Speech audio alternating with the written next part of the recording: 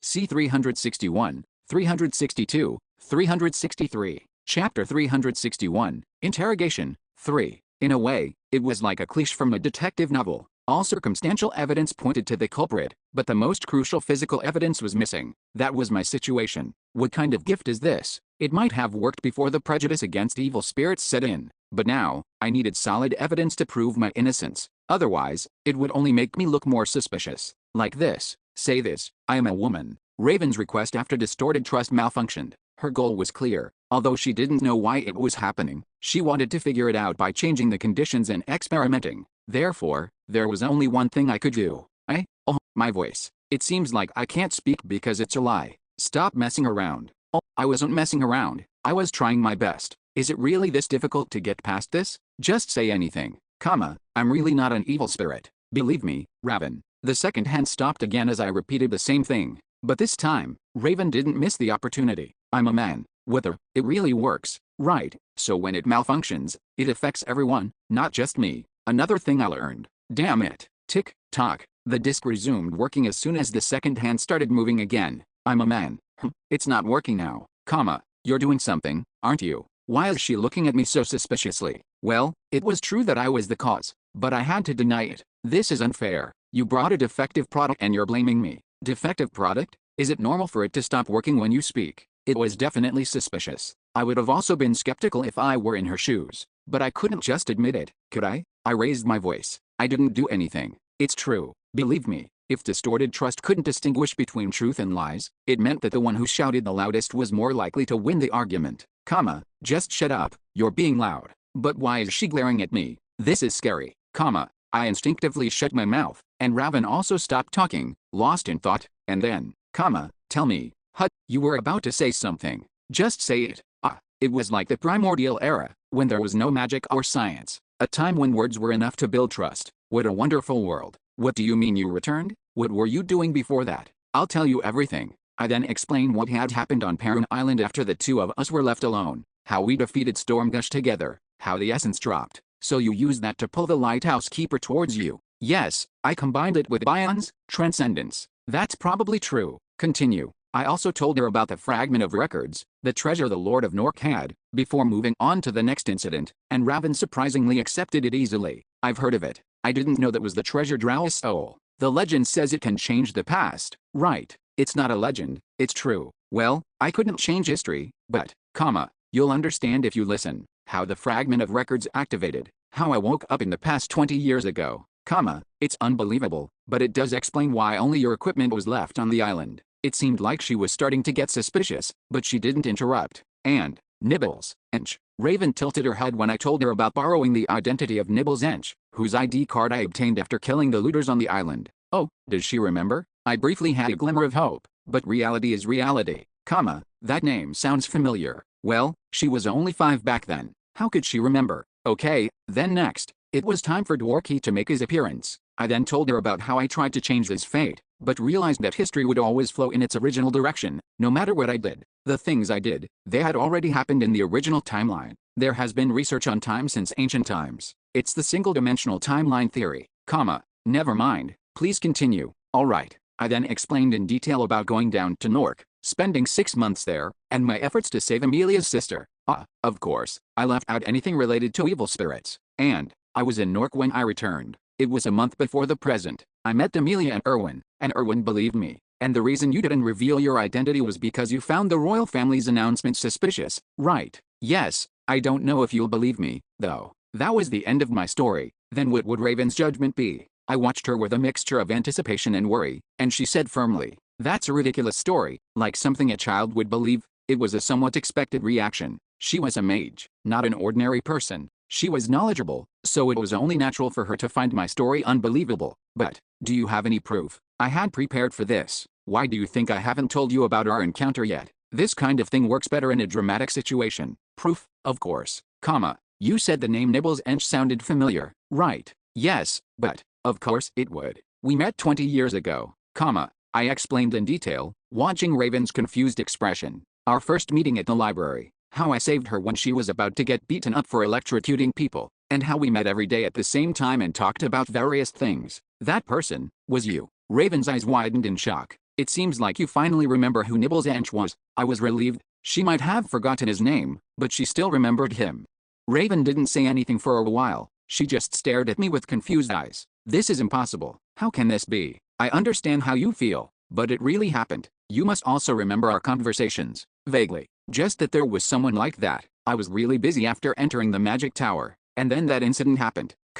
What incident? Raven hesitated at my question and then snapped at me coldly. You don't need to know. Damn it, I was so nice to her when she was young. How did she turn out like this?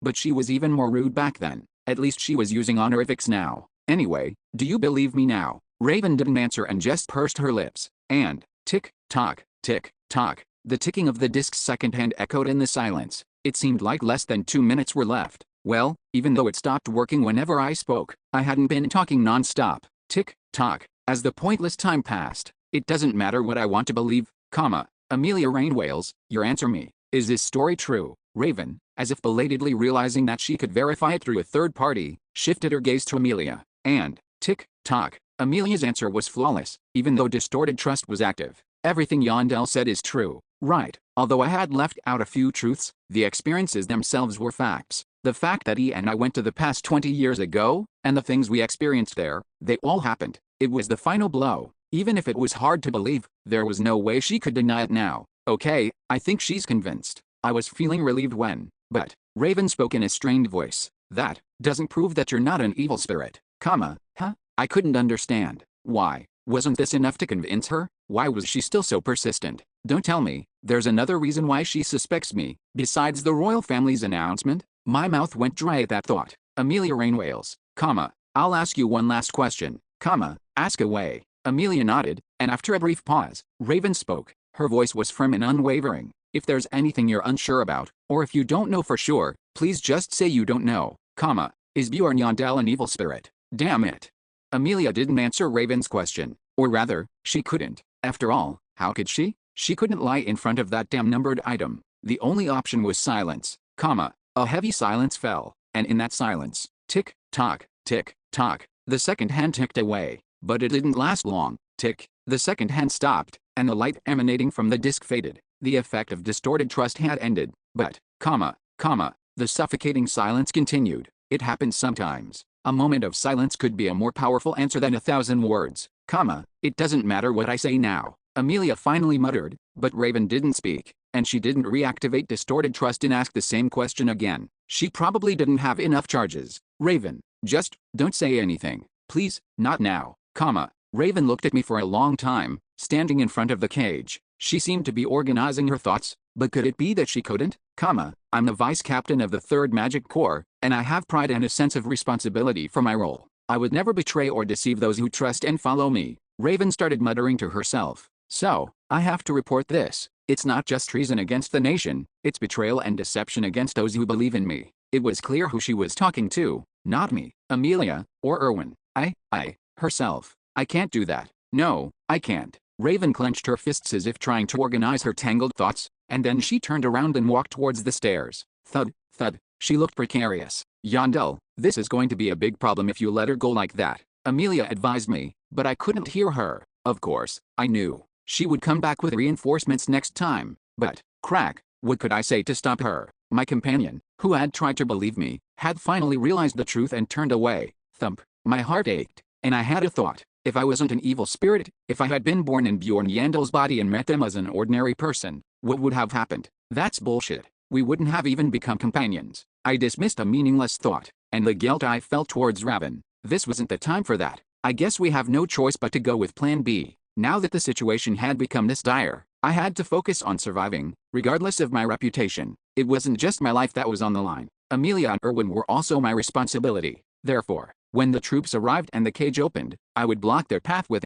gigantification and buy time, and then I would break through the floor and escape into the lake instead of going to the deck. I could use the water spirit to breathe, and then, I was finalizing Plan B when, thud, Raven stopped, and then she slowly turned around. And, why did you save me? She asked, looking at me, as if she couldn't understand that one thing, if you hadn't used gigantification, your identity wouldn't have been revealed. Why did you still save me, even at the cost of that injury? Right, that's what she was curious about. I couldn't blame her for asking, but I felt a pang of bitterness. The old raven wouldn't have asked that question, but it was probably because I'm an evil spirit. Because I'm an evil spirit. My sincerity was being doubted, and the time we spent together was being denied. Lee Biko must have felt this way too. I could feel the emotions he must have felt. A wall around his heart. A suspicion that words were meaningless. But, yes, there's a reason. I still spoke.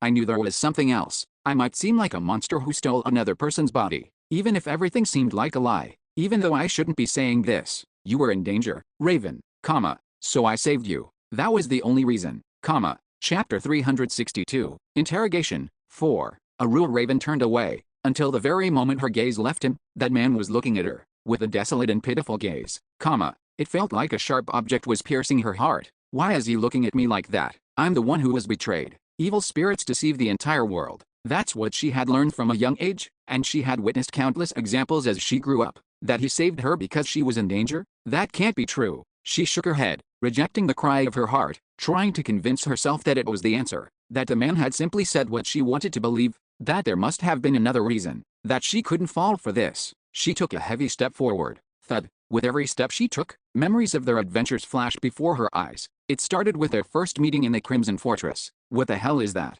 Why is a vampire in a place like this? Run if you have time to whine, dwarf. The vampire who appeared as the guardian in the first floor rift. The man naturally took the lead and fought valiantly, eventually achieving victory. But that holy water he used at the end, he must have known about it because he's an evil spirit. It was always like this. Behind every precious memory, there was a version of herself being deceived and manipulated. How foolish and gullible she must have seemed to him. Thud. Of course, she owed him her life for saving her in the Crimson Fortress. But Raven made a cold judgment. He didn't sacrifice himself to save us. He would have died if he hadn't. That's why he fought so desperately. Thud. The next scene that came to mind was when they were trapped in the first floor crystal cave. The knights and the large clans had used them as pawns and escaped through the dimensional gate. The day that man became a hero of the city. Then what do you want us to do? I'm telling you one more time. Everyone stop. He raised his voice, and the explorers who had been fighting each other joined forces, and the breakout began. Damn it, this is crazy. I can't go any further. I'm sorry. Seasoned explorers collapsed, their will to fight broken, but he kept going. Baal, Law.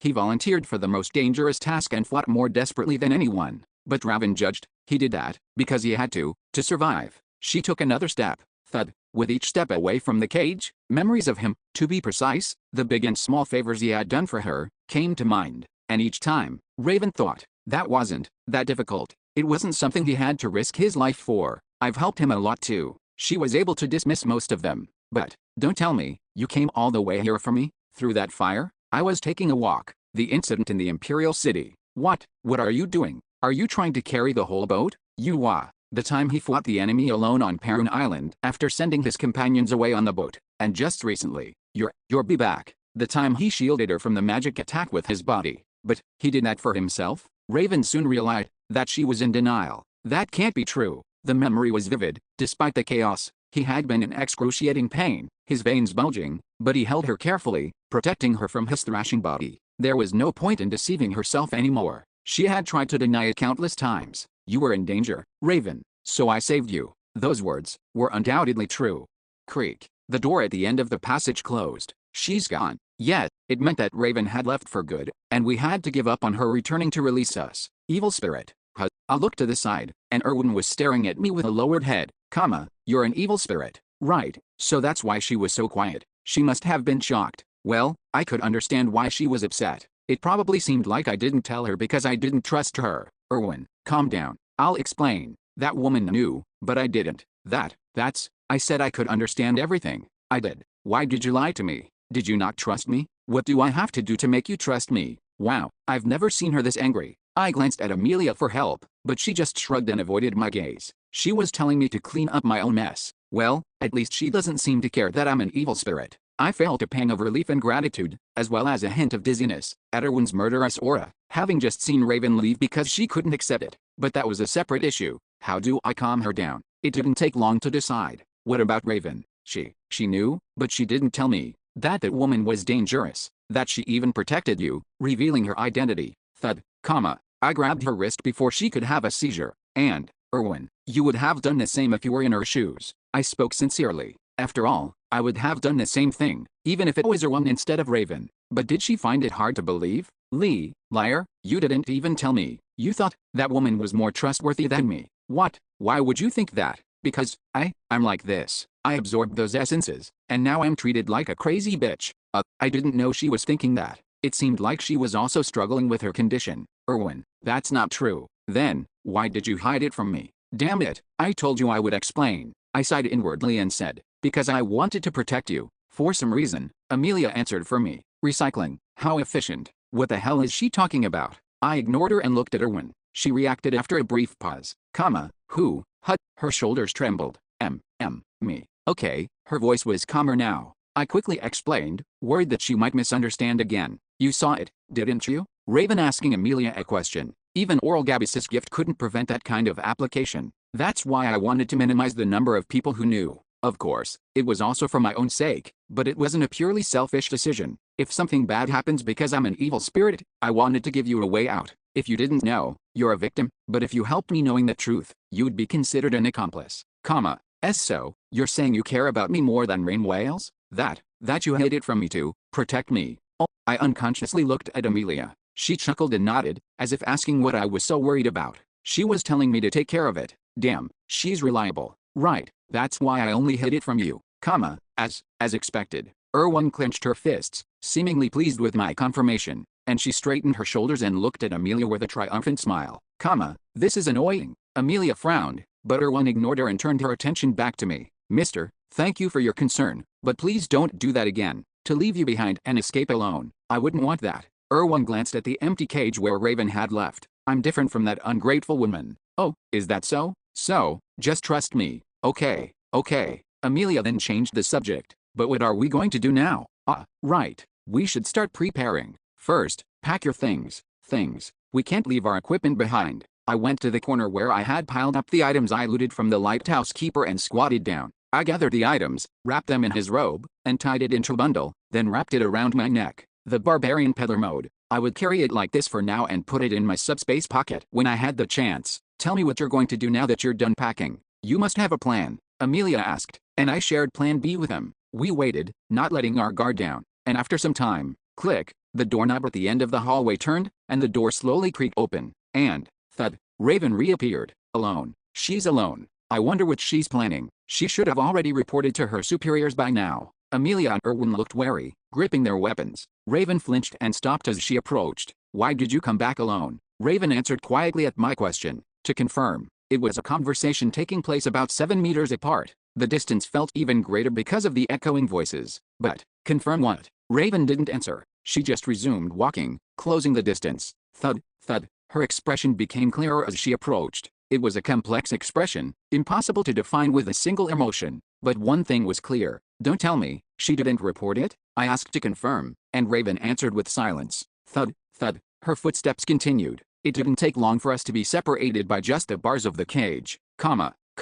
Raven looked at me through the bars, her blue eyes clear, and I met her gaze without saying anything. After some time, clank, Raven silently took out a key from her pocket. What had changed her mind? Just a while ago, her heart seemed closed off, and nothing I said reached her. Could this be a trap? It was a plausible theory. She must have reported our combat strength. She might be pretending to help us for now, worried that we might become hostile on the ship, and planning to arrest us in the city. Therefore, why are you doing this? I asked directly. What you're doing now, it's betraying everyone who follows you, just like you said. I focused on her eyes as I asked. She wasn't a good actress, so she would definitely show it, whether she was telling the truth or lying. But Raven just chuckled. Why are you laughing? It wasn't a mocking laugh. It was a bitter, self-deprecating laugh. Then why? It's just, the situation is similar to before.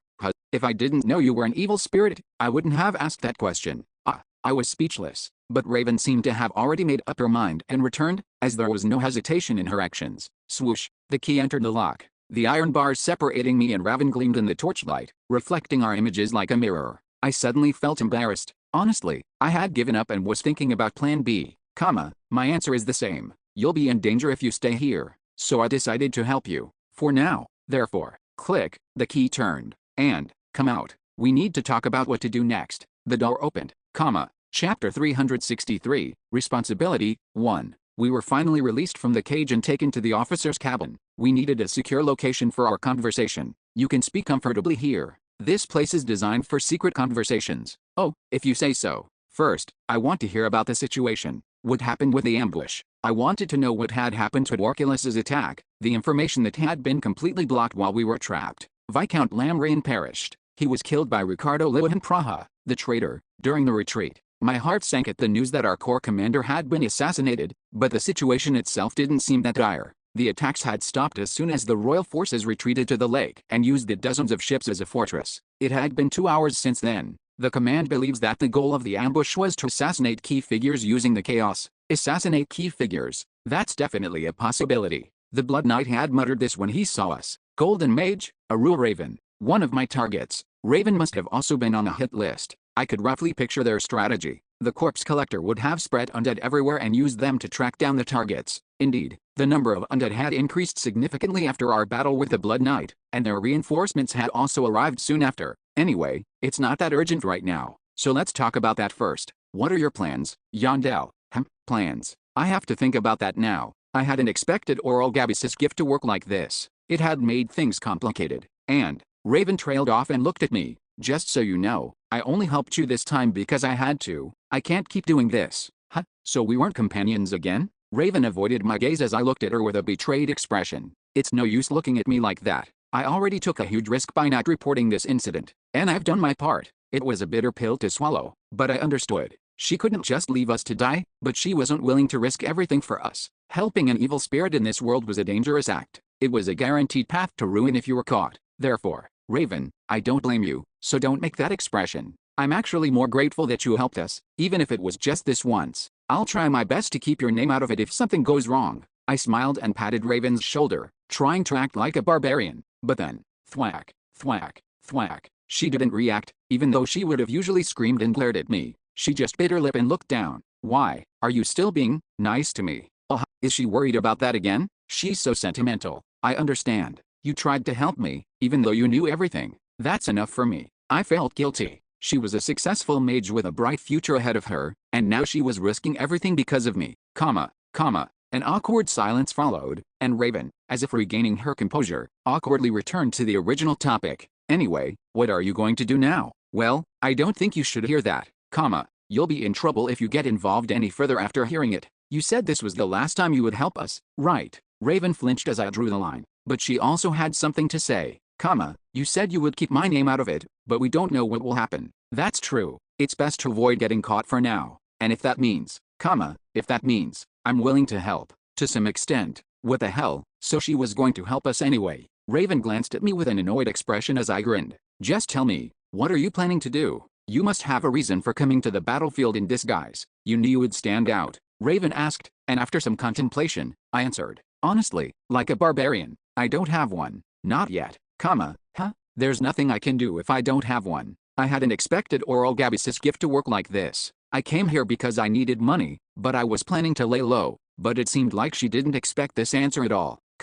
You're saying, you have no plan? Raven stuttered, as if to confirm, and I nodded. Yes, really? I could be discharged from the military and expelled from the magic tower if they find out that I helped you. Wow, expelled from the magic tower? She was taking that much risk? I was once again grateful for her resolve and changed the subject. I'm hungry after being locked up for so long. Can I have some jerky? Don't change the subject. That is not what I'm really hungry. What are you talking about? You're not even a barbarian, right? This wouldn't work on her anymore.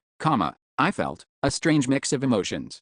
Sigh. A sigh echoed through the quiet cabin. I discreetly munched on the jerky I had taken out. Are you eating right now? I told you, I'm hungry. I'm a barbarian, after all. I need to constantly replenish my nutrients. Do you want some? No, thank you.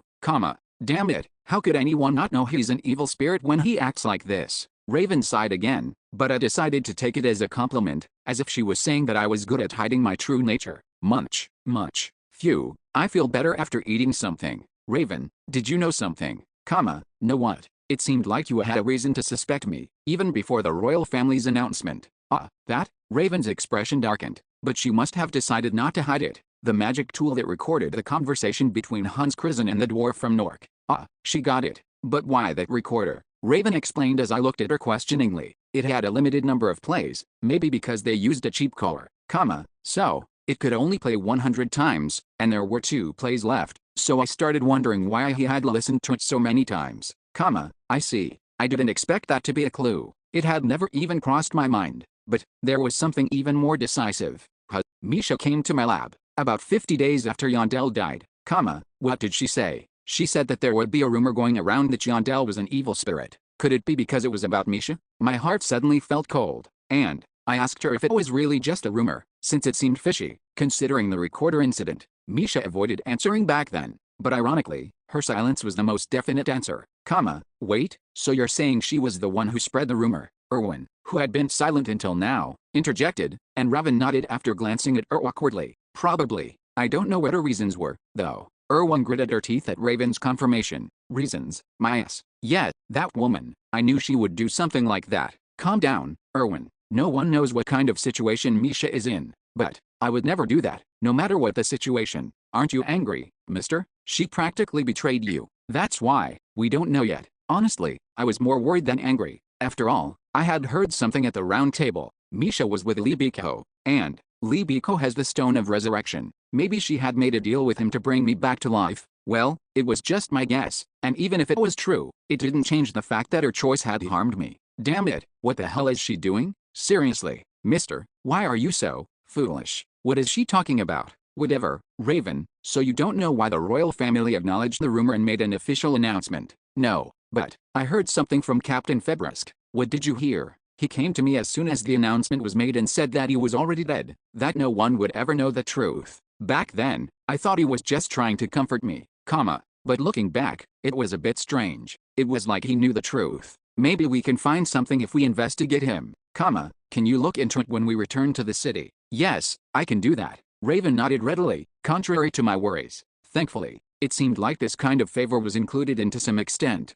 We then discussed our future plans, and we soon reached a conclusion. It's better to hide your identity for now. Now that I knew how distorted trust worked, I had to be even more careful about revealing myself. But why didn't it work on you? I just brushed off the question about Oral Gabis's gift. Well, I don't know either. Maybe it's because of the fragment of records. It was still a lie, but it couldn't be helped. I was the only one who wasn't affected by distorted trust. It might seem pointless since they already knew I was an evil spirit, but I didn't know what might happen in the future, and that was why I hadn't told Amelia yet. If I tell her, I'll have to talk about Oral Gabis. Oral Gabis was an enemy of the royal family. What if they found out that I was an evil spirit who had even received a gift from him? It would only make things more difficult. It would mean I wouldn't even have the chance to negotiate with them as an evil spirit. Well, at least it's a good thing. If it's not a one-time occurrence, and it continues to not work, it means you're safer now. Right, that's what I'm thinking. But, mister, do we even have to reveal your identity? I like you just the way you are. Erwin suggested it, but I wasn't going to change my goal of clearing my name.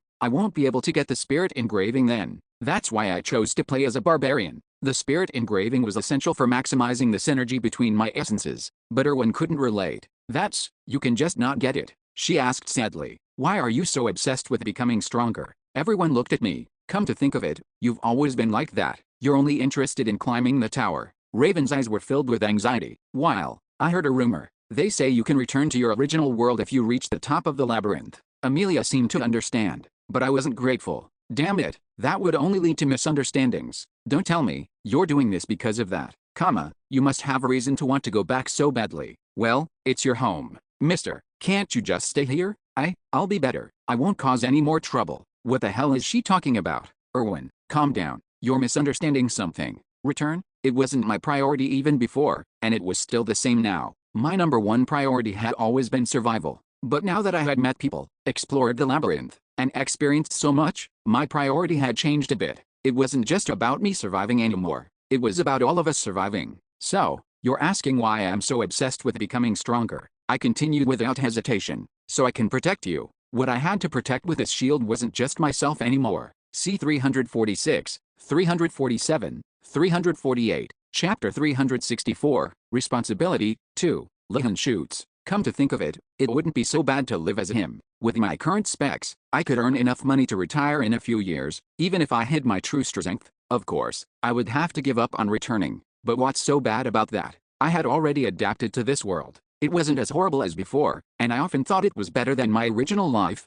There were people I could trust here, and people who trusted me. They were connections I didn't have in Lee Hansen's life, but there's no guarantee that I can hide my identity forever. Just how long could I live as Lihan shoots? Well, no matter how careful I was, it wouldn't last forever. You never know what will happen in life, and there are already too many witnesses. The story of Lehman shoots would eventually spread. Even if Raven gave a false report, Clown was there. He would definitely blab about meeting an interesting guy at the round table. And Stag Antlers was also there, so the news would reach the royal family. And I even showed them the Gachapin essence. It wasn't a well-known essence, but if they researched it, they would eventually learn about it and realize that it increased bone density. Then they would figure out that my original height was much taller. Well, there was a more important reason. Oral Gabus. I still didn't know what that old man had done to me when he gave me that useless gift. In other words, it didn't mean I would be safe, even if I hid my identity and lived in the shadows. Therefore, the conclusion was the same as when I told the shaman about my fate. I have to get stronger, strong enough to endure whatever came my way.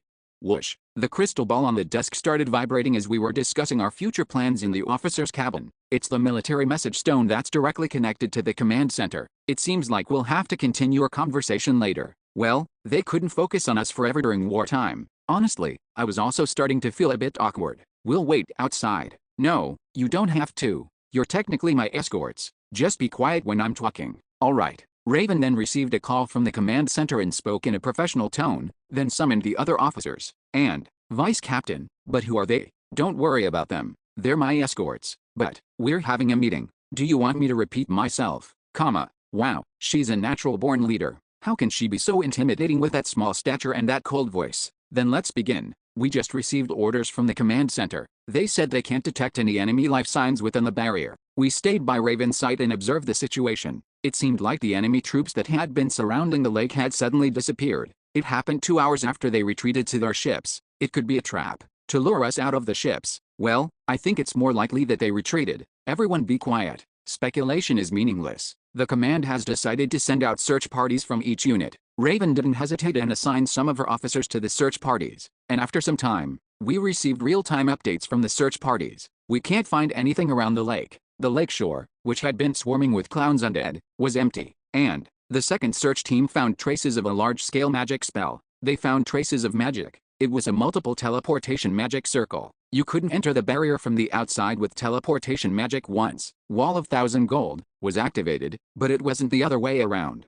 The command concluded that the enemy had retreated, but we're on standby again. It might be inconvenient, but we'll wait on the ships until the Wall of 1,000 gold collapses and the main force returns. Maintain the current alert level. Yes, I'll relay the message to the explorers. All troops remained on the ships and didn't go to the lake shore. And time passed. The Wall of 1,000 gold collapsed, its time limit reached, and the main force returned. We were finally able to go to the lake and start cleaning up the battlefield. The main force waited for about a day, confirmed that it was safe, and then left again after leaving behind some additional troops. So the main force's goal is to find Nork's base. Yes, to be precise, the entrance. It's most likely connected to a specific location, like the center of the crystal cave. If we can find it and occupy it, we might be able to figure out how they did this. Damn, the main force must be having a hard time searching the 7th floor with a large army. That's when, as I was thinking that, Raven sighed, I'm glad it's over. It wasn't completely over. Well, at least no one died. I also felt like it was finally over after the incident was resolved. But I hope nothing else happens until we return. Be careful what you wish for. I felt a sense of unease at Raven's words, but what could possibly happen? We had more troops now, patrol team. I noticed something written on one of the documents on the desk. The higher-ups are upset about this incident. They couldn't believe we didn't even notice them infiltrating, even though it was just a small group. So they're deploying patrol teams. Yes, Raven answered curtly and then focused on her work again. Damn it, doesn't she get bored? I felt restless. Mister, are you bored? A bit. Then let's go for a walk. Who'll protect Raven? What? Do you think there's a problem? She'll be here anyway. Amelia was offended by Erwin's words. Who said I'm staying? You're so sensitive. You can rest when we get back. These two are going to fight again. Both of you, stop it. I'm not going for a walk. I mediated and then sat there, spacing out. But I couldn't just sit here doing nothing. By the way, a patrol team. It was a bit impulsive, but it seemed better than staying here. Patrol teams would be going outside, and they would encounter monsters, so I could naturally gain experience points. Maybe I can even reach level 7 this time. I didn't hesitate. Raven, how do I join a patrol team? You can't. Why? They're already full. And besides, you can't change your assigned mission. Otherwise, everyone will try to get the easy tasks. It's a fairness issue. Oh, I see. I nodded and asked again. But there must be another way.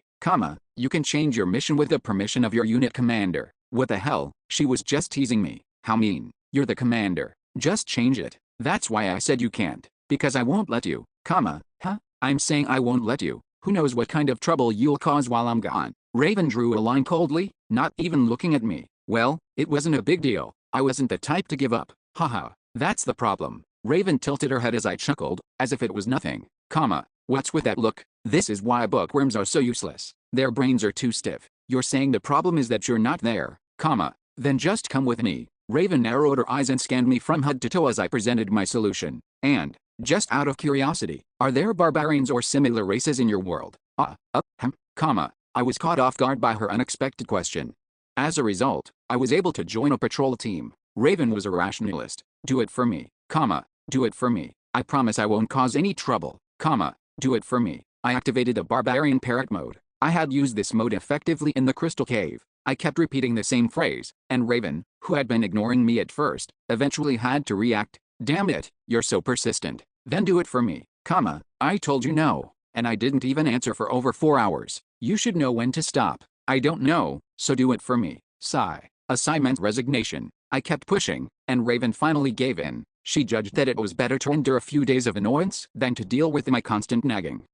But it wasn't just because she gave in to my stubbornness. Seriously, why are you doing this? You can just stay here for a few days. Because there are monsters outside. Didn't I tell you? I have to get stronger. What am I supposed to do? I got the okay sign.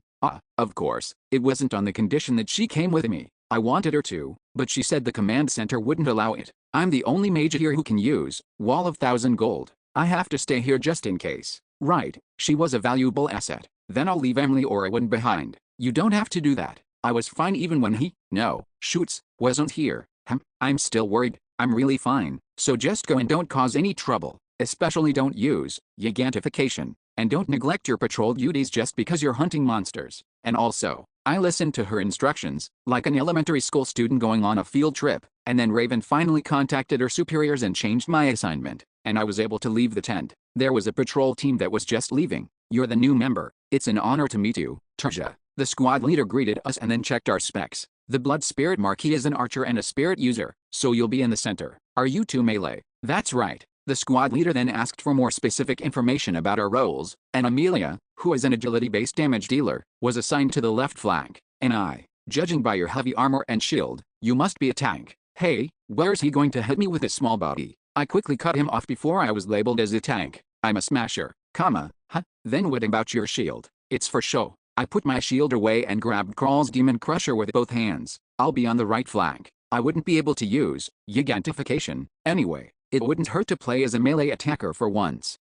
Chapter 365, Responsibility, 3. Ghostly Canyon, the entrance to the 7th floor of the labyrinth, the Dark Continent. Once you pass through this canyon, you would reach the lake where the royal forces were currently stationed, and from there were 3 different paths. The first was the River of Souls, which flowed into the lake. It was the fastest route to the Dragon's Mountain Range, the heart of the Dark Continent. That's where Belarius appears, and the place where I could obtain the essence that would be responsible for my magic resistance in the late game. Well, I wouldn't be going there this time since I was on patrol duty. Anyway, the second path was a vast jungle east of the River of Souls, called the Great Forest. It was so large that it was further divided into several subfields, but that was its official name. And the third path was the Pantelian Ruins, located west of the River of Souls. It was the destination of the 4th Patrol Team, which I was currently a member of. Forward march. The patrol team reorganized its formation at the entrance of the ruins, which were practically abandoned, and entered the field. Of course, the purpose of the patrol team was active defense, so we wouldn't be going deep into the ruins. But, frontline, forward, shield wall. This place was teeming with monsters. Starting with modified beasts with metallic bodies, like golems, kaboom, kaboom, giant magic engineering golems, wiggish, and mechanical flying monsters that zipped around like drones. The monsters that had been slumbering in the ruins emerged, sensing the intruders, but they couldn't reach us. Quang. The monsters were blocked by a wall of humans. It was a strange sight. I never thought I would be looking at someone's back from this angle. So this is what they usually see. I was lost in thought for a moment, and then I smashed the monsters that were trying to escape to the sides with my hammer as soon as the order to attack was given. Character has cast, swing, Yegorolf defeated, EXP +4. The monsters at the entrance of the Pantelian Ruins weren't that high level, even on the 7th floor, so none of them could withstand a single blow. The impact felt different since they were mechanically modified. Clank, crack, thud. This is so easy. I just have to swing my hammer. Frontline, step aside. The commander of the patrol team shouted, and the tanks moved in unison, opening a path in the center. The monsters rushed through the gap. Leona Pira. But a joy magic spell had already been completed in the rear. Whoosh! A beam of light shot forward from the center of the formation, piercing through 15 large monsters and breaking their formation. We were then able to quickly clean up the remaining monsters. Hunting is definitely easier in a raid group, and the tanks are much safer with a priest. Although their average level was low, there were over 100 monsters, but it took less than 10 minutes to clear them all. Well, we had over 30 people on our side. Even if we killed 100 monsters, the individual reward wouldn't be that significant. No essences dropped, so gather the magic stones and let's move on. The patrol team continued to, well, patrol, following the predetermined route. And, wow, I'll get over 100 experience points today. I had already killed over 20 new types of monsters during this patrol. Although their levels were low, there were many unique species that only appeared in this field. Good work, everyone. After about 10 hours of patrol, we handed over the reins to the next shift and returned to the base, and we each received a token from the administrative staff. It was a token that proved our share of the loot from today's patrol. We could submit it to the achievement office in the city and receive our payment. Hey, buddy. I turned around as someone called out to me. I couldn't help but tilt my head. Who are you? I didn't remember having a friend like him, and besides, what's with that? I've never seen you before. Look, we were right next to each other during the battle. Were we? Now that I think about it, maybe we were. It's best to brush it off and change the subject in situations like this. So what do you want? The man patted my shoulder as if he was my superior. You were a beast in that fight. Was he trying to be friendly? I decided to be humble. You must have low standards. What? He frowned. It wasn't my concern. I brushed his hand off my shoulder. Thud. It had been bothering me. If he wanted to be friends, he should at least look me in the eye. So what do you want? The man also wiped the fake smile off his face. And, I just wanted to give you some advice. He said something unexpected. Advice. It seems like you just blindly focused on strength. You'll be in danger someday if you keep absorbing essences like that. He then drew a dagger and cut his arm. See? It doesn't cut easily, even if I use all my strength. An explorer shouldn't just focus on strength. You need balance. Like me. What the hell? You're just an idiot. Sorry. I was thinking out loud. He glared at me, offended, even though I apologized. Damn it, he looks like he would die if I flicked him. How dare he brag about his measly physical resistance in front of me? By the way, what's your name? But I asked for his name, just in case. Melver. What? It's not even Hans. I see. See you around. Mister, what are you doing? My companions are here. I left, trying to forget his name. So, his name was Melver. What was it again? I couldn't remember, but unfortunately, I never saw him again. I continued to be assigned to patrol teams, but I was always in a different one. The reason was simple. Each patrol team was assigned to a specific area. Well, it was a rational decision from the command center's perspective. If a patrol team was always in the same area, they would become familiar with the terrain and their teamwork would improve. It wouldn't have been possible to switch teams so often, unless you had connections in the military's upper echelon. Raven, I heard the 11th patrol team is going on a deep patrol this time. Okay, I'll write you a recommendation letter. Thank you. Thanks to Raven's help, I was able to visit the River of Souls and the Great Forest, as well as the Pantelian ruins. Of course, we only patrolled the outskirts of each area, so there were still many monsters I hadn't encountered, but I gained experience points every time I switched teams, and time flew by, and now, character level has increased, soul power plus 30, maximum number of absorbable essences increased by +1. I finally reached level 7, and I had another essence slot. I could add another synergy to my current build. The money problem is practically solved, so I don't have to participate in the war anymore. I should farm essences next time. But I would need a boat first, right? That's when, as I was lost in thought, I realized that my surroundings were quiet. Raven, what? Where did Erwin and Emily go? That woman said she was going to take a nap in the tent, and Erwin, well, she followed her soon after.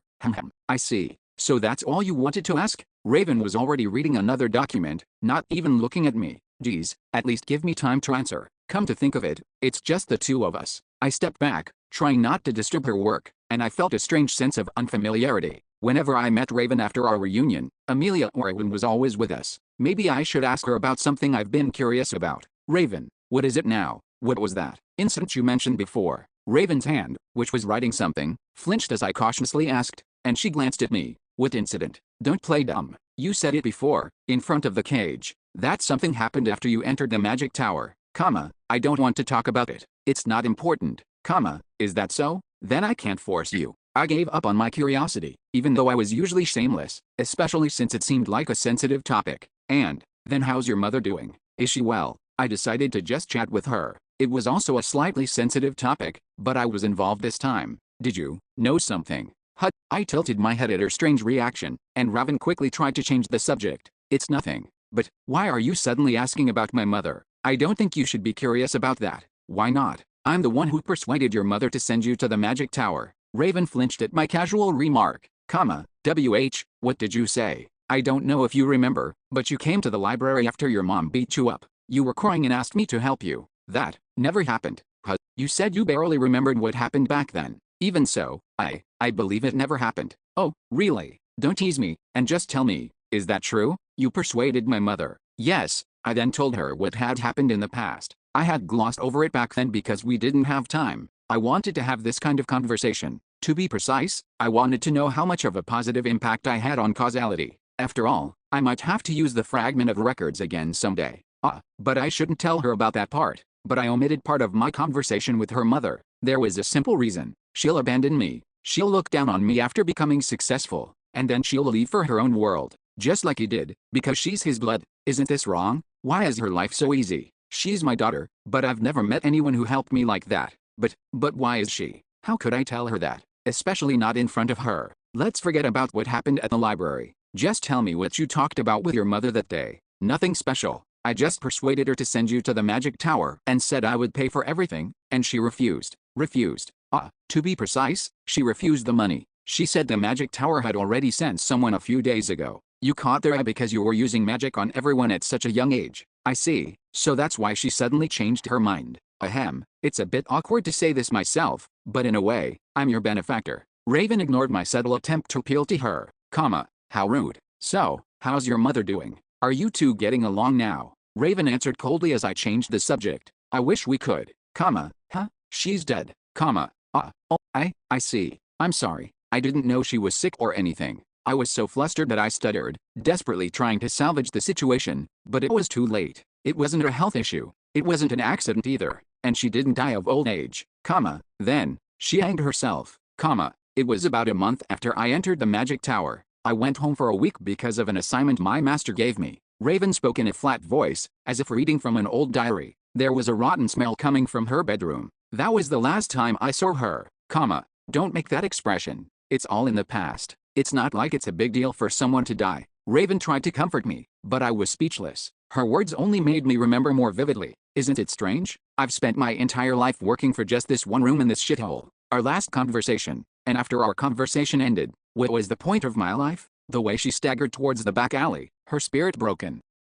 Chapter 366, Responsibility, 4. Raven spoke to break the awkward silence. Why are you making that face? It's not your fault. Although she didn't know the whole story, she wasn't wrong. Of course, it was a bit ambiguous to say it was entirely my fault, but I couldn't shake the feeling that I was the one who had pushed her over the edge. If I hadn't gone to see her, maybe she wouldn't have made that choice. No, wait, Dworki, Yandel Jarku, Bjorn's biological father. Thinking about them, I had to accept the possibility that my presence had changed the future. Sigh. I shouldn't have said anything. Raven spoke, as if regretting it. It was as if I had reopened an old wound. But, I also had a thought. Was it okay for me to reopen her wounds? Just because I didn't want to avoid her responsibility? As I was struggling to speak. What's with the mood? Did we interrupt something? It's nothing. What are you talking about? But mister, what were you two doing? I turned my head towards the entrance, and Amelia and Erwin were entering the tent. I looked back at Raven, and she was looking at her documents again. Well, it wasn't a conversation to be had in this atmosphere. I couldn't say anything that day. The labyrinth is closed. Character is being transferred to Leftonia. Day 75 of the expedition. It was time to return to the city as the 7th floor closed. Wow, it feels like it's been a while. The city felt unfamiliar after spending over 2 months in the labyrinth. I could understand why some of the high-ranking clans took a month or two off after an expedition. Are you going straight home? For now, let's rest, and then eat something delicious. Okay, we left the exchange and headed straight for the mansion after exchanging our magic stones. For reference, we didn't have many magic stones. All the loot we obtained after arriving on the 6th floor had been exchanged for vouchers with the royal family's seal. They would be exchanged for money at the achievement office, but it would probably be crowded for a few days, so we decided to wait. Phew, finally home. The detached house with a small garden and boarded-up windows. I never thought I would feel this happy to be back. Anyway, we would eat the food we bought on the way back after washing up. So who's going to wash up first? Amelia spoke to me as we were deciding the order. Shoots, you can use the bathroom on the second floor. Thanks, but is it okay for me to go first? The bathroom on the first floor is bigger. We can use it together. I didn't understand. What? Together? I couldn't imagine them doing that. When did you two get so close? I asked, unable to hide my surprise, and Erwin waved her hands frantically. CL, close. We're not. Say something. Why would I shower with her? It's more efficient. Well, if you really don't want to, I'll go first. What? Why are you deciding that? Then I'll go first. Wait, stop. Amelia headed towards the bathroom, and Erwin followed her, shouting. These two are never quiet. I dismissed them and went to the bathroom on the second floor. I was a bit curious about whether they would wash up separately or together, but what did it matter? They wouldn't draw their weapons and fight, at least. That feels good. The hot water washed away the fatigue that had accumulated in my body. It finally felt like the expedition was over. Well, it ended smoothly, considering everything that happened. There hadn't been any major incidents after the first attack. I had continued to join patrol teams and gain experience points until I reached level 7, and the peace had continued. But there was something going on with the main force. They had requested reinforcements from us and taken some of our troops. Of course, it didn't have much to do with me. Raven had to stay in the rear because of her strategic role, and so did we, who were part of her unit. I should sell the equipment first, exchange the vouchers for money, and then split the earnings. I felt a strange sense of accomplishment as I organized my thoughts. Level 7, I could proudly say that I had reached the mid to late game, and considering the number of 3rd grade essences I had, it was practically the early stages of the late game. It felt like just yesterday when I was crawling around after stepping on a goblin trap. I've gotten stronger. I could feel my own growth. After all, why do you think I was able to call this expedition smooth? I had fought 4 members of Orculus, the Corpse Collector, the Wailing Witch, the Lighthouse Keeper, and the Blood Knight. If it were the old me, someone would have died, and I would have had to risk my life, but even so, I have to get stronger. I felt a sense of inadequacy rather than satisfaction. I was still far from being able to guarantee my and my companions' safety against monsters like the Royal Family, Oralgabus, and Libico. I have to reach level 9 somehow, and I have to take care of the spirit engraving issue as soon as possible. That's when, as my thoughts reached that point, Mister, are you almost done? I'm going to reheat the food. I'll be out soon. I realized I had been in the bathroom for much longer than I thought and quickly finished washing up. I ate the reheated food with the others, and then Amelia spoke. Shoots, what are you going to do about the guild? Guild. Raven said we should take care of your guild records if we want to avoid the royal family's attention. 5th grade explorer, Lihan Shoots. His last labyrinth expedition was about 5 years ago, but if the royal family accessed the guild's records, my identity would be revealed. His former team, the essences he had absorbed, and other information would all be there. Even if you just ask your former companions a few questions, they'll notice something's off, and if they see you in person, it's game over. I had to either erase Lihan Shoots' records or modify them so that they couldn't be traced back to me, and only an insider could do that. Is there anyone who can help? Well, I've never been close to the guild, but one person came to mind. Julian Urbanes, the guildmaster's daughter, whom I had taken hostage to clear my name. Is she really a daughter? She was a strange woman. She wanted her father to be ruined because she didn't want to live as a puppet. I wondered how she was doing now. Would she help me if I asked her? The next day, Amelia went out to sell the lighthouse keeper's equipment, and Erwin left for the sanctuary. And then I'll be going too. I also got dressed and left the house. We had concluded that it would be fine. Even Raven, my former companion, didn't recognize me. It was practically impossible for anyone to connect this face to Bjorn Yondell, and it would be strange for me to just stay cooped up at home. I should have met that Dragonkin kid with his face. Even the Dragonkin priestess, who had called me ugly at our first meeting, wouldn't be able to lie after seeing this face. Damn it, what's so good about this weak-looking face? Anyway, I should go there first. It was my first real outing since returning to this time period. I walked through the city, enjoying the sights, just like when I went to the past, and soon arrived at my destination, Karjelon, a blacksmith with a fancy name in the ancient language, unfitting for its profession. It meant magic flame, if I remember correctly. It was the blacksmith Hikarud Murad, the dwarf, had built after leaving Team Misfits, so the rumors about him doing well were true. I had heard about it from Raven, but I didn't expect it to be this successful. He had even expanded his business,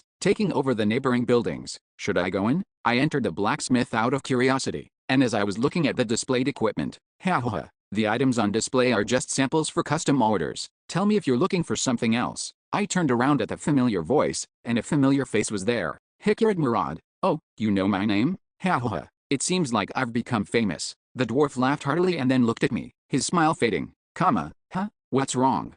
Nothing. Just a strange feeling. You're a tall and handsome young man. I thought he might have recognized me, but it seemed like that wasn't the case. Okay, with this face, I could probably walk around freely without anyone recognizing me. But, why am I disappointed? I dismissed the strange emotion and talked to him. Is it okay for the owner to be out here? Haha, I don't really work in the forge anymore. Why? Why would I when I have blacksmiths who can do it for me? They're much better than me.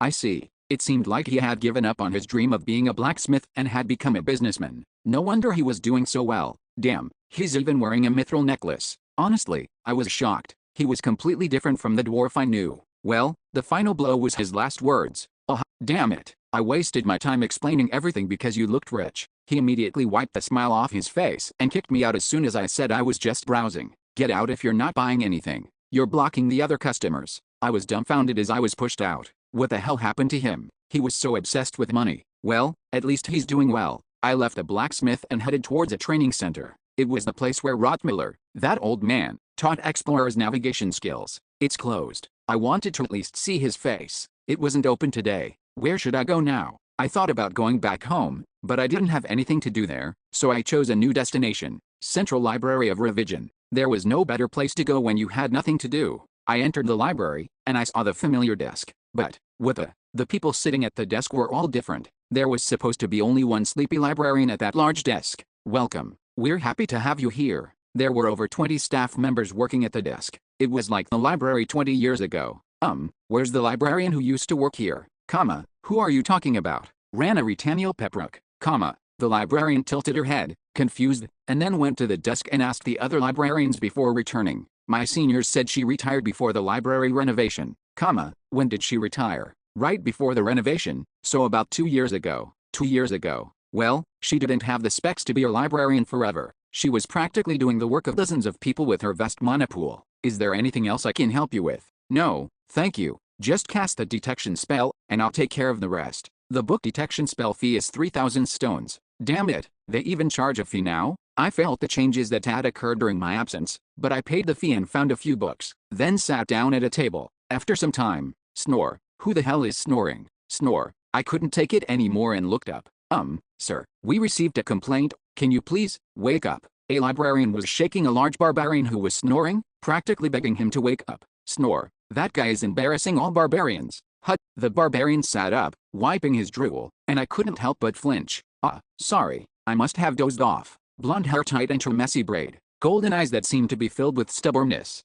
Why yes. Then please leave the library. I couldn't believe I would meet her here. I almost didn't recognize her because of her large frame, but I was certain after seeing her face. Haha. There's no need to kick me out. I apologize. Don't be so harsh. It was Einar, Frenelin's second daughter. C 367, 368, 369. Chapter 367, Responsibility, 5. Episode 367, Responsibility, 5. She was almost 2 meters tall, but thanks to her good proportions and slim muscles, she didn't look bulky. However, it feels strange to be looking up at her. She must have removed the Bone Knight essence. Einar's current appearance felt unfamiliar. I had only seen her smaller form for the past few months. Well, I did have some memories of her original form, but she looked much younger back then. She had matured significantly. Well, maybe it wasn't just her appearance, but her aura? Haha, it happens. People doze off while reading. Are you discriminating against me because I'm a barbarian? I'm not. I really. Just kidding. Just kidding. I promise I won't do it again, so please forgive me. Okay. Her hearty laughter and confident tone were impressive. She knew how to use her barbarian traits to her advantage, creating a friendly yet persuasive atmosphere. I was honestly impressed. She had learned how to use her barbarian charm. All right. The librarian reluctantly agreed, and Einar, true to her word, started reading again. She can even read now? I felt a surge of pride. I kept glancing at her, pretending to read my own book, and then, Einar frowned. She seemed to be struggling with a certain word, but even here, Einar's growth was evident. Hey, buddy, she called out to me without hesitation. Are you talking to me? Haha, what a strange fellow. Is there anyone else here? Can you come over and read this for me? Wow, she even called me buddy and asked for help. Did she see me as a fellow barbarian? Don't be scared. I'm not going to hurt you. I'm not scared. I'm just surprised. I heard barbarians hate humans. That's just a stereotype. Well, I used to think that way too, but I realized there's no reason to hate them. It seemed like she didn't mistake me for a barbarian, and she didn't seem to recognize me as Bjorn Yandel either. I moved to her table. I'm reading this, but I don't understand this word. Can you tell me what it means? This is logistics. It's a military term for managing and supplying resources. Logistics? What's that? Sounds delicious. Wait, she can't even read this word, but she's reading a military strategy book? I was dumbfounded, but I answered her question. I then glanced at the other books she had piled up. There were various books besides military strategy. Most of them were about history. She's reading these? Anyway, thanks. Now I can finish reading this. Aner thanked me and returned to her book. I went back to my own table, and after a while, I couldn't hold back my curiosity. Why are you reading those books?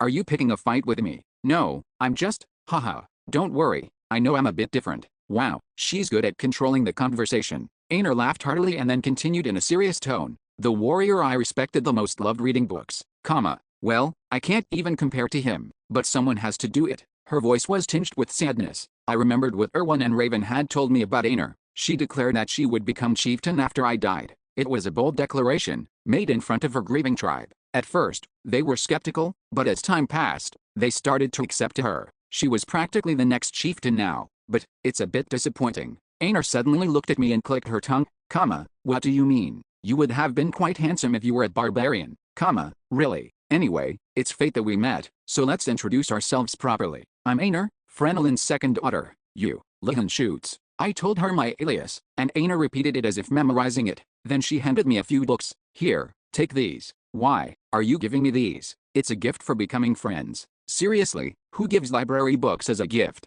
I couldn't even take them out of the library. Thank you. I awkwardly thanked her, and Aner chuckled. You're welcome. It's what a superior species should do. Superior species. That's a bit of a difficult word, isn't it? You wouldn't understand as a human. Aner looked around and then whispered to me. Barbarians are actually the most superior species in this world. Read those books. Then you'll understand if I'm telling the truth. I looked at the titles of the books she had given me. The Secret of the Heart, The Selfish Superior Gene, Barbarian 3 Why Did the Mages Covet Their Hearts? 7 Reasons Why You Shouldn't Antagonize Barbarians, Learn from the Sacred Relic War. They were all about barbarians. Aren't you reading? I am. Aner kept glancing at me, so I had no choice but to read the books. I was a bit curious, too. Maybe the content was actually normal, despite the titles. No way. The author was unknown, but the content was all the same. It was all about how amazing barbarians were. What was the author thinking? The author clearly wasn't a barbarian, and no one in their right mind would publish a book like this for barbarians. Thud. I gave up trying to understand and closed the book. Aner looked at me, her eyes sparkling. How was it? Good book, right? It was certainly interesting. Don't be too discouraged. Humans aren't that inferior. It's just that we're special. Did you know that the illiteracy rate among barbarians is 99 times higher than that of humans? But even so, we've managed to maintain and pass down our traditions for thousands of years. No other race has done that. And also, do you know why barbarians can't float in water? It's because our soul density is much higher than that of other races. Do you even know what density means? There's a reason why only barbarians can get the spirit engraving. She didn't. It's because we have the purest and cleanest souls. I stood up. Where are you going? We just started talking. Sorry, but I just remembered something I have to do. I'll see you around. Okay? If you have to go, then I can't stop you. Bye. I was happy to see Aner, but I couldn't stay any longer. If I did, I would have to listen to her talk about barbarians all day. I'll be safe here. I moved to a secluded corner and started reading a new book. This time, it was about current events. There were quite a few books that compiled newspaper articles from the past year. So these are the policies the royal family implemented to support low-level explorers. I was reading through the book, gathering information, when my hand suddenly froze. I saw a familiar name in an article from a year ago. Nail Urbanes, 7th District Guild Master, resigns due to personal reasons, not political disputes. That guy retired? I was intrigued and continued reading. Nail Urbanes, who was actively involved in guild affairs and even considered running for guild master just 2 years ago, suddenly resigned. Those who knew him speculated that his daughter's death a year ago had a profound impact on his decision. His daughter's death a year ago?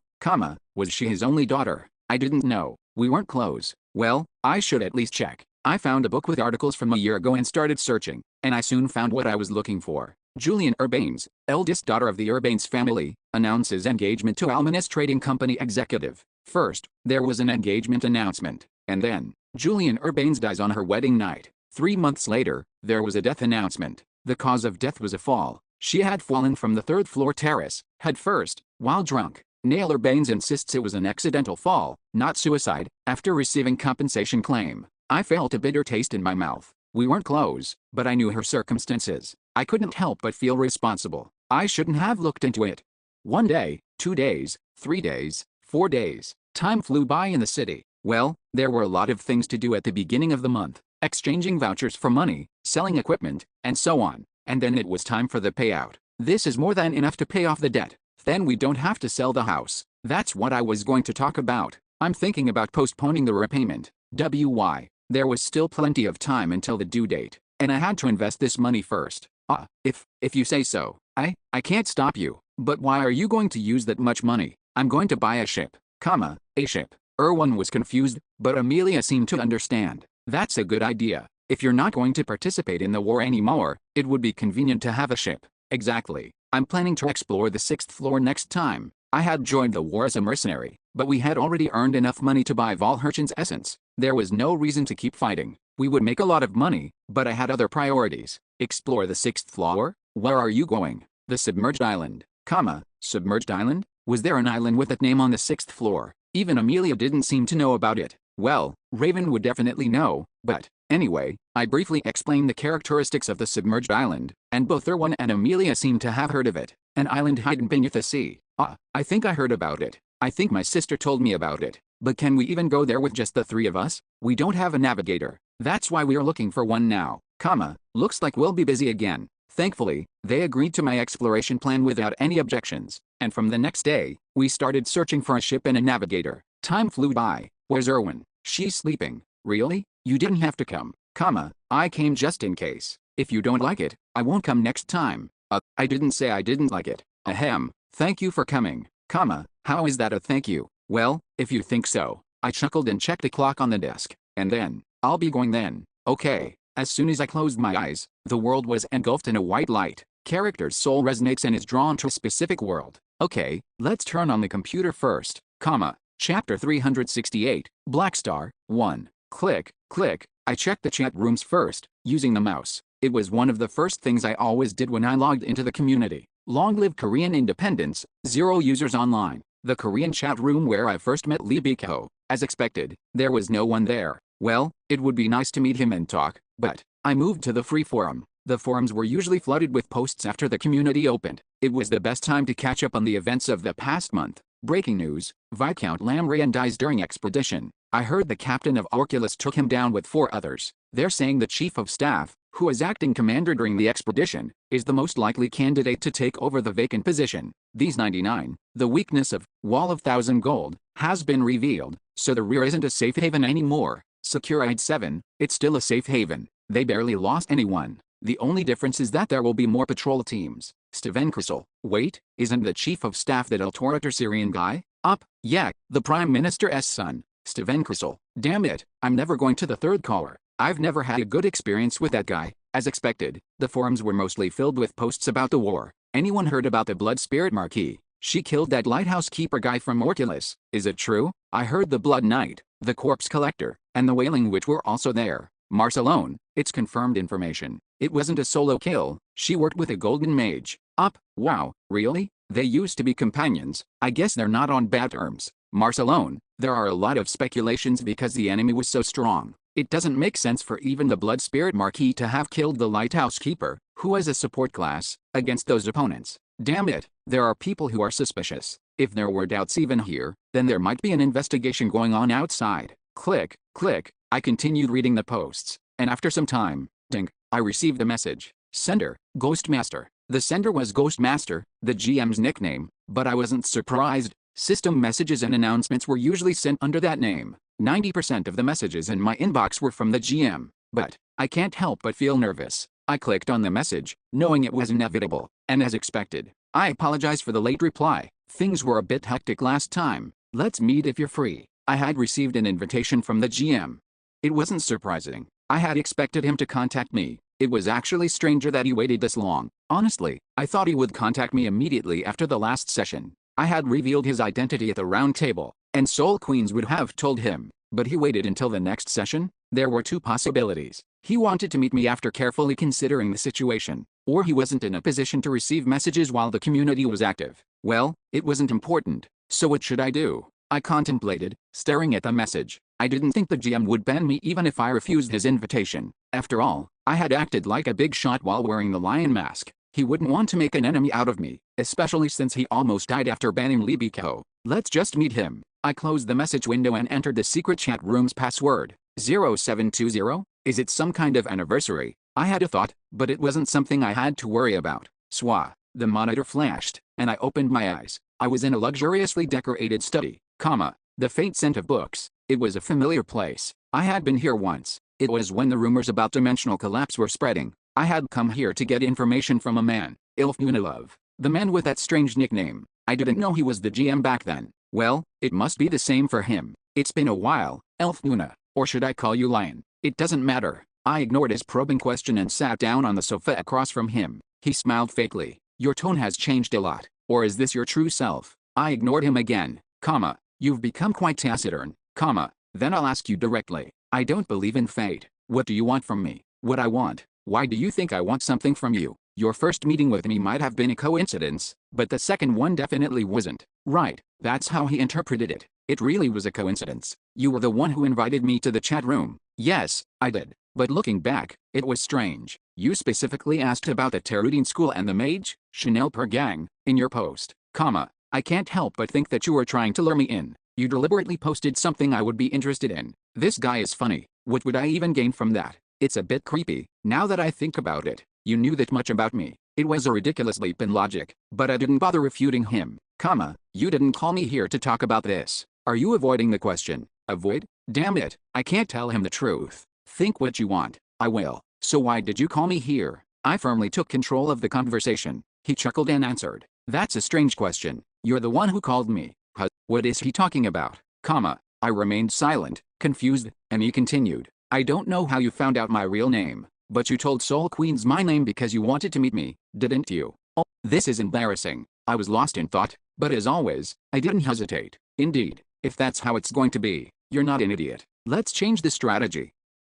What do you mean? He looked at me, his voice trailing off. I shrugged, he was also testing me. He was clearly trying to get information by asking me questions. If I agreed, it would be a fact check for him, and if I disagreed, he could eliminate one possibility. He wouldn't lose anything even if he was wrong. Therefore, let him be wrong. I opened my mouth. Yes, I want something from you. It wasn't a bad situation. It wasn't just a bluff. There were things I wanted that only the GM could do. Then you could have just contacted me quietly.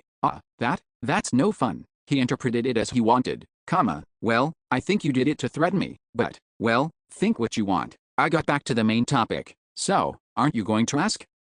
Ask what? What I want from you, He stared at me and then sighed. All right, tell me, what do you want from me? I answered after a brief pause. Unban Libiko. That was the only thing I needed the GM's help with. If Libiko could access the community, I could talk to him, and I also needed to find out more about her cat. But could it be that he was expecting this request?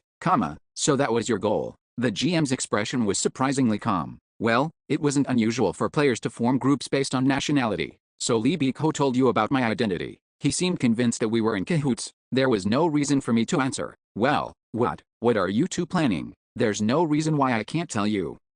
Yes. He looked dumbfounded, as if he hadn't expected this answer. Geez, at least listen to the whole sentence. If you bring me something of equal value, I continued, and he frowned. Are you talking about interesting information? Right, so he also heard about it. He tapped his knee with his index finger as I remained silent. Ha ha ha. He suddenly started laughing. It was creepy. You seem very confident. His tone had completely changed. It was cold and threatening. I'm not completely lacking in confidence. We're similar then. Are you refusing? He answered without hesitation. Yes, I have no reason to comply with your demands after you revealed my identity and are now making unilateral requests, if you want me to unban Libiko, bring me something of equal value. He stood up and looked at me as if asking if I had anything else to say. Well, at least Lee gave me time to speak. It's a shame. I spoke with genuine regret. That you think I'm here to make a deal. He tilted his head, confused. What is he pretending not to understand? I could tell he was scared of me from our first meeting. Your tone has changed a lot. He maintained a polite attitude, despite my rude tone.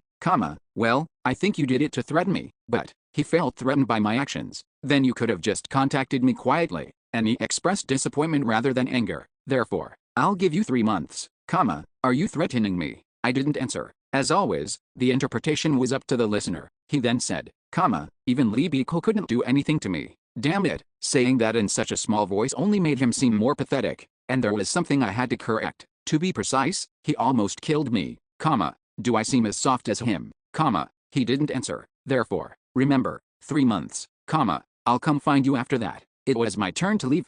Phew, I feel alive again. I collapsed onto the bed as soon as I returned to Lee Hansen's room, exiting the chat room. It was an experience I had countless times while wearing the lion mask, but it was still exhausting. I didn't expect it to go this smoothly. My original plan was to find out how much he knew about me, and maybe bring up Lee Biko. Yes, that was the plan, but I didn't expect him to be this afraid of me. My thoughts changed after talking to him. Magidechnician, Yurvan Hobelion, an unidentified powerful figure. It seemed like his position as the GM was a source of anxiety for him, and I was able to quickly pick up on that. But it didn't seem like the royal family was wary of him, even though his identity was revealed. As I calmly replayed the conversation, I had a thought. He would be ruined if the royal family found out he was an evil spirit. But why was he only wary of direct threats? Does he have connections in the royal family? Someone who can cover up the evil spirit issue? If he did, I wanted to know who it was. His last words were a bit strange too. I recalled his question before I left the chat room. Password. You didn't say anything about a password.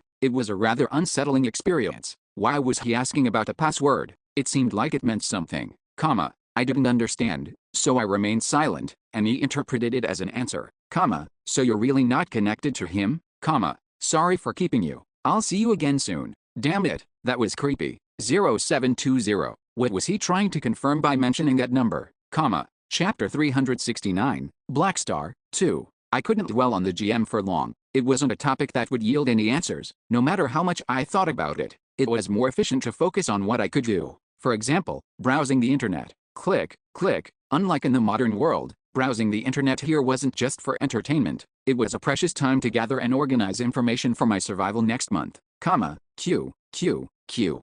Why is this so funny? It's embarrassing. Click, click. Time flew by as I browsed the forums. And, it's about time. It was time to enter the round table.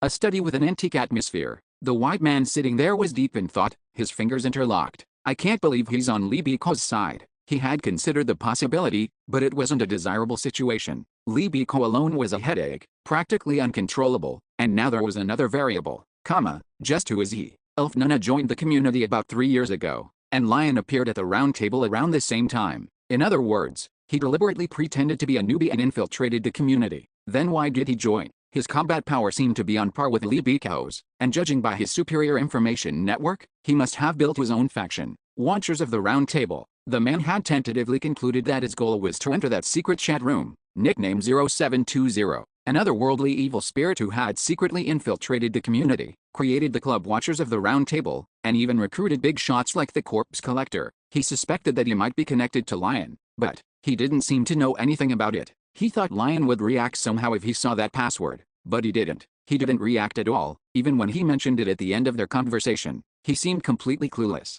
Well, maybe that was also an act, but if he's really not connected, then did he join the community to easily contact Lee Biko?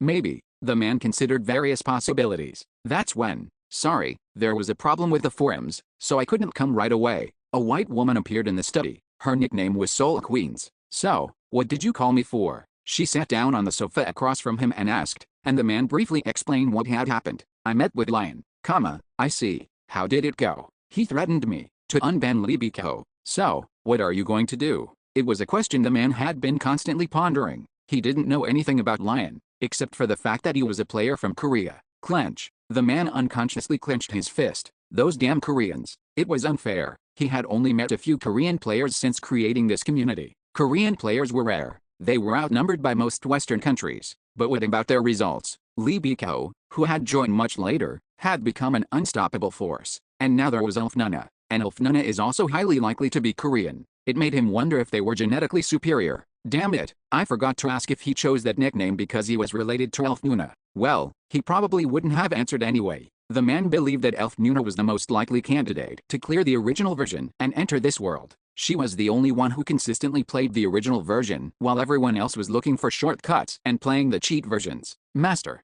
I was lost in thought. The man snapped out of his thoughts at the woman's call and gave her an order. You're right. We don't have any information about him, so please find out more, but don't provoke him. The woman hesitated for a moment and then answered, but her tone was different from her usual confident self. I'll try. Her voice was filled with reluctance. I put on my mask and walked through the quiet hallway, arriving at the round table room. Everyone was already there. You're here. I was worried. Clown, who seemed relieved to see me, even stood up to greet me. Queen awkwardly averted her gaze when our eyes met. Well, there was the incident from last time, and she must have heard about my meeting with the GM. I sat down, and the fox mask was in front of me. She briefly made eye contact. Tisk. I felt a pang of regret every time I saw her. If it weren't for the sudden time travel, I could have used that opportunity to find out her identity. That's when, as I was feeling regretful, did I do something wrong? Fox cautiously asked. I didn't understand at first, but I soon realized why she was asking. She's talking about me clicking my tongue. It was like throwing a small stone and accidentally killing a frog. It seemed like she wasn't the only one who was watching my reaction. The others were also being cautious, but I didn't feel like explaining myself. Well, I gave an ambiguous answer. Fox gulped nervously. She must have thought she had made a mistake. Damn it, I felt a bit bad. Let's just change the subject. Then let's begin. It was time for the meeting to start anyway, as the entry period was over and the door was closed. The other members also stopped worrying about Fox's mistake and focused on the present. I'm already excited to hear what kind of interesting stories we'll have today. Then we'll start from that side. Everyone's gaze turned towards Stag Antlers, who was sitting to my left, at Crescent Moon's question. It was an unspoken rule of the round table. We had to start from my left so that I would be the last one to go. They would share information first, and then I would evaluate it and share my own information in return. Damn it, I chose the perfect seat.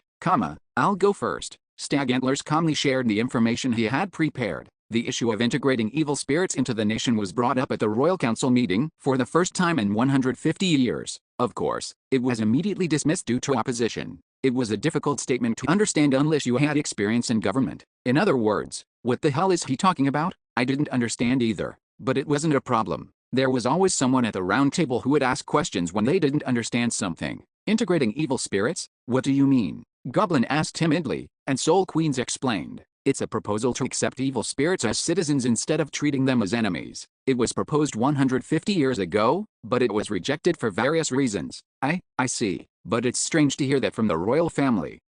It sounds to me like they're running out of soldiers. Well, at least we know that you don't know anything about the royal family's military strength. Why are you always picking on me? Oh my, what a sense of self-importance. I was just stating a fact. Clown didn't say anything more as Soul Queens chuckled nonchalantly. He was strangely weak against her. Maybe it was because she had verbally abused him several times. Clown is such a bully. Anyway, Stag Antler's information received a green light on the first try, and the turn naturally passed. It was Goblin's turn. Ahem, the Leafless Church received a divine message a few days ago. That's not all, is it? Haha, of course not. Anyway, it was a rather strange message. Just get to the point. Stop dragging it out, it's just pathetic. Goblin glanced at Clown, as if asking why he was always picking on him, and then revealed the content of the divine message. The king's bloodline has embraced the Black Star, so help the one who will become its master. That was the message. Leafless, the goddess of stars. It was a divine message from the goddess who governed the fate of souls, so it was open to interpretation. Black Star, is it referring to rebellion? It could also mean they're colluding with Gnorc. But, help the one who will become its master. Maybe the queen is pregnant, and the baby is black. Hairhead, how can you say such a vulgar thing? What's wrong with being black? Are you accusing me of racism? Clown chuckled as if he had just told a funny joke, but the other members' reactions were cold. This guy must have been a loner. That's why he played Dungeon and Stone. Damn it. I stopped thinking, feeling my self-esteem plummeting. The conversation about the divine message was ending anyway. After all, most divine messages were like that. No matter how much you analyzed and speculated, you wouldn't know its true meaning until later. It's my turn now. Crescent Moon was the third to go. He had brought valuable information about the Genesis artifact before, but not lately. And unfortunately, it was the same today. Oh, he's always bringing up the war. Well, it might be helpful someday. But I wasn't leading a faction, so it wasn't something I could benefit from. Next, the royal family has started sharing their warship building technology with civilians. It seems like they had no choice because they need to repair the damaged warships quickly. We might even see large clans using warships soon. Fox's information was also about the war. As expected of her, she logically explained the information and its implications, but that was all. The information is a bit underwhelming for a first round. The only things that piqued my interest were the divine message and the integration proposal that was brought up at the Royal Council meeting. Accepting evil spirits, will that day ever come? I briefly entertained the thought, but I didn't have high hopes. Stag Antlers had said that it was just a brief mention, and it was immediately dismissed. Then it's my turn now, isn't it? It was finally Clown's turn, but unfortunately, his information was also useless to me. No, to be precise, it was harmful. The lighthouse keeper is dead. Clown, who started with that statement, then proceeded to reveal my information. They say it was the blood spirit Marquis's achievement, but the truth is completely different. It wasn't her, but that strange man she's with, strange man. Yes, I thought she was using him as a replacement for Bjorn Yandel after seeing him use the York hero's gigantification essence. Lihan shoots. The royal family is keeping an eye on him. Is that his name? Anyway, I'll tell you more about him since I hope there will be more information about him at the next round table. I don't know where he came from, but he was a monster. Even the four of us couldn't kill him. There was someone like that. Wait, there wasn't anything like that in the Golden Mage's report. Are you sure? Would the jewel have emitted a green light if I was lying? The members were shocked and intrigued by Clown's words. This is going to be a problem. They're all going to investigate me. I sighed inwardly. What the hell? Why is she staring at me? I glanced to the side, and Soul Queens was staring at me. She was muttering something, softly, so that only I could hear. Gigantification, joined 3 years ago. Blood Spirit Marcus. Don't tell me, she's figured it out? No, maybe she was just organizing her thoughts, trying to reach a conclusion. And she wasn't the only one who felt a sense of dissonance. Wait a minute, what if he's not a replacement, but the real deal? Gigantification isn't a common essence, and I heard he also absorbed the ogre's essence. Goblin was the first to speak. Well, I don't think the blood spirit Marquis, crazy as she is, would use a stand-in and call him Mr. Fox nodded in agreement. What are you guys talking about? Bjorn Yandel is dead. Clown scoffed at their suspicions. But, what if he is alive, and he's been secretly training? Then it would make sense for the Golden Mage to omit that from her report. Stag Antler muttered. That makes sense. He was exposed as an evil spirit soon after. He might have faked his death because of that. Crescent Moon agreed. And, if Bjorn Yandel is really alive, Queen looked at me and said, that coincides with Lion's disappearance. All eyes were on me. Are you Bjorn Yandel? They wanted to ask me directly, but they were hesitant. Well, I knew this might happen, but I didn't feel cornered. This could be solved with an alibi. That again, I placed my hand on the jewel. And, you all seem curious about me, so I'll go first this time, I said, as if mocking their suspicions. I joined this community, 22 years ago. The jewel emitted a green light. See 370, 371, 372. Chapter 370, Black Star, 3. Lion is Bjorn Yandel. That claim was first made by Soul Queens. Her reasoning was that Lion disappeared right after Bjorn Yandel died. In other words, this is over if I just have an alibi. Lion isn't Bjorn Yandel. That one sentence would dispel most of their suspicions. I heard he also absorbed the ogre's essence. I don't think she would use a stand-in and call him Mr. Then it would make sense for the Golden Mage to omit that from her report. He might have faked his death. After all, those suspicions were all based on the possibility that Lion was Bjorn Yandel. Clown's reaction was proof. What are you guys talking about? Bjorn Yandel is dead. He didn't react to the suspicion because he firmly believed that Lion couldn't be Bjorn Yandel. Damn, he's two-faced. I wanted to smash his head every time I saw him outside, but he was surprisingly cute at the round table. This wasn't the time to be thinking about that. It seemed like the others were starting to come to their senses. Fox was the first to break the heavy silence. 22 years ago. Her voice was filled with shock. Well, it was understandable. Is that even possible? That would mean Lion has been an explorer for over 20 years. Goblin trailed off, and Stag Antler naturally interjected. It's not impossible. The GM was also summoned around that time. It meant that I joined the community around the same time as the GM, the oldest player. I wonder if I'll be like Lion if I kill people for another 10 years. Right, Clown, you've been an explorer for about 10 years, right? It seemed like the others were also around that level. But Queen, why are you so quiet? Clown spoke to Soul Queens, mocking her for being wrong. Shouldn't you apologize? Spreading such a ridiculous rumor about Lion being Bjorn Yandel. Clown, enjoying his position as the only one who was right, then glanced at the other members. You guys are the same. Bjorn Yandel? Even if that bastard is alive, do you think a small fry like him could even compare to Lion?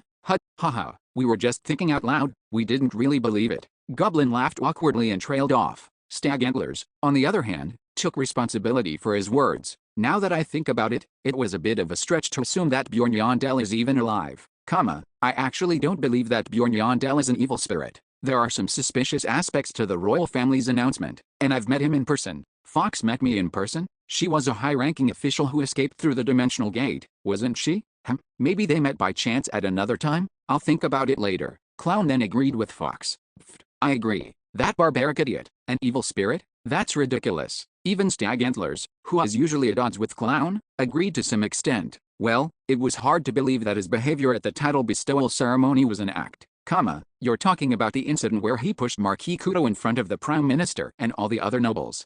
Hoo-hoo, I heard about it later. They say he claimed that the Marquis had tripped and rolled forward. How embarrassing. Why are they praising me in front of my face? Anyway, I think I've cleared their suspicions. I glanced around, and Soul Queens was still silent, lost in thought. What is she thinking so hard about? I observed her, curious, and Clown changed the subject. Queen, how long are you going to stay silent? It's your turn. Can't you see Lion is waiting? He seemed to have interpreted my gaze as impatience. What a sycophant.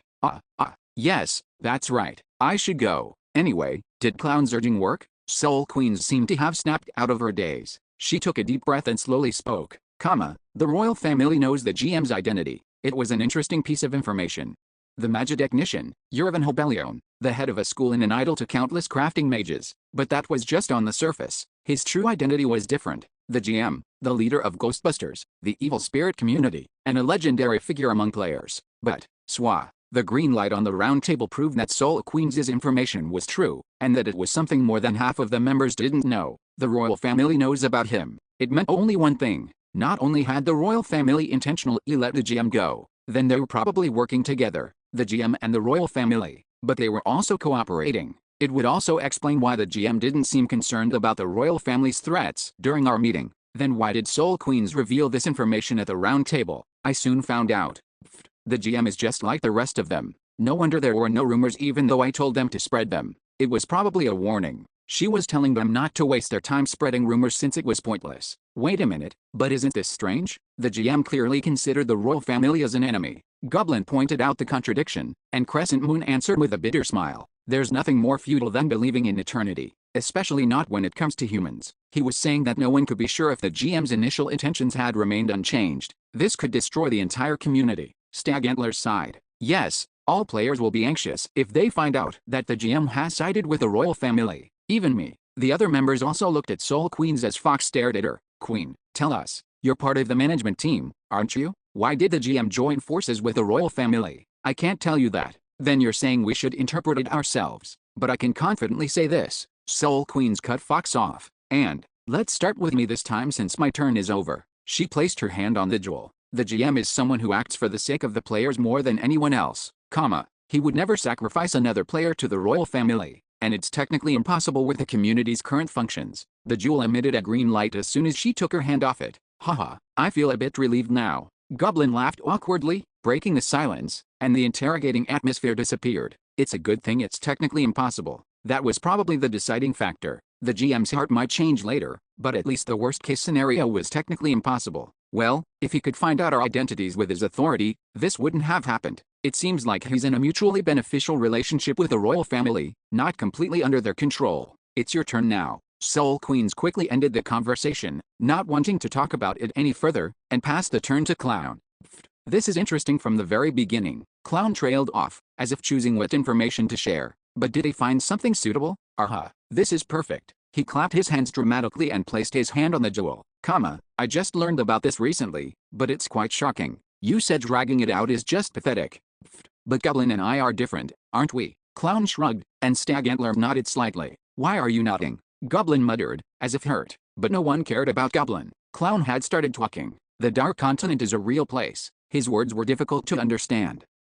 It's green. But what does that mean? I don't understand.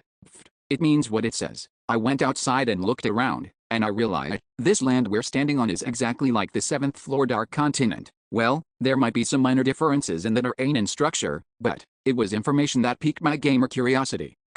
If that's true, then maybe the theory is also true. You're talking about a theory that the labyrinth isn't a passage to another dimension, but a dimension created by someone. The Crystal Cave, the Rocky Desert, maybe they're all based on real places. It would be ironic if that was true. Someone created the labyrinth based on this world, and then someone else created a game based on that labyrinth city. I'm curious about the outside world. Would I ever get to explore it? The second round, which started in reverse order, went smoothly without any red lights, but that was all. Queen and clown were good, but the other information is a bit underwhelming. It wasn't helpful to me, regardless of its objective value. Fox, for example, she received a green light for revealing that the Blood Spirit Marquis had bought a mansion with a large sum of money and then used that mansion as collateral for another loan. And Crescent Moon, he sighed and said that the Blood Spirit Marquis had probably used the money to buy an essence, and buying a house and even an essence. That woman is obsessed. It's not like Bjorn Yandel is going to come back to life. Their reactions were a bit hurtful, Lihan shoots. I don't know who he is, but he doesn't sound like a good guy. Boo, but he's strong, right? It's hard to get that strong with just a few essences. Those who have more are always greedier, to take advantage of a woman's pain for his own gain. Shame on him. Oh my, stag antlers, you're quite the romantic. Ahem. The fairy tribe should also look into this. We only knew that she bought an essence, we didn't know she gave it to a stranger. Damn it, they're all going to investigate me. If I could just take care of the Explorers Guild records. I had to find a solution soon. Haha, it's my turn. Anyway, the next two, Goblin and Stag Antlers, were no different. Their information wasn't related to me, and it wasn't particularly useful. Well, it's not like I can always get what I want. I dismissed my disappointment and glanced around. It was finally my turn. The atmosphere in the room had changed, their gazes were filled with anticipation. The air was so still that I could hear my own heartbeat, and in that silence. So, what should I do? I contemplated for the last time, but I wasn't going to change what I had already decided. I opened my mouth. I've met Oral Gabis, the creator of Dungeon and Stone. Right, I had to make it clear, that line couldn't be Bjorn Yandel. Phew, I'm tired. I collapsed onto the bed as soon as I returned to Lee Hansom's room and closed my eyes, replaying the events of the round table. It's been a while since we went for 3 rounds. We had gone for one more round after the second one ended. There was some useful information, but most of it wasn't. Therefore, it's not like it will make a big difference if Goblin leaves. Let's continue. I don't think anything interesting will come out. I got up and left, ignoring Clown's disappointed gaze. If Goblin left, the majority ratio would decrease. As always, 1 or 2 more people would leave if I didn't take the initiative. And it's true that there probably won't be any high-level information. Okay, my head is working again after a short break. I should spend the rest of the time browsing the internet. Click, click. I sat up and started browsing the forums. Q, these idiots. Damn it, why is this so funny? What's wrong with their brains? Kekik. That's when, as I was browsing the forums with one leg on the desk, laughing, I quickly sat up straight. I rubbed my eyes and leaned forward, but the words on the monitor didn't change. Long live Korean independence, one user online. Online? Who is it? Could it be Lee Biko? No, the GM wouldn't have unbanned him already. And besides, it's impossible for him to enter right now. Then is it just someone who's bored? Or a real Korean? Maybe there's a Korean among the new recruits. Well, I would find out if I met them. I double-clicked in the chat room, and, click, the screen flashed white, and the surrounding space changed. It wasn't the usual empty lot or field, but a luxuriously decorated mansion. The one that Lee Biko, the room owner, had decorated. It's a woman? I could see the back of a woman sitting in front of the fireplace. HS 123. I couldn't tell her nationality from her nickname, but she was definitely Asian, judging by her hair and skin color. Is she really Korean? Well, I'll find out if I talk to her. Although I preferred men, I didn't mind talking to a woman. If she was Korean, she might be willing to help me out, just like Lee Biko did. I made a noise to announce my presence. Eek. The woman flinched. It seemed like she didn't even notice me entering. She smelled like a newbie, and then she turned around, startled, and our eyes met, and at the same time, her eyes widened. Well, my eyes were probably also wide. Am I dreaming? Why is she here? My mind stopped working. My mouth opened and closed like a goldfish, unable to speak, and she was the same. But she recovered faster than me. Hansu, Appa, she asked, her expression filled with surprise rather than joy. Hi Unbile. I asked back, dumbfounded, and looked down. A long skirt and a neat blouse. And, you haven't changed at all, have you? Black stockings, Chapter 371, Black Star, 4, King Hi Unbile. My ex-girlfriend who was 4 years younger than me. She confessed first while we were both preparing for job applications, and we dated for about 3 years. Well, that wasn't important right now. Swoosh, I looked at her again. Her gaze was cold, and I knew why. Your eyes are going there in this situation. Well, what can I do if my eyes are drawn there? I quickly pulled myself together. Don't misunderstand. I was just checking. The default outfit here is based on how you see yourself. So, you're saying this is how I see myself? That's right. You have to buy other clothes with GP. That's how I got this tracksuit and t-shirt I was wearing. The default outfit was a bit uncomfortable. What about you? What was your default outfit? Oh, it was a navy blue suit. My ex-girlfriend, bought it for me to celebrate getting a job. But, this is my default outfit. I was too embarrassed to say that. It would seem like I still had feelings for her if I told her I was wearing the suit she gave me. That's very you. Thankfully, Hyunbao didn't seem suspicious and easily accepted my explanation. But that made me curious. Very me? What do you mean? Why are you being so sensitive? I just meant you look comfortable. Really? Damn it, I can't win against her. Maybe it's because I'm guilty? By the way, don't you have anything to say to me? It's been a while, Hyunbao. That's it. Oh, what else should I say? I forgot to ask. So, how did you end up here? Hyunbao stared at me and then sighed. You still haven't changed, always running away. I pretended not to hear her. It's fine. It doesn't really matter now, right? Why does the past matter? The present is more valuable than gold. I failed to chill. Why did you stop? Continue. I just thought I should apologize first. I'm sorry about what happened back then. I mean it. Hyunbao looked at me with a surprised expression as I apologized sincerely. You've changed, haven't you? Well, it couldn't be helped. So, do you accept my apology? It's fine. Like I said, it doesn't matter now, and it's not really something anyone should be apologizing for. That's true. An awkward silence followed. Well, it was understandable. We were exes who had broken up over a year ago, and we had just reunited in another world. By the way, I was really surprised. I never thought I would see you here. Really? I thought we would meet someday. I've been thinking about it since I came here. That you must be somewhere in this world. It made me feel a bit relieved about your disappearance. I was shocked when I heard about it. I thought you might have done something stupid.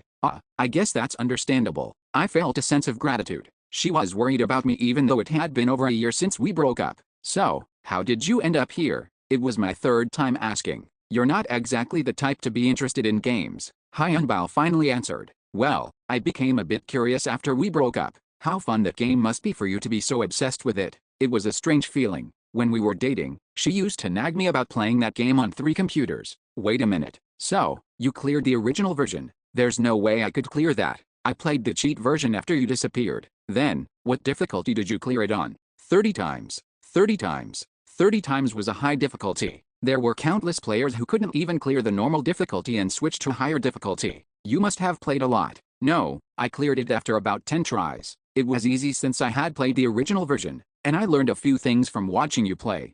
Come to think of it, I used to brag about finding hidden pieces and explain them to her. She was smart, so she must have remembered everything. Why the gloomy face? You can tell. Of course, we were together for a long time. I hesitated for a moment and then answered honestly. It's nothing. I was just thinking about how you always listened patiently to my ramblings, even though you weren't interested. I trailed off, feeling awkward. Hyunbao answered after a brief pause.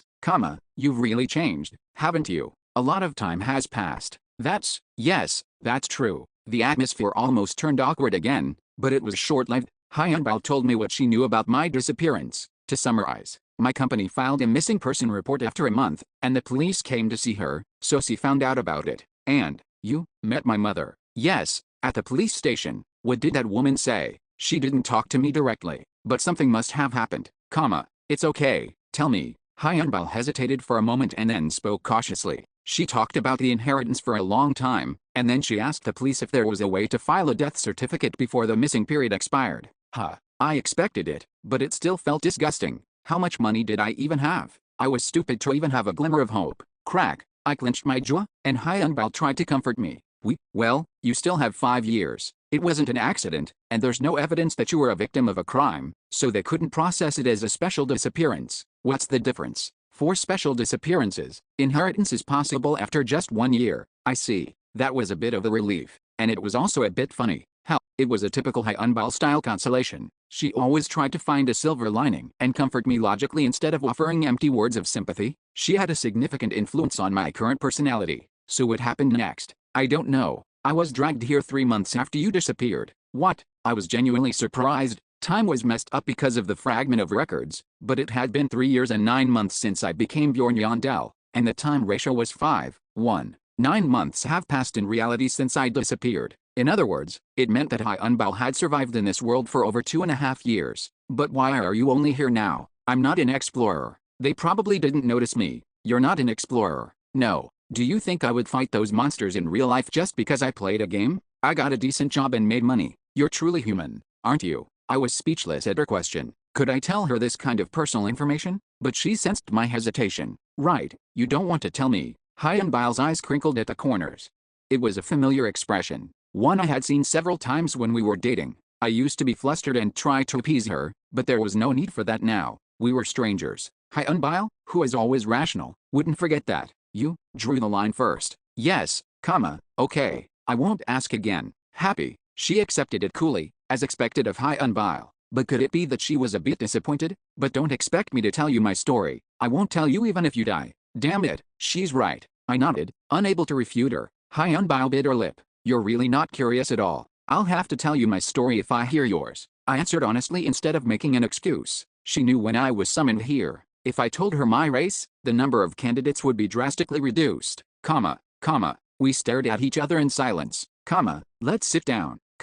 Okay. It was a bit awkward to keep standing, so we sat down on the sofa, but we didn't have anything to talk about, so I started with something light. This is your first time in the community, right? Yes. I was curious how she got an invitation if she had been living a normal life in this world, but I swallowed my curiosity. Do you need some GP? You can exchange it for cash or buy things on the exchange. No, thank you. I can earn that much myself. And besides, if I exchange it for cash, there will be a physical transaction, and my identity might be revealed. That's true. I had just offered it to break the ice, but I was actually planning to stop her if she tried to exchange it for cash. You became an explorer, right? That's right. We had agreed not to reveal our identities, but I admitted it. I couldn't refuse even this much. Why are you smiling? I can't imagine you fighting monsters. It just happens. It must have been hard. What about you? I'm doing okay. Work life is actually easier here. Well, she was the smartest person I knew. She must have adapted to this world quickly. Seriously, the systems aren't even digitalized, so it was easy to make some starting capital. Starting capital? Don't tell me she embezzled money? The market is so inefficient that I'm getting a good return on my investments. Yeah, let's stop beating around the bush and join forces. Haha, join forces, we already. No, I'm not saying we should get back together, I'm saying we should work together. I'll support you. Support me. It's only natural, isn't it? In exchange, you take me with you when you go back. You want to go back, right? Return. Hyunbal's expression changed as I trailed off. Appa, don't tell me you're going to stay here. I didn't bother denying it. There's nothing waiting for me back home. What about your mother? My mother. If you stay here, she'll get all your money. So that's what she meant. Oh, that's a good motivation. Hyunbal raised her voice as I chuckled. Don't try to brush it off. Are you really going to stay here? Why are you so worked up? I mean, it's not a bad place to live. Did you know? I have more friends here. Hyunbal's lips tightened at my attempt to lighten the mood, and then, after a long pause, friends? You? She exclaimed in shock. Oh, even I felt a bit hurt. Chapter 372, Black Star, 5. It was surprisingly easy to talk to Hyunbal. I thought it would be much more awkward, considering our past relationship and the things we were hiding from each other. It's convenient that she never crosses the line once it's drawn. Economy, culture, politics, administration, and so on. There were many topics we could relate to, and we freely discussed them. After some time, the library, maybe we ran into each other a few times. Did you go there often? Whenever I had time. Well, there's no better place to get information than a library. It had been about 2 hours since I met Hyunbal. Wow, it's been a while since I lost track of time. What should we talk about next? As I was contemplating, Hyunbal cautiously spoke. Oppa. Yeah, what kind of people are your friends?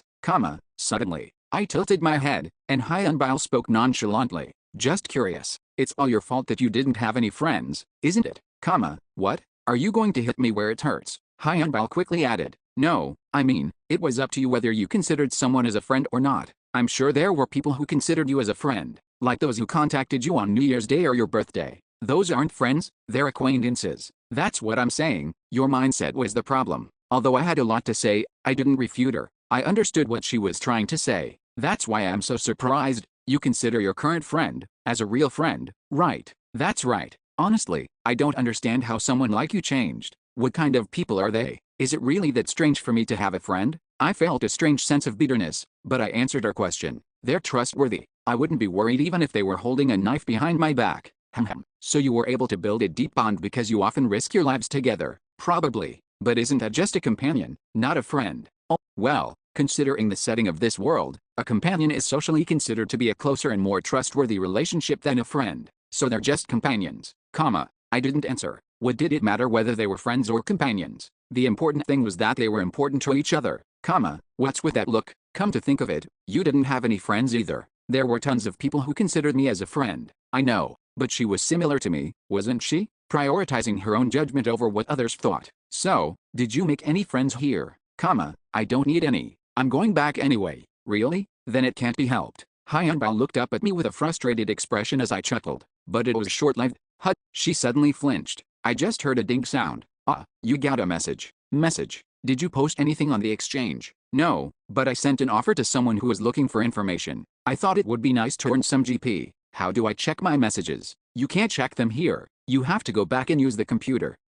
Then I'll check later. Go check it now. Judging by how late the reply came, they probably received other offers too. Hyunbao's face brightened as I suggested it. It seemed like she also thought it was the rational choice. Then I'll be back soon. You're coming back. You're leaving. It's not like you'll be able to focus if you're waiting for me. It's fine. We can see each other again later. And besides, you said this was your first time in the community. You should check out the other features. That's true. As expected, she nodded without any objections when I explained logically. Then see you next month. Yeah, take care. We said our goodbyes. Well, that's what we should have done. But, why aren't you leaving? You want me to go first? Then, I tried to focus and leave the chat room. Wait, Hyunbao grabbed my sleeve. And, Oppa, she asked, looking away. How do I leave? Damn it, I thought she was doing something, but she was trapped because she didn't know how to leave? Don't tell me, she wasn't waiting for someone, she was stuck because she didn't know how to get out? 22 years ago? You're saying he joined 22 years ago? The white man asked, biting his lip, and the woman answered. Yes, that's what he said. The jewel on the round table emitted a green light. How is this even possible? The community wasn't even properly established back then. The man was silent. He had a hunch. The masked man he met for the first time after inheriting the spiritual world's authority from the old man, presumably world.Back. Believe it or not, that's your choice. I just came here to warn you. He had pretended to be someone else at first, and then he gave him a warning or a threat after being exposed. And, so that's your name. He had forcefully learned his name. Master, my hands are shaking. The man unconsciously looked down. His fingertips were trembling slightly. It had been over 20 years, but, he knew now that the aura he felt back then was killing intent. But, he clenched his trembling hand into a fist and forced himself to calm down. Ignorance is bliss. Sometimes, knowing the truth only makes you more afraid. He couldn't even imagine how many people he would have to kill to have that kind of killing intent. But to think Lion was that guy, he hadn't connected the dots immediately because it had been so long ago, but now it all made sense. How he knew his real name, Yuravan Hobelion, and the unbelievable killing intent that Soul Queens reported. 3 months, he said. The man felt both fear and relief. If he had refused his threat and acted arrogantly, that man might have become his enemy. But he had to know more about him. If Lion, the mysterious man he met 22 years ago, was really that powerful, what was his goal? That would be the key to the current situation. He reappeared in the community 3 years ago. His nickname was Elfnana. He didn't seem to be an otherworldly evil spirit, but he couldn't be sure. He was a secretive person. He contacted Libiko as soon as he joined the community, and then he entered the round table. Then what was his reason? The clue was in their conversation from 22 years ago. world.Back. That's the game developer's name, isn't it? He had warned him to be wary of the old man, world.Back, who had handed over his authority, that he was the one who summoned them to this world, and that he didn't feel any guilt. Sorry, you were thinking. The pieces were starting to fall into place. Lion was an enemy of world.Back, and the reason he had reappeared in the community after nearly 20 years, was it because the master of the round table was world.Back, nicknamed 0720, the one who created the Watchers of the Round Table, and the one he suspected was an otherworldly evil spirit? No, there are too many contradictions. Soul Queens, you said the master of the round table visited the round table once, right? Yes, I wasn't there, but that's what I heard, and it seemed like they were close. Yes, they seemed so comfortable with each other that the other members were surprised. I see. He thought he had finally figured it out, but he hid another wall. The more he dug, the deeper he sank. He couldn't figure out what world.Back, the master, Lion, or Libiko wanted. He lacked the clues to connect the dots. But, one thing was certain. Even at this moment, in a place he didn't know, powerful figures were scheming and moving towards their goals. I guess we have to admit it. Admit what? The man kept his mouth shut. The owner of the community, the GM, the oldest player, no matter what the other players called him, the truth didn't change. He was just a small fry. Soul Queens, it seems like a lot of things are happening behind our backs. Yes, I've been feeling that way too. We have to work harder. The man chose to acknowledge his shortcomings and move forward instead of despairing. And as if heaven had answered his prayers, M-Master, Lion is in the Korean chat room. There are two people. Who's the other one? HS 123, the one I helped earlier. And, she's Korean, so she's a new recruit. The man quickly gave an order. Send her a message. I need to meet her. It might be a once-in-a-lifetime opportunity. A small room with a bed on one side and a computer desk on the other. Kang Hyun-Bao found it a bit ridiculous. This space is a manifestation of your imagination. The guide she met when she first entered the community had said that, although she couldn't see it because her mental barriers were too thick. This space was based on the place that first came to mind, the place where she felt the most comfortable and secure. But, this is ridiculous. To think it's here. Kang Hyun-Bao smiled coldly. She understood why it was this place. But the most important person was missing. Let's just get to work. She looked around the room and then sat down at the computer desk. And she frowned as she checked her messages. Whether it's not from the buyer? She felt a strange sense of annoyance, but she carefully read the message. It was because of the sender's nickname, Soul Queens, that guide from earlier. For some reason, she was requesting a meeting. Click, click. Kang Hyun-Bao entered the password for the chat room without hesitation. There were two people there, a man and a woman. She recognized the woman, and the man, life.Well. What the hell is that nickname? She felt a sense of disgust, but she didn't show it. Hello, nice to meet you. I'm life.Well.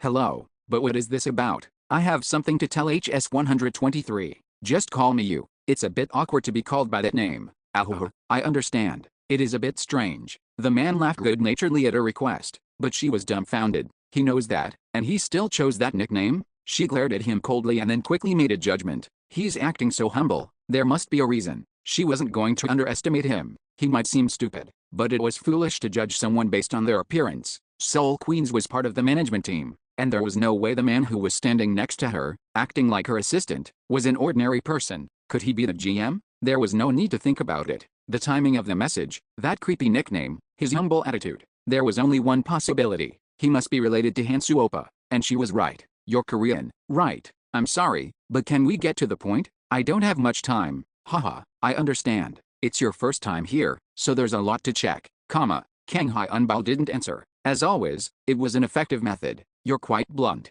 Then let's get to the point. What's your relationship with the user life.Nuna? Why should I answer? I'll give you GP. We're strangers. Why would I tell you?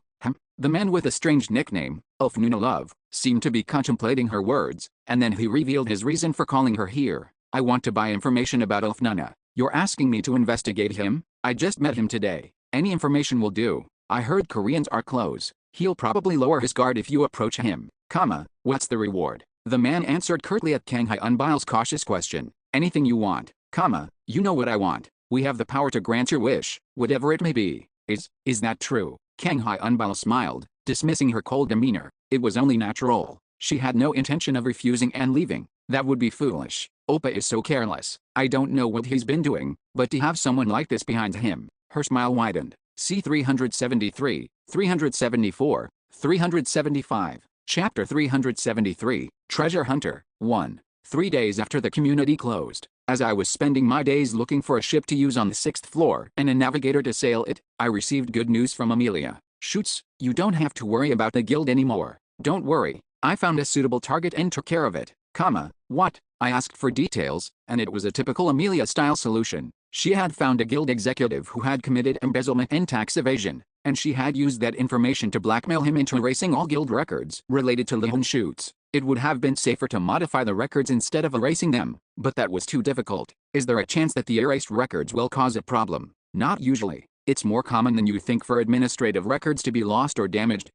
I see. Amelia added that she hadn't erased everything, and that the record of Leon Shoots being a 5th grade explorer remained. In other words, my 5th grade identity was safe. You don't seem convinced. It's just that, it's a bit suspicious for my records to suddenly disappear, even if it's a common occurrence. It's still better than leaving your old records behind, isn't it? Well, she was right. Even if I couldn't erase all traces, at least I wouldn't be giving them physical evidence. Good work. No, thank you, Amelia. It's only natural for a capable person to do their job, because it's efficient. Amelia nodded and then changed the subject. So how's your side of things going? Did you read the documents I gave you? The list of ships. It was a document that neatly summarized the specs and prices of the ships on the market. Tell me if you didn't like any of them. I'll have to find more. No, there's no need for that. There was a suitable one, as long as the actual ship matches the description in the document. Amelia asked me why I chose that ship, and I explained excitedly. It's the most expensive one, but it's actually a bargain considering its performance. And it can sail to the 7th floor in its current state, as long as we avoid special areas. And we can just upgrade it later to sail through those areas, so we won't need to buy a new ship. I see. Amelia's response was lukewarm. I wondered why she even asked if she wasn't interested. Well, I'm sure you're right. You're the expert when it comes to this. I stuttered at her words.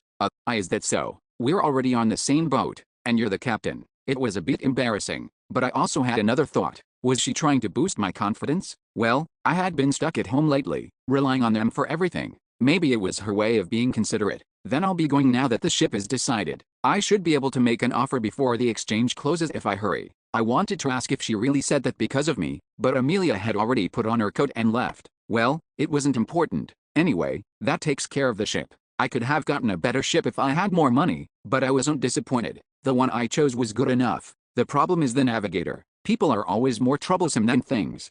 Knock, knock. I heard a knock as I was reading the books I borrowed from the library, lying in bed.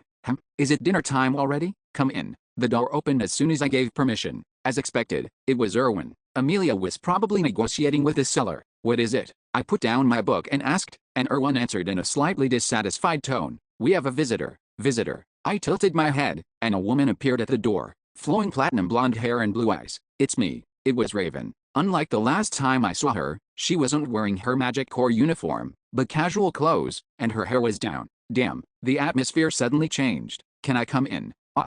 Raven sat down before I could even answer, and Erwin followed her, taking a seat far away from her. Why are you here? I can't come. No, I wasn't saying you couldn't. I was just asking why. Well, whatever. She wouldn't bother us, judging by how far away she was sitting. It's been a while, Raven. Yes, how have you been? I'm doing okay. But is it okay for you to be here? Don't worry, I came here discreetly. Is that why you're dressed like that and have your hair down? Why else would I be? Damn it, why is she so prickly? I was just asking, did something happen? I should be careful with my words today. As I was thinking that, Raven spoke first. Books, you're reading. Did you buy them? No, it seems like they allow rentals now. I heard about that. They allow people with verified identities to borrow books now, right? Officially, yes, but in reality, you have to pay a deposit unless you're a noble or a high-ranking official. Mr. didn't have to. Erwin suddenly interjected, but Raven just nodded. Well, that makes sense, considering your status. So why did you come all the way here in disguise? Did something happen? Raven finally got to the point before the topic could go astray. Yandel, sorry, it's hard to break the habit. It's fine. Anyway, I came here to tell you something. Right, so she wasn't just here to see me. I had a hunch, considering how long the introduction was. Tell me. I lowered my voice, sensing it was something serious. The royal family has started an unofficial investigation on shoots. Unofficial investigation. It's a common practice when new faces appear. They can't officially investigate without a reason. It would seem like they were targeting explorers. Like spying on civilians? It's a dictatorship. Why are they even concerned about that? Anyway, so, they also investigated me, so I told them what I could. The things that couldn't be hidden, like the abilities he showed us back then. So they don't suspect his identity, even though it's an unofficial investigation. No, you would have been arrested by now if they did. Even unofficial investigations can be handled gently or harshly. The rumors about the royal family secretly training a special forces unit weren't just rumors. The Rose Knight Order or whatever was a prime example. So what about you? You omitted information from your report. I'm fine. I made an excuse, saying I was delayed because the 3rd Corps commander position was vacant. And I said I had already reported to Captain Februsk, my direct superior. But won't they find out you're lying? It's not a lie. I really did report to the captain as soon as I returned to the city. Well, I embellished the story a bit. I see. I felt both reassured and guilty. I'm sorry for dragging you into this, Raven, didn't we already talk about that? I'm just repaying a debt. I'll definitely repay this debt. Yes, you should. Otherwise, I'll be at a loss. The atmosphere, which could have easily turned heavy, softened a bit as Raven joked. It was time to move on. Raven, have you heard about the integration proposal? Integration proposal? What's that? It's a proposal to accept evil spirits as citizens instead of treating them as enemies. It was proposed 150 years ago, but it was rejected for various reasons. I remember learning about that. But why? I heard it was brought up at the Royal Council meeting. Raven was surprised when I explained why I brought it up. This is the first time I'm hearing about it. You were practically stuck at home. How did you? It was the 15th a few days ago. Raven's ability to quickly grasp the situation was one of her strengths. I didn't answer and just continued. Can you look into it? Who brought it up at the meeting? If there's really no chance that the royal family will accept it, maybe this was the key. The days after Raven's visit were busy. Well, not for me, who was stuck at home, but for Amelia. We had bought the ship I chose after using almost all our money, but we couldn't find a navigator. There was a serious shortage of navigators. Everyone was heading to the Dark Continent on warships, so I thought there would be plenty of them available. It was too difficult to find one in a month. Be specific. It's difficult to find someone who meets your standards. Well, she wasn't wrong. Honestly, it wasn't like there were no navigators at all. The problem was that they were all mediocre. Navigation skills were crucial for reaching the submerged island, our destination. You have to either lower your standards or give up. Skilled navigators are quickly snatched up by other teams, and they won't join a team like ours that's only offering a short-term contract. Really? Then I'll just give up. That easily. What can I do? The labyrinth opens in 2 days. I'll just find one next month. So you're removing the submerged island from our exploration plan? No, we'll just try it ourselves. I don't know if it will work, but there's nothing else to do on the lower floors anyway. I hadn't been able to gain much experience on the lower floors of the 6th floor, so it wouldn't be a big loss even if we couldn't reach the submerged island. But could it be that she was annoyed by my words? You're not wrong, but it's frustrating. I wouldn't have wasted my time running around if you had told me sooner. I apologize. I apologized to Amelia and then called her into the room to discuss our next exploration plan. But it didn't take long. I had already prepared a plan B in case we couldn't find a navigator. You're entering a rift. Not for long, just briefly. It's not like the world will end if we arrive on the 6th floor a few days late. We're not joining the expedition force this time. And you two haven't absorbed much rift experience, have you? Well, you can't just enter a rift whenever you want. That's true. That's why I couldn't easily share my rift opening method with my previous teams. It's definitely convenient to be open about being an evil spirit in this aspect. Anyway, I think that's enough about the plan. We each spent some time preparing, and then 2 days passed. Entered the 1st floor crystal cave, and it was time to enter the labyrinth. Mister, why are you smiling? I'm excited. Let's go to the 2nd floor. It's been a while since I felt like I was going on an adventure. Chapter 374, Treasure Hunter, 2. 13 hours after entering the labyrinth, we were still in the crystal cave on the 1st floor. There was one reason why we were still here, even though we had cleared the 1st floor in a few hours with just the 3 of us last time. The beginning of our exploration plan was here. I didn't know you could open a rift like this. You really know everything, mister. There were 4 types of rifts on the 1st floor, the Crimson Fortress, the Glacier Cave, and so on. And these rifts could be intentionally opened by players. The reason it took us so long was because we had to go to the 2nd floor and kill an 8th grade monster to obtain the necessary item. Everyone who's going to go up should be gone by now. I took out the 8th grade magic stone from my subspace pocket and looked around. It's been a while since I've been here. An empty space with a single tombstone, about 30 meters in radius. This was where the remaining explorers had gathered after the army and the large clans escaped through the dimensional gate. Well, it was much larger back then because the mages had expanded it. Is everyone ready? The 2 of them nodded, and I placed a magic stone in front of the tombstone, like an offering. And at that moment, rumble. The entire 1st floor shook, the tombstone at its epicenter. A green portal opened. Character has entered a 1st floor rift. Let's go. Swah. A cave appeared, illuminated by the light of the portal. There were railroad tracks on the ground, and wooden debris was scattered everywhere. It was a bit creepier than in the game. Green mine. One of the 4 types of rifts on the 1st floor. The progression was simple. You started at a point where the ceiling had collapsed, followed the railroad tracks, wandered through the mine, and killed the guardian at the end. What are you guys waiting for? Let's go. I hurriedly led the 2 of them deeper into the mine. More people would be coming soon. It was best to avoid them. Amelia and I weren't that famous, but Erwin was a celebrity in this city. Even low-level explorers might recognize her. Tat. We left the area illuminated by the portal, and Erwin summoned the darkness spirit to hide us. And then, as expected, more people entered the rift. Whoa, the first one was a man with low-level equipment. What the? Am I the first one? He looked around, bewildered, and then a smile spread across his face as he realized that he had entered a rift. And then, whoa, the second person stumbled out of the portal and fell to the ground. He was also a man.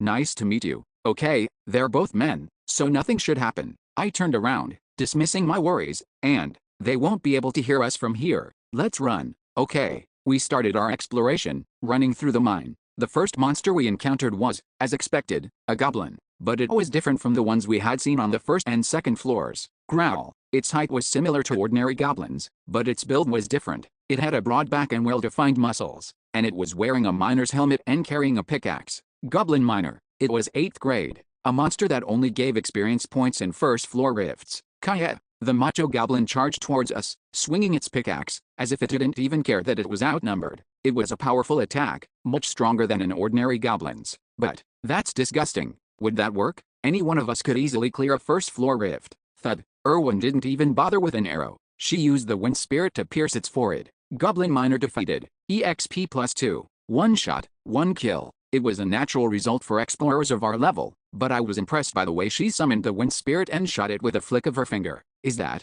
finger flicking? I used to be obsessed with martial arts novels. Damn, why don't I have a cool ability like that? Shoots, is there a problem? Yes, you're staring at me. It's nothing. Let's go. I dismissed my thoughts and moved on. If I were to compare my current state to martial arts, I would be like a master of external martial arts who had reached the state of invulnerability. Tat-it. Anyway, I took the lead and navigated. Well, it was just a straight path for now. Why did you stop? The tracks are broken here. This must be it. I was observing the ground as I walked, and I stopped as soon as I saw a damaged section of the railroad. And, quang, I smashed the surrounding walls with my hammer. Amelia was startled, thinking I was trying to bury us alive, but it was a pointless worry. Rift fields don't break that easily, and if they did, there was usually something hidden there. Like this. Crack. The wall crumbled like a pile of styrofoam boxes. A narrow passage was revealed. It was just wide enough for one person to pass through. Damn, I wouldn't have been able to enter if I hadn't shrunk my body. Thud. Oh, my shoulders are still getting stuck. I turned sideways and crab walked through the passage. And that's 3 million stones right there. I found a chest hidden in the small space at the end of the passage, and I took out a green jewel. I repeated the process and returned to the main path. I didn't know there was something like this in the mine. But mister, can we even take it outside without a mage? It's fine. These kinds of items don't need distortion magic. The first floor Crimson Fortress was a good example. Only junk items like bricks and decorations needed distortion magic. Valuable items like the Necronomicon were classified as items, so you could just take them out of the portal. Ah, she wasn't there back then. Then let's go. We got everything here. Anyway, that was the only hidden piece in the first chapter, so I focused on moving, and we soon reached a cliff, a bridge, 2/3 of which had collapsed, along with the railroad tracks. The standard strategy was to take a detour through a side passage. I could have just skipped this if I had. Leap. It was a shame I didn't have a movement skill anymore. You could skip this section with any mid-level or higher movement skill. There are only goblin miners on the other side anyway. We entered the side passage, even though there weren't any hidden pieces there, and smashed all the goblin miners we encountered, then exited through the other side. It took about 30 minutes. This is too easy for a first floor rift. It's definitely different from what I expected. Erwin seemed dissatisfied with the lack of challenge, but it couldn't be helped. We were 7th floor explorers in a first floor rift. Ordinary RPG games wouldn't even give you experience points for this. Wait, but isn't it even more evil to visit low-level hunting grounds for experience points? Don't be disappointed. We'll be out of here soon. I sped up, sensing the boredom. We passed through the passage beyond a bridge and killed all the monsters that appeared in the second chapter. Hobgoblin Miner defeated. EXP +3. Mineral Slime defeated. EXP +2. Copper Golem defeated. EXP +3. Those were the new monsters we encountered in the second chapter. And the mid-boss. Goblin Bomber defeated. EXP +4. No essence again. Well, we didn't have a test tube or a mage anyway. The second chapter was focused on combat, so it was over quickly. I briefly searched the area for hidden pieces after clearing the mid-boss in about 10 minutes. It was hidden among the minerals near the mid-boss room. Gob quartz. Oh, there were 3 of them. Let's split these. I tried to give them the gob quartz, but Amelia and Erwin frowned. Eat that? It smells strange, and it feels sticky. It's a potion. It increases your poison resistance, if you say so. Amelia, who must have a strong stomach from being born in Nork, swallowed the gob quartz first, and Erwin followed suit, squeezing her eyes shut. Does it really taste that bad? It doesn't taste like anything. It has a unique texture. Oh, really? A unique texture? What's so special about that? I guess I don't have to brace myself. Crunch. I bit down on the gob quartz, and it did have a strange texture. The outside was soft, but the inside felt like I was biting on a stone. It wasn't that unusual for barbarians, who usually ate bones. Character has consumed god quartz. Poison resistance permanently increased by +3. This effect does not stack. Anyway, the rest of the rift was similar. We smashed all the monsters we encountered and continued forward. And we only stopped to search for hidden pieces. We descended a spiral staircase at the edge of a cliff, and the third chapter ended. And this is the last one. We arrived at the deepest part of the mine and stood in front of a collapsed tunnel. The standard strategy was to open the path using the explosives hidden throughout the mine. But high-level players have their own tricks. Kaboom, kaboom. I smashed the foundation of the tunnel with my demon crusher, and it collapsed, creating a passage. We entered the passage. The Green King awakens from his slumber. A vast chamber, about 50 meters in radius. Green slime was wriggling and roaring in the center. Squee. It was the Green Mine's guardian, the King Slime. Meanwhile, at the entrance of the rift, 2 men were trembling in the darkness, illuminated by a single torch. Are you sure? We have to go alone. There's no other choice. The portal is closed. I heard you're supposed to explore rifts in a group of 5. What the hell is going on? The archer sighed at the axe warrior's words. He didn't know either. Why was the portal closed when only 2 people had entered? Of course, he initially thought it was a temporary error. But 3 hours had passed since the portal closed. He couldn't deny reality forever. Whatever, let's just go. We have to start moving if we want to clear this rift with just the 2 of us.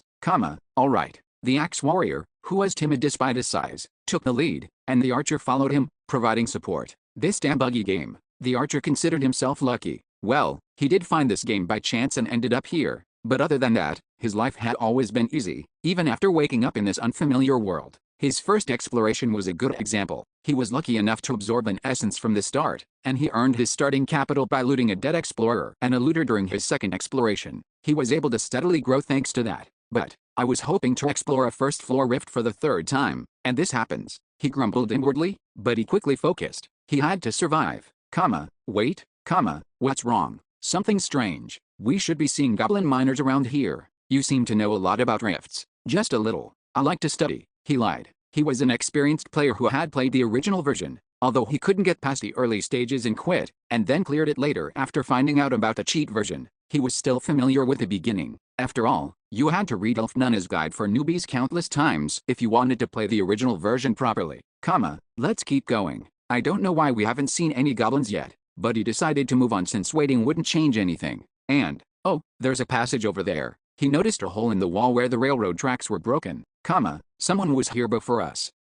What did you say? Nothing. Someone had already entered the rift, and there were 3 of them. Then, they must have killed all the monsters. He felt a wave of relief, his legs almost giving out, and then he realized it was an opportunity. Judging by the lack of battle scars, they must be strong enough to just cut through everything. They wouldn't be interested in the first floor rift essences, and essences only lasted for about 30 minutes after dropping. If he followed them, he might be able to find some abandoned essences, and maybe even some hidden pieces. Let's go. Don't worry about the monsters.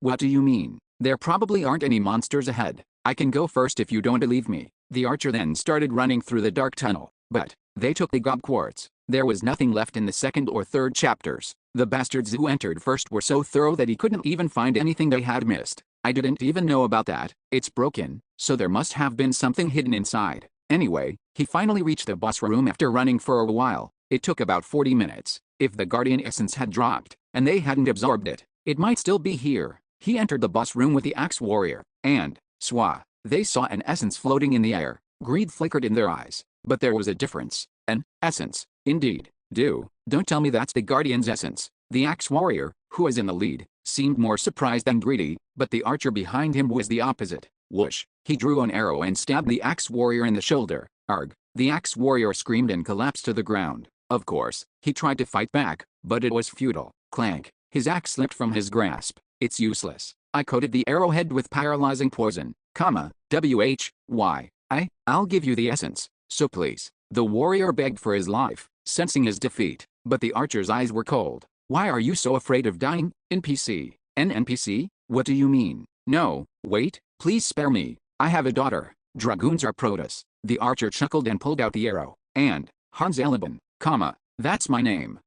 Come to think of it, it's not my real name either. Don't tell me, you finally figured it out. Sorry, I had to tell you this. Otherwise, I might hesitate. And no. The warrior tried to shout, but he couldn't finish his sentence. The arrowhead pierced his throat. It's no different from killing a goblin. The archer quickly got up and walked towards the essence floating in the air. A sinister smile spread across his face. I'm lucky. He genuinely thought he was lucky. Slam essence absorbed into character's soul, until he saw the skill he had just obtained.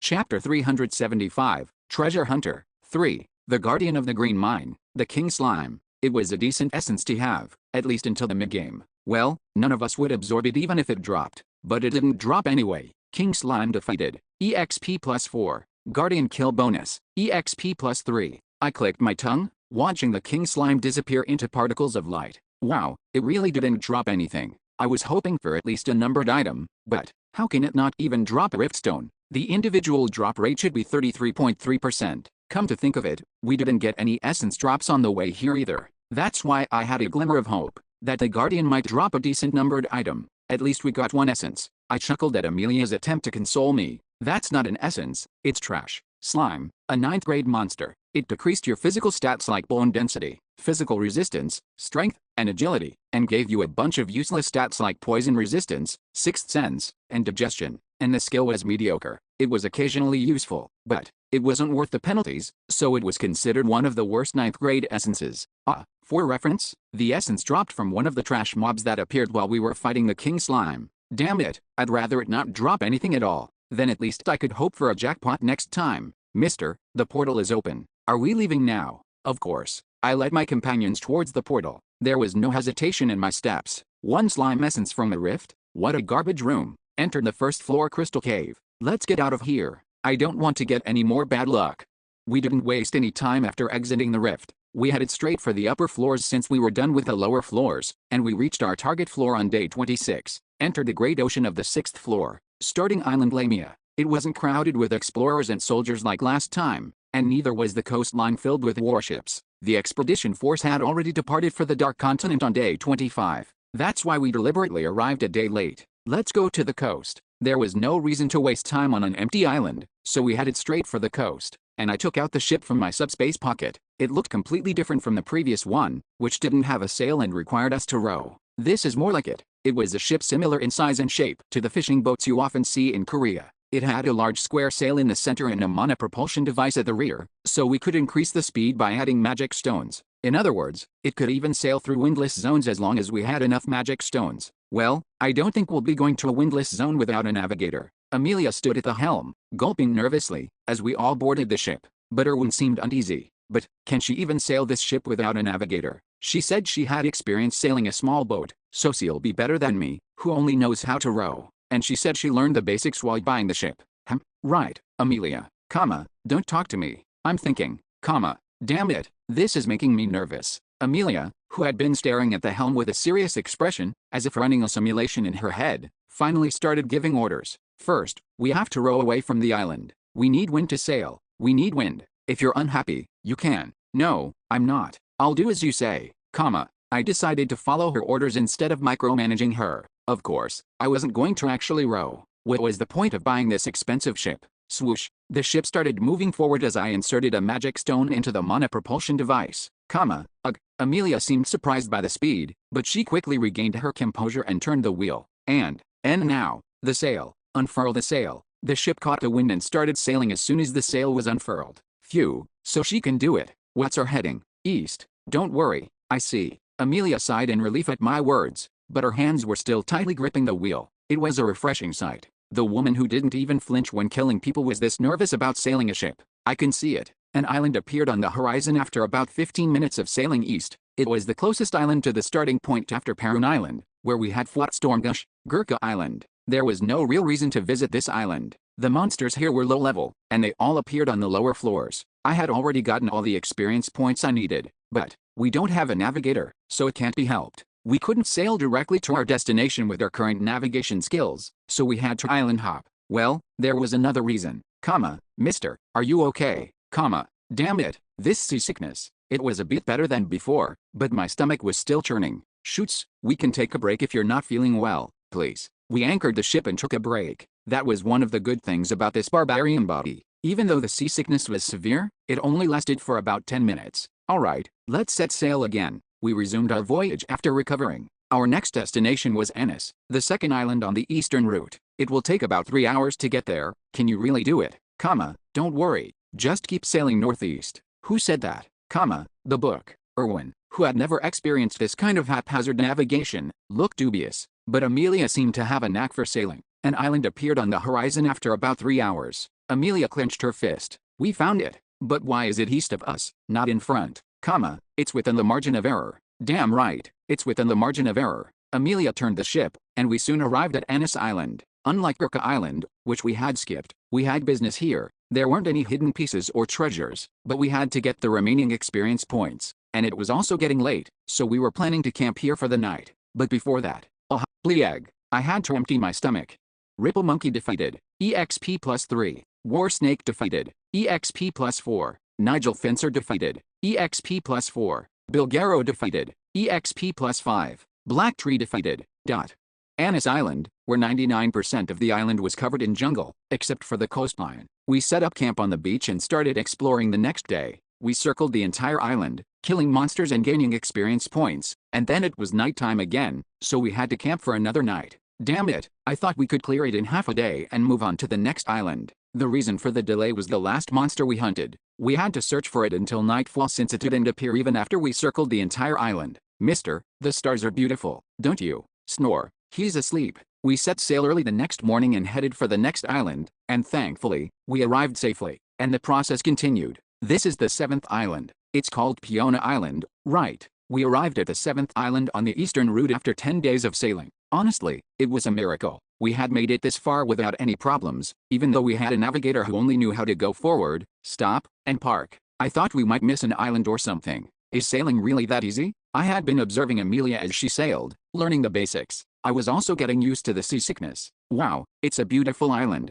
just like they say. Erwin, is this your first time here too? Yes, we usually just passed by. Well, it's a waste of time if you're unlucky. Peona, the 7th island on the eastern route. It was often called Treasure Island among explorers. The terrain was relatively flat compared to the other islands, which had mountains in the center, and it was small enough to circle in about 3 hours. For reference, only one type of 4th grade monster appeared on this island. Are we skipping this one too? It's getting late, so we'll stay for one night. Erwin seemed happy with my answer. There were practically no monsters on the island. It would be like winning the lottery if we encountered one. Mister, let's explore the island. We have some time until nightfall, alright. It might be dangerous, so I'll come with you. We put the ship away and explored the island, familiarizing ourselves with the terrain. A refreshing sea breeze. A vast field filled with colorful flowers. It's not bad. Erwin smiled as I unconsciously expressed my admiration. Right. Yes, it's wide open, so we'll easily notice if a looter approaches while we are sleeping. Yes. Erwin tilted her head, confused, but it was an important point. There was a reason why this island was called Treasure Island. Even though most high-level explorers were participating in the war on the 7th floor, there was no way this island would be empty. It was the only place, besides rifts, where you could obtain numbered items. That's enough reconnaissance. Let's set up camp over there. I found a good spot earlier. Okay, we were all experienced explorers, so setting up camp didn't take long. We had Amelia's clone keep watch and then went to sleep. And after some time, shoots, wake up. Amelia woke me up. I rubbed my sleepy eyes and looked around. Erwin was already awake and had drawn her bow. There was only one possibility. It was much more likely than encountering a monster on this island. How many? I asked for the necessary information, and Amelia answered curtly. 15. A clan. We had uninvited guests. See 376, 377, 378. Chapter 376, Treasure Hunter. 4. I gripped my weapon, but I didn't aim it. Their intentions were still unclear. It would be foolish to provoke them unnecessarily and escalate the situation. What's the plan? Talk first. I'll be ready. Good. Erwin, don't do anything until I give you the signal. I finished the brief discussion with my companions and stood in front of them protectively. And after some time, thud, thud, a group of 15 explorers stopped outside our campsite, and a man who seemed to be their representative slowly walked forward. Good, you're awake. Introduce yourselves first. Haha, there's no need to be afraid. Nothing you're thinking will happen. What the hell, who's afraid? I'm just deciding whether to smash his head or not. 4 ranged, 2 mages, 9 melee, and no priest? The number 15 was a bit unsettling. The standard unit size was 6 after the 6-person bond was introduced. Maybe the remaining 3 were hiding somewhere. You're a suspicious one. Relax and let's talk. If we had ill intentions, we wouldn't be talking to you like this, would we? We'll find out after fighting. I scanned the group behind him and then looked at the man. So, what's your business? It's not a good look to be wandering around someone else's campsite at night. The man revealed his identity at my question. We're from the Huntsman clan. I've never heard of that name. That's understandable. To be honest, we're not that famous, and we've been busy treasure hunting on Peona Island, so we haven't been very active lately. Treasure hunting. Now I understood why they were here. I don't know if you know this, but Peona Island is divided into 6 territories, each controlled by a different clan. It's a measure to prevent conflict. So, this area where you're camping belongs to the Huntsman clan. We would appreciate it if you left by tomorrow morning. As expected, it was about territory control. It was something every explorer experienced from the 5th floor onwards, a harsh reminder that the labyrinth was a dog-eat-dog world. I didn't like them from the beginning, but I dislike them even more now. I don't recall the royal family granting any clan-exclusive rights to Peona Island. Haha, you're quite the stickler for rules, despite your appearance. Do things always go according to plan in the labyrinth? He didn't say anything more. He just stared at me, waiting for my response. The words that would come out of his mouth would probably change depending on my decision. I didn't hesitate. Don't worry, we were planning to leave tomorrow morning anyway. We were only here for one night, so there was no need to fight over territory. But did he misunderstand my answer as a sign of weakness? Haha, is that so? It seems like we made a wasted trip. Thank you for understanding. His expression relaxed, and he started smiling. He must have judged that we weren't a threat. He wouldn't be spouting this nonsense if we were. By the way, it's unusual to see a 3-person team. Did you lose some companions on the way here? It's none of your business. Don't be so wary. We're just trying to help. It's dangerous if a monster suddenly appears. We can lend you a campsite if you want. He trailed off and glanced at Erwin and Amelia behind me. Damn it, this guy is really good at pissing people off. Thank you for the offer, but we'll decline. Is that so? But the 2 ladies might have a different opinion. He persistently tried to persuade us, and he only backed down after Erwin and Amelia firmly rejected his offer. We're not interested. We can handle ourselves. That's a shame. Our clan headquarters is in the 8th district of Revision. Come find us if your team disbands and you need a place to go. Damn it, he's still at it. Alright, let's go back. I suppressed a chuckle and watched him leave with his group. Mister, why did you hold back? I can't just swing my hammer every time I'm annoyed. Really? Amelia and I ignored Erwin's question. I could have dealt with him if I stepped in. Erwin expressed her frustration, but it couldn't be helped. She was too famous and would attract too much attention. I didn't want to expose our information, even if it was just a little. But that wasn't the right way to say it. Thank you, Erwin. For what? You held back even though you were angry. Well, you told me not to do anything. That's what I'm grateful for. Is that so? It's nothing. I can always do that. I changed the subject instead of explaining myself. After all, the most important thing was to resolve her emotions. That ended sooner than I expected. What's so surprising about that? Anyway, let's go back to sleep. We have a long journey ahead of us tomorrow. Okay, Erwin. Okay. We quickly wrapped things up and went back to sleep. And after some time, shoots, wake up. Amelia woke me up, shaking my shoulder urgently. What the hell? Are those bastards back? Whoosh. I sat up abruptly and reached for my hammer. Calm down. It's not a human this time. What? Not a human? Then what? Don't tell me. I quickly looked around, and I saw it. Click, click, click. The only monster that appeared on Peona Island. The 4th grade rare species, the Laugher Mimic. The Laugher Mimic. A monster that guaranteed a numbered item drop and could potentially earn you billions of stones if its essence dropped. It appeared in other fields, but Peona Island was the easiest place to find it. But even here, it only appeared once a month at most, and that was for the entire island. I can't believe we encountered it here. This is what exploration is all about. Shoots, what are we going to do? Amelia asked in a hushed voice, and I answered. What else can we do? Did she think I would give up on it because of those bastards? We kill it, of course. I knew you would say that. I'll go wake Erwin. Amelia went to wake Erwin, and I belatedly realized something. Wait, Erwin, when did you 2 get so close? She's kind of cute. Damn, the human heart is truly a mystery. Is this what they call bonding through battle? Cute. There's no need to wake her. Wake her? Wait, what are you 2 doing? A Laugher Mimic appeared. Really? Erwin, who had woken up, quickly sat up and looked at a chest that was rolling around about 20 meters away. Click, click, click, click. The Laugher Mimic, a non-aggressive monster, didn't show any hostility towards us, even though we were far away. Erwin, your role is crucial here. We don't have a mage. I know. You said we have to kill it in one shot if there's no mage? Right. Otherwise it'll burrow underground. If it burrowed underground, we could practically consider it lost. So a one-shot kill is crucial in this situation. Erwin, shoot with all your might, and summon the darkness spirit too.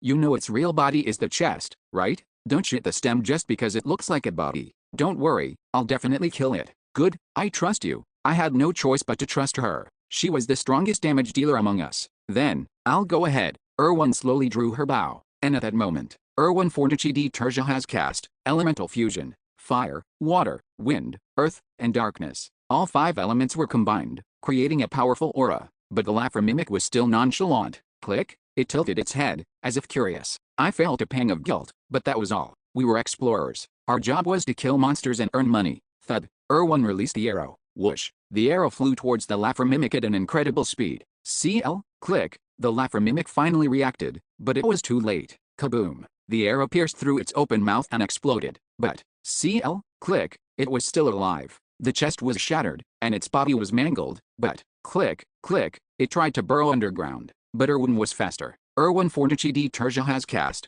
Rupture. The Laffer mimic exploded into hundreds of pieces as the follow-up attack connected. Swa. The pieces turned into particles of light and disappeared. Laffer mimic defeated. EXP +6. A significant increase in experience points, as expected of a 4th grade monster. It was a pleasant feeling, but I focused on something else. The essence didn't drop. Well, I wasn't expecting it. That would be too greedy. Please, just a high number. 2 objects fell to the ground where the Laffer mimic had been standing. One was a magic stone, and the other, it's a ring. I approached them and burst into laughter. Huh? Shoots? Do you know this item? Of course, I do. I almost died because of it. No. 6111 Fate Tracker. The ring that Dragonslayer was wearing in Locus's maze. It's not a bad item, but I'm a bit disappointed. What kind of ring is it? If it's good for archers. Erwin trailed off, her eyes gleaming with greed. She wasn't usually materialistic, but a numbered item was tempting. It's a bit difficult to categorize. It's a detection-type magic tool. It tells you whether something is good or bad by changing its color. For reference, there were 3 colors: green, red, and yellow. That's why I called it the traffic light ring. It's not a bad item to have, so we should keep it. Can I wear it? You? But you're already wearing a lot of rings. I'll take it. Okay. Why yes, that is better, right? I put the ring on my finger after getting Erwin's approval, and at that moment, the ring has detected the character's fate. The ring lit up, Chapter 377, Treasure Hunter, 5. I was momentarily flustered by the light that flashed as soon as I put on the ring, but then I checked the color and licked my lips. Yellow, apostrophe. It meant only one thing. There was something nearby that could either positively or negatively affect my future. Erwin, is there anything around us? Erwin focused her hearing without a word. And, one of those guys from earlier is here. Since when? I don't know, but he's hiding in the darkness, so he must have arrived recently. His breathing is stable. Erwin trailed off and then continued. He's talking to someone now. He's using a message stone. He's saying they got a numbered item and asking how long it will take them to get here. So that's why the ring lit up. It seemed like he had witnessed everything, including us killing the Laffer mimic. He must have left a scout behind. Erwin, keep an eye on him. We'll pack up camp. Okay. I quickly packed our things and prepared to leave after assigning Erwin to keep watch, but they were faster than us. They're here. How many? 18 in total.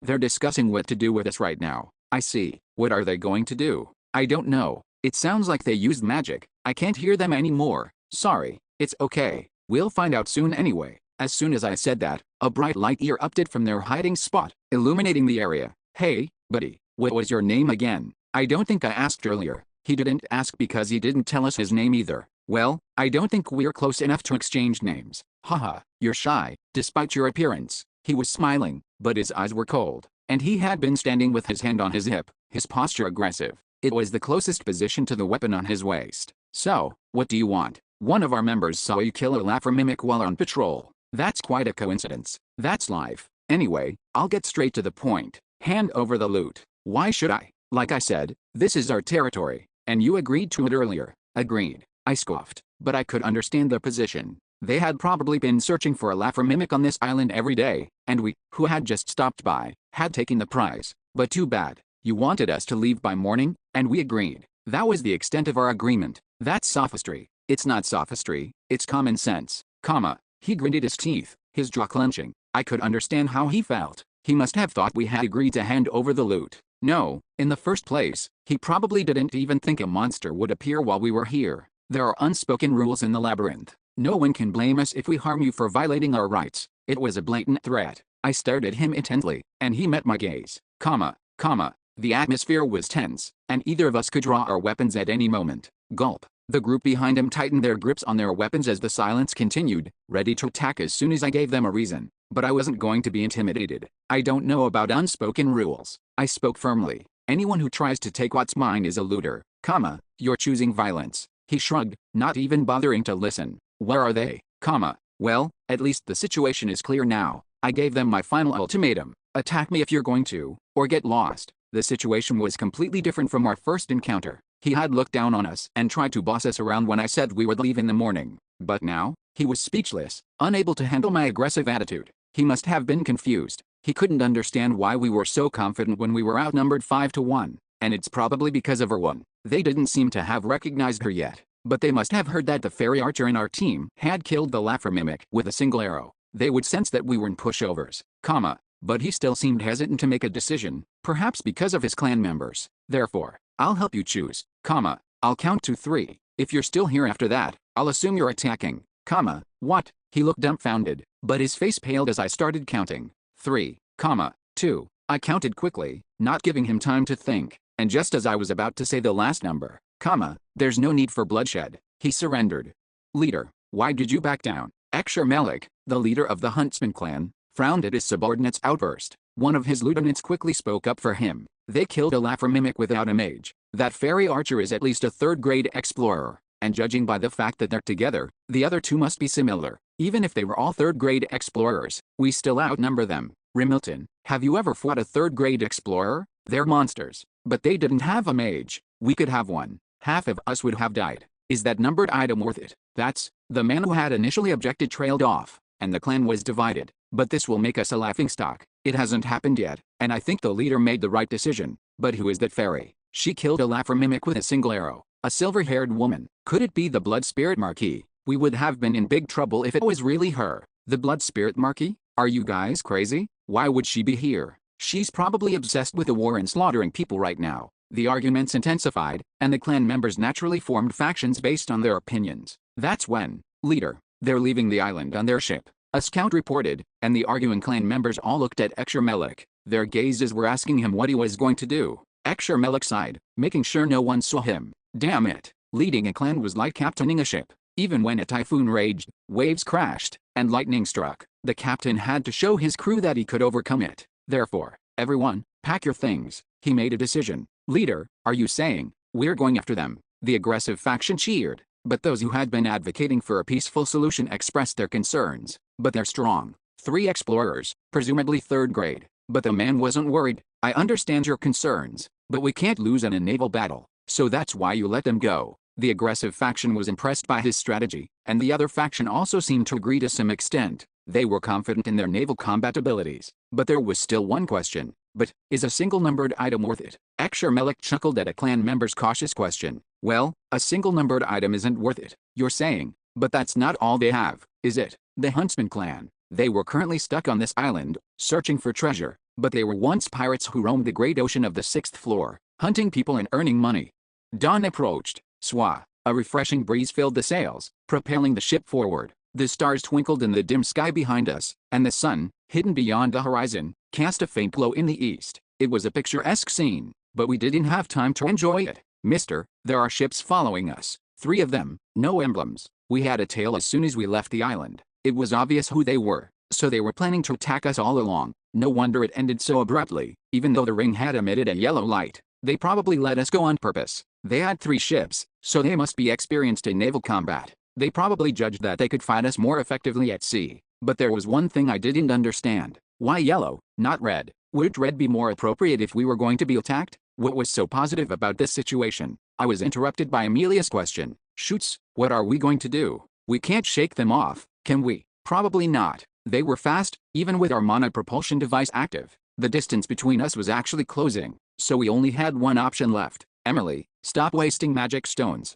We're fighting. Is there another option? Amelia didn't answer. She just let go of the wheel and started furling the sail. I helped her, and the ship slowed down. And, swoosh, 3 ships appeared on the horizon, approaching us rapidly. The one in the center was especially eye-catching, it was at least 3 times bigger than our ship. It had magic cannons on its sides and front, and 3 sails. And that wasn't all. It even had an icebreaker at the bow. It wasn't on the same level as a royal warship, but it was probably only a step or 2 below. Shoots, our ship will sink if they start firing. Amelia expressed her concern, intimidated by its overwhelming size. I could understand her worry. Our ship would definitely be destroyed if a naval battle broke out. But, I licked my lips and checked the traffic light ring. The yellow light had long since faded, but I think I understood now why it was yellow, not red. That's a big and sturdy ship. Monsters aren't the only ones who drop treasures in the labyrinth.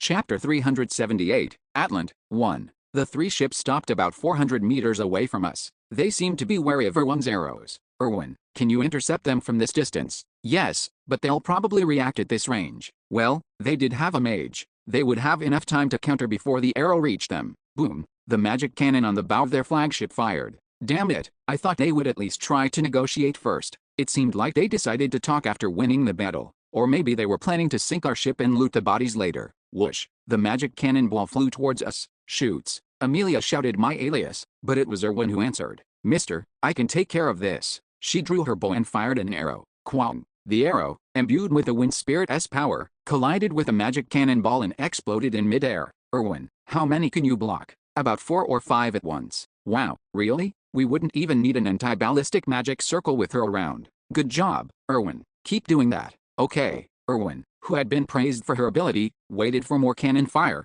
but the barrage stopped after the first shot. They seemed to be surprised. I agreed with Amelia, but they soon made a decision. Boom, boom, boom. All three ships fired their magic cannons and started closing the distance. Erwin intercepted them one after another, but she occasionally missed. Kaboom. The ship shook violently as a cannonball hit the hull. Damn it, it was time to get serious. The distance was perfect. Erwin, elemental barbarian. Erwin activated the skill without any objections, but I still had to ask, which element? Water. Erwin cautiously held my hand as soon as I told her the element. Okay, link established. Water spirit has been imbued into the character's body. Water resistance increased by 50%. Lightning resistance decreased by 75%. Melee attack power decreased by 50%. Spring water's blessing bonus. Healing and regeneration effects doubled. Soul power regeneration speed increased.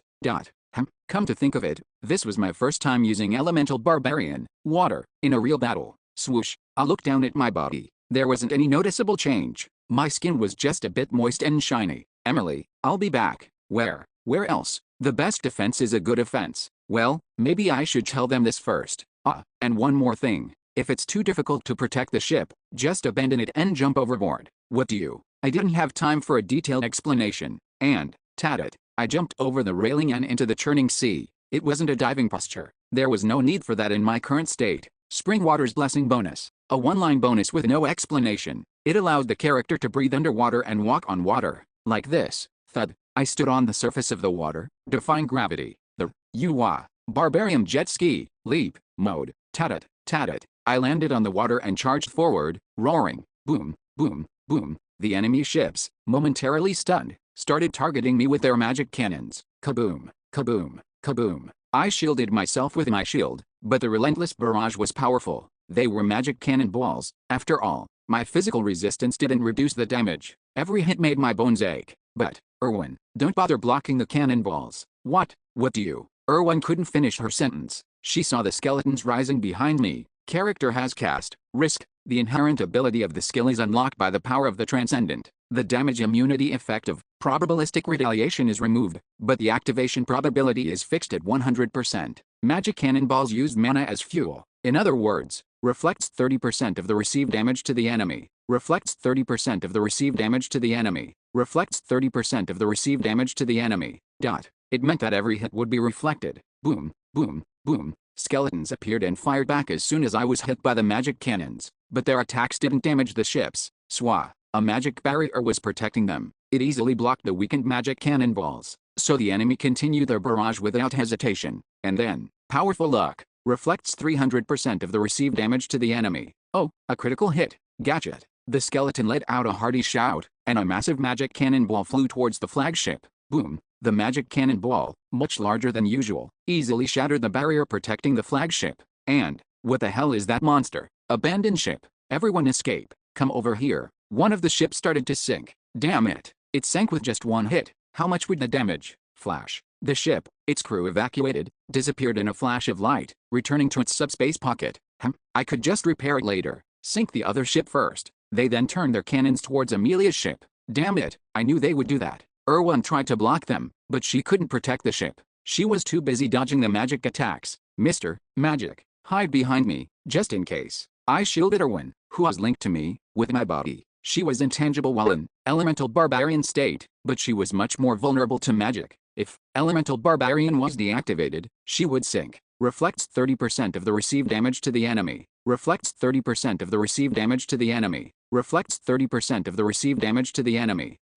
I tanked the magic cannons, the spells, and the projectiles, my body taking the brunt of the attacks. The skeletons retaliated with every hit thanks to risk, but the enemy didn't stop attacking. Pale 10 is dead. We have to stop him before he reaches us. More. Fire more. He's dying. Just a little more. They were both desperate. Of course, they thought they had the upper hand. After all, I would be battered and bruised by the time I reached their ship. They could just overwhelm me with their numbers. How foolish. PSSSH. A bolt of lightning pierced through my body. Character has been hit by lightning spear. The shock was intense, almost making me lose consciousness. I stumbled, but I managed to stay on my feet. But my body was in a critical state. It wasn't just the injury, but the electricity that seemed to have fried my insides. Damn lightning magic. Could it be because of elemental barbarian, water, and risk? The 8 times damage multiplier was enough to put me on the verge of death? Well, it seemed like the same applied to the enemy. Gadget. The sound of a critical hit. Powerful luck. Reflects 300% of the received damage to the enemy. The skeleton threw a massive lightning spear, like something out of mythology. And, flash. It obliterated the second ship next to the flagship at the speed of light. That one is beyond repair. For reference, I couldn't hear the explosion. My hearing was temporarily paralyzed. Beep. A ringing sound pierced through my brain. My legs gave out, and I sank into the water. Well, it was half intentional. Character's body is imbued with the energy of the sea. Passive skill origin greatly increases natural regeneration. I told you, I can't lose at sea. Storm Gush's passive skill origin, combined with the 2 times healing and regeneration bonus from elemental barbarian, my body started to regenerate at a rapid pace, almost as fast as a potion. Swah. My broken bones realigned, and my mangled flesh regrew. Unlike potions, there was no pain, so I could clearly feel my body healing. My hearing also returned. Mister, are you okay? So you can talk underwater in spirit form. But I couldn't speak. I pointed up with my index finger and shrugged. You're asking about what's happening above? Right. Erwan quickly gave me a briefing as I nodded. The attacks have stopped for now. They probably think they killed you. Right. They're celebrating their victory. I can faintly hear them talking. It seems like the mage is about to use a detection spell. So they'll find out I'm alive soon. I should surprise them before that. Erwan summoned the water spirit and pushed me upwards as I gestured for her to lift me up. Swoosh. I emerged from the sea. He's back. They exclaimed in shock as I grinned at them. His wounds are all healed. What a monster. Most of them were just dumbfounded, but the leader was different. He was a leader. After all, he had to make a rational decision, no matter the situation. Captain, turn the ship around. The remaining flagship quickly changed direction. That was why he hadn't healed himself, even though he was surrounded by water. If they saw me regenerating like a zombie, they would have cut their losses and run away. I couldn't catch up to a ship like that, even if I could walk on water. But, it. I think I can reach it if I push myself. They started shouting as I started running. He's coming. Faster. Faster. They didn't even bother with suppressive fire anymore. They had already seen me regenerate. They probably judged that it would be worse if they were hit by the reflected damage and couldn't turn the ship. We're almost there. Magic stones. Pour more magic stones. The ship, its bow finally turned, started accelerating rapidly, as if it had a motor. The distance between us was about 15 meters. Damn it. I ran with all my might. I couldn't let them get away. They destroyed our ship and now they're running away? No way. I'm not letting you leave without giving me your ship.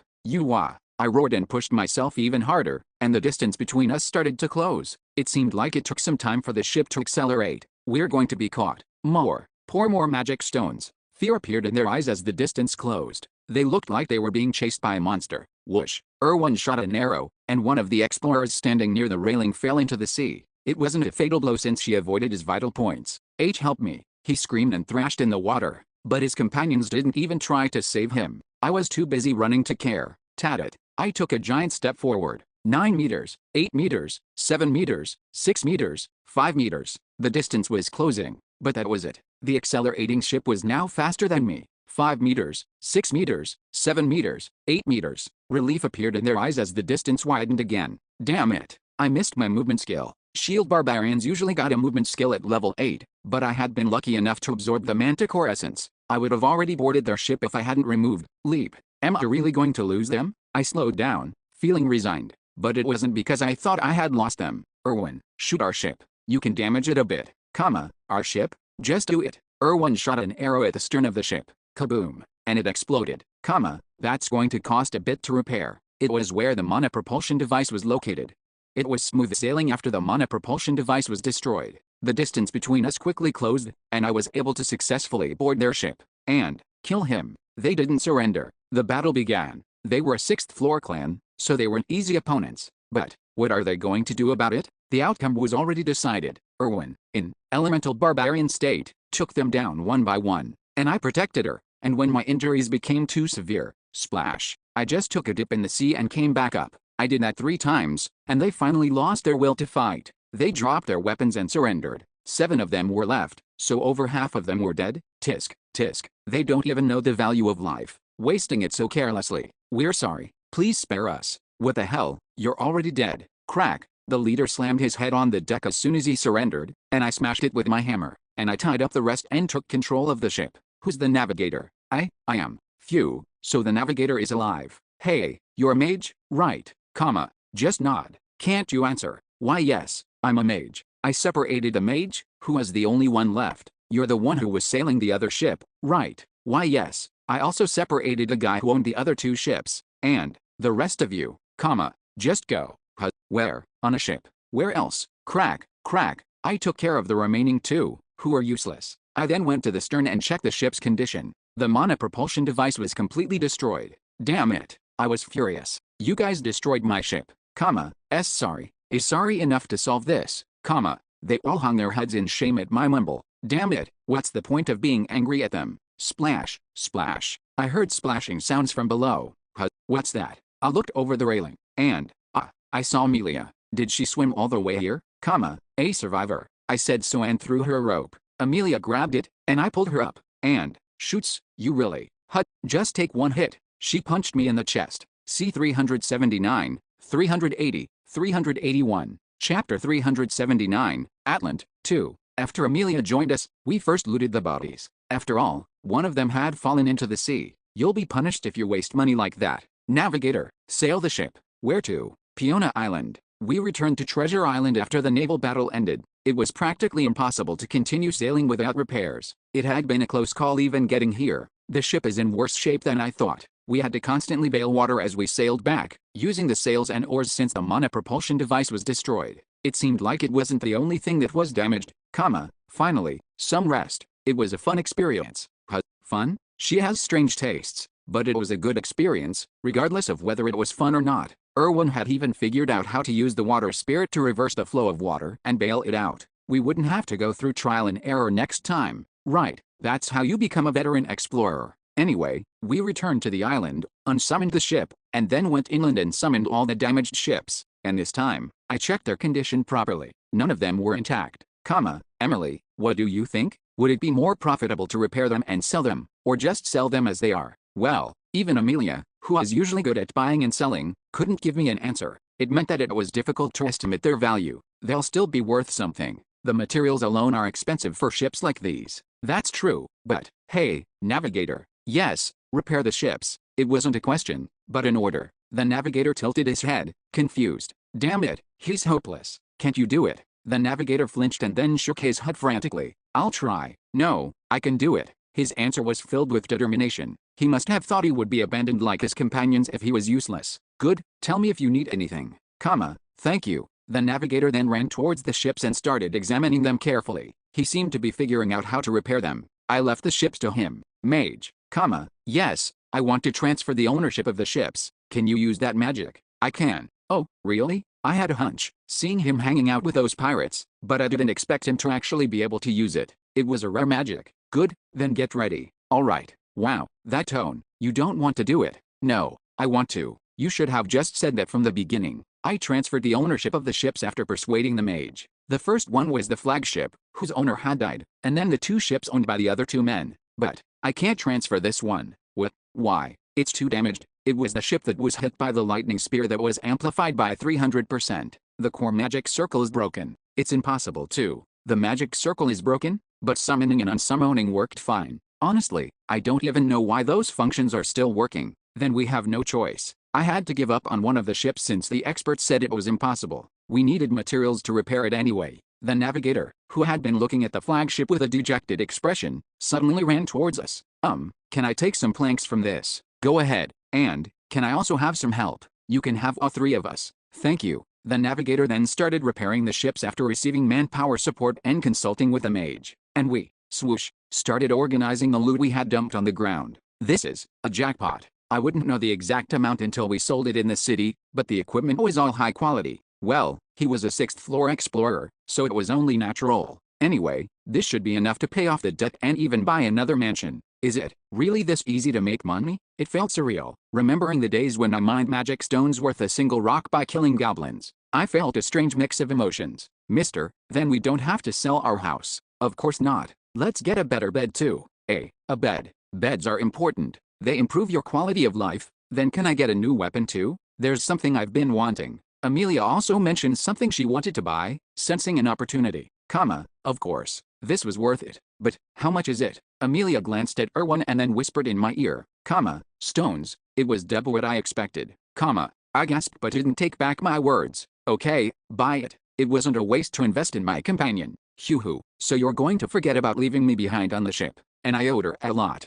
It took 2 days to repair the ships. I didn't know if it was fast or slow, but they were repaired perfectly. Having a mage to assist with the repairs and the fact that the navigator had experience working at a shipyard were big factors. He even has some repair skills. He seemed like a decent asset. Hey, what's your name? Are you talking to me? Who else? It's Ian Lockrub. Okay, at least it wasn't Hans. He passed the screening. That's a good name. Good work, Win. It's Orion.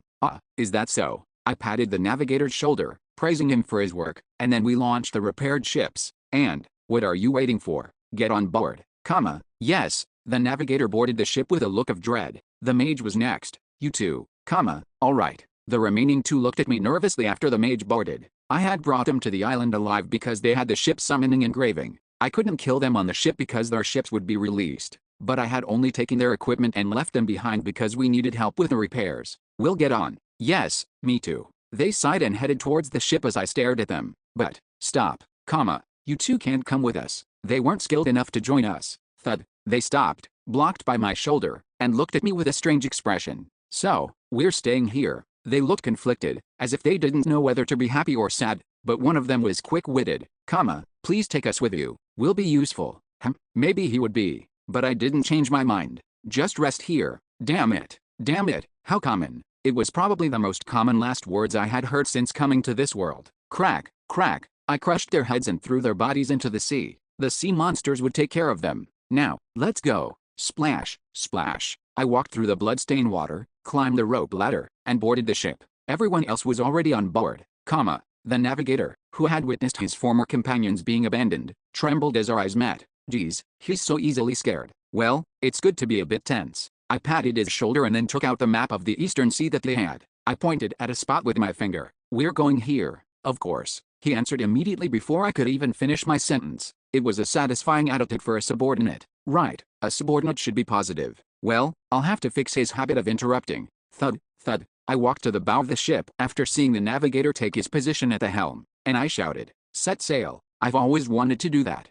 The navigator was like a bed. He improved my quality of life. You're saying we don't have to stop at any islands? Yes, only unskilled navigators island hop to confirm their location, he answered enthusiastically, not forgetting to promote himself. But I want to stop at these islands. Then I'll create a new route. Oh, you're useful. Thank you. I'll engrave your words in my heart. Forever. The navigator quickly created a new route and started sailing. But could it be that the mage didn't like it? Tisk. He clicked his tongue, looking at the navigator. What? Is he saying he's different? Mages always have to be superior. Swah. The ship sailed through the vast ocean, cutting through the wind. Erwan and I set up folding chairs and a parasol on the deck and relaxed. This is how you sail. Our previous ship didn't have this kind of space, and I had to constantly check our location and help Amelia. A navigator made a world of difference. Emily, why don't you come and rest? I'm good. Why? I tried to call Amelia over, but she just went back to her spot without even answering properly. For reference, her spot was next to the navigator. I watched them for a moment, and Amelia was observing the navigator as he steered the ship. Wait, why did you turn the wheel like that?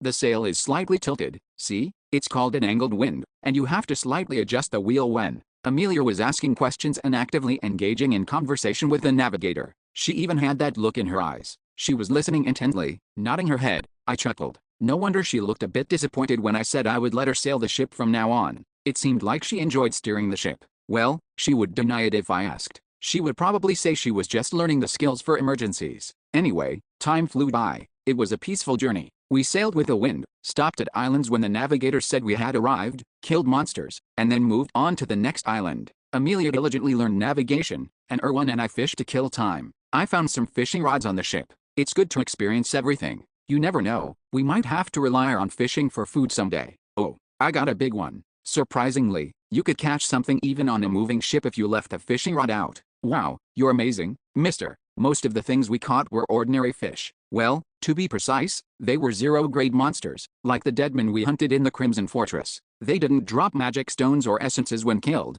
and their bodies didn't disappear. But it's a sea-horned lizard. Occasionally, we would catch a monster. That was why I couldn't stop fishing. Sea-horned lizard defeated. EXP +4. Monsters that only appeared in the sea were difficult to encounter, let alone hunt. It was a profitable hobby. Anyway, we continued our peaceful journey east and left the starting area. I heard Amelia and the navigator talking. Do you know why the compass stops working from here? Well, there's a story about a sea god who plays pranks on explorers who enter his territory, but it's probably just a myth.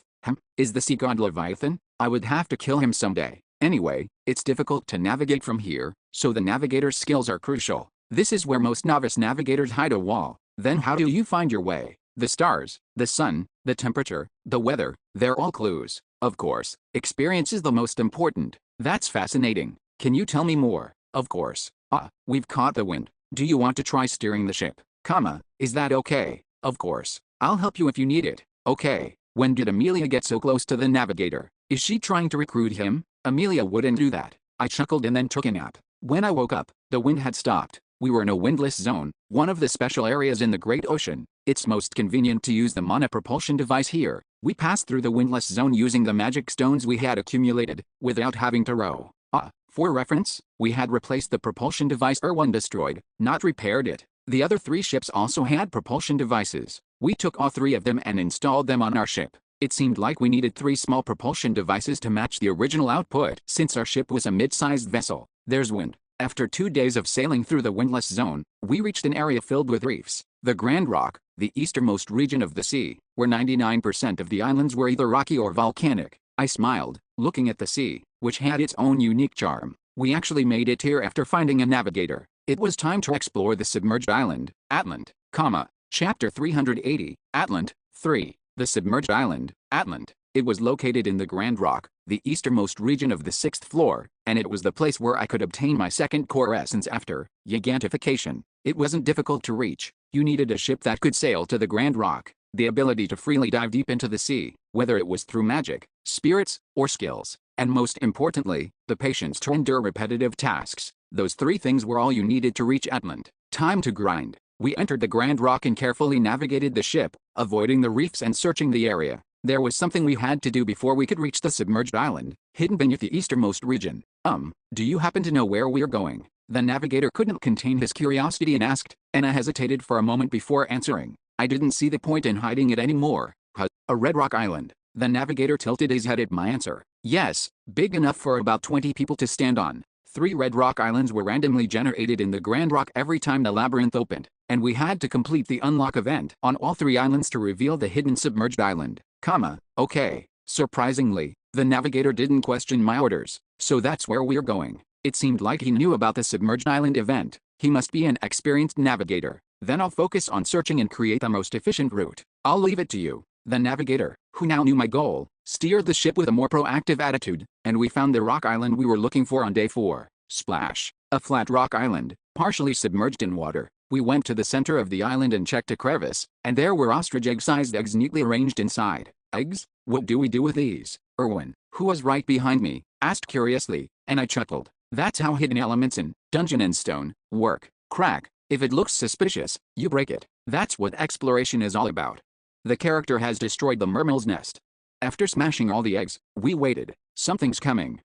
Prepare for battle. As soon as I shouted, sea monsters started emerging from beneath the rock island. Well, were they really sea monsters? Splash. I scanned the monster that was glaring at us, holding a trident. It was bipedal and had human-like proportions, but its blue skin resembled scales, and its shiny skin was covered in glowing tattoos, and it was wearing clothes and had various hairstyles, unlike the other monsters, which all looked the same. Well, its intelligence was probably no different from other monsters. Kayak, a savage howl that sounded like gibberish. The monsters, which had surrounded us, all charged towards us at once, and Mermal defeated. EXP +3. Mermal warrior defeated. EXP +3. Mermal archer defeated. EXP +3. Mermal shaman defeated. EXP +3. Mermal great warrior defeated. EXP +4. We gained a lot of new experience points, thanks to their diverse classes. The battle itself wasn't that difficult. Hundreds of monsters were attacking, but their average level was below 6. Crack, crack, crack. I attracted most of the aggro with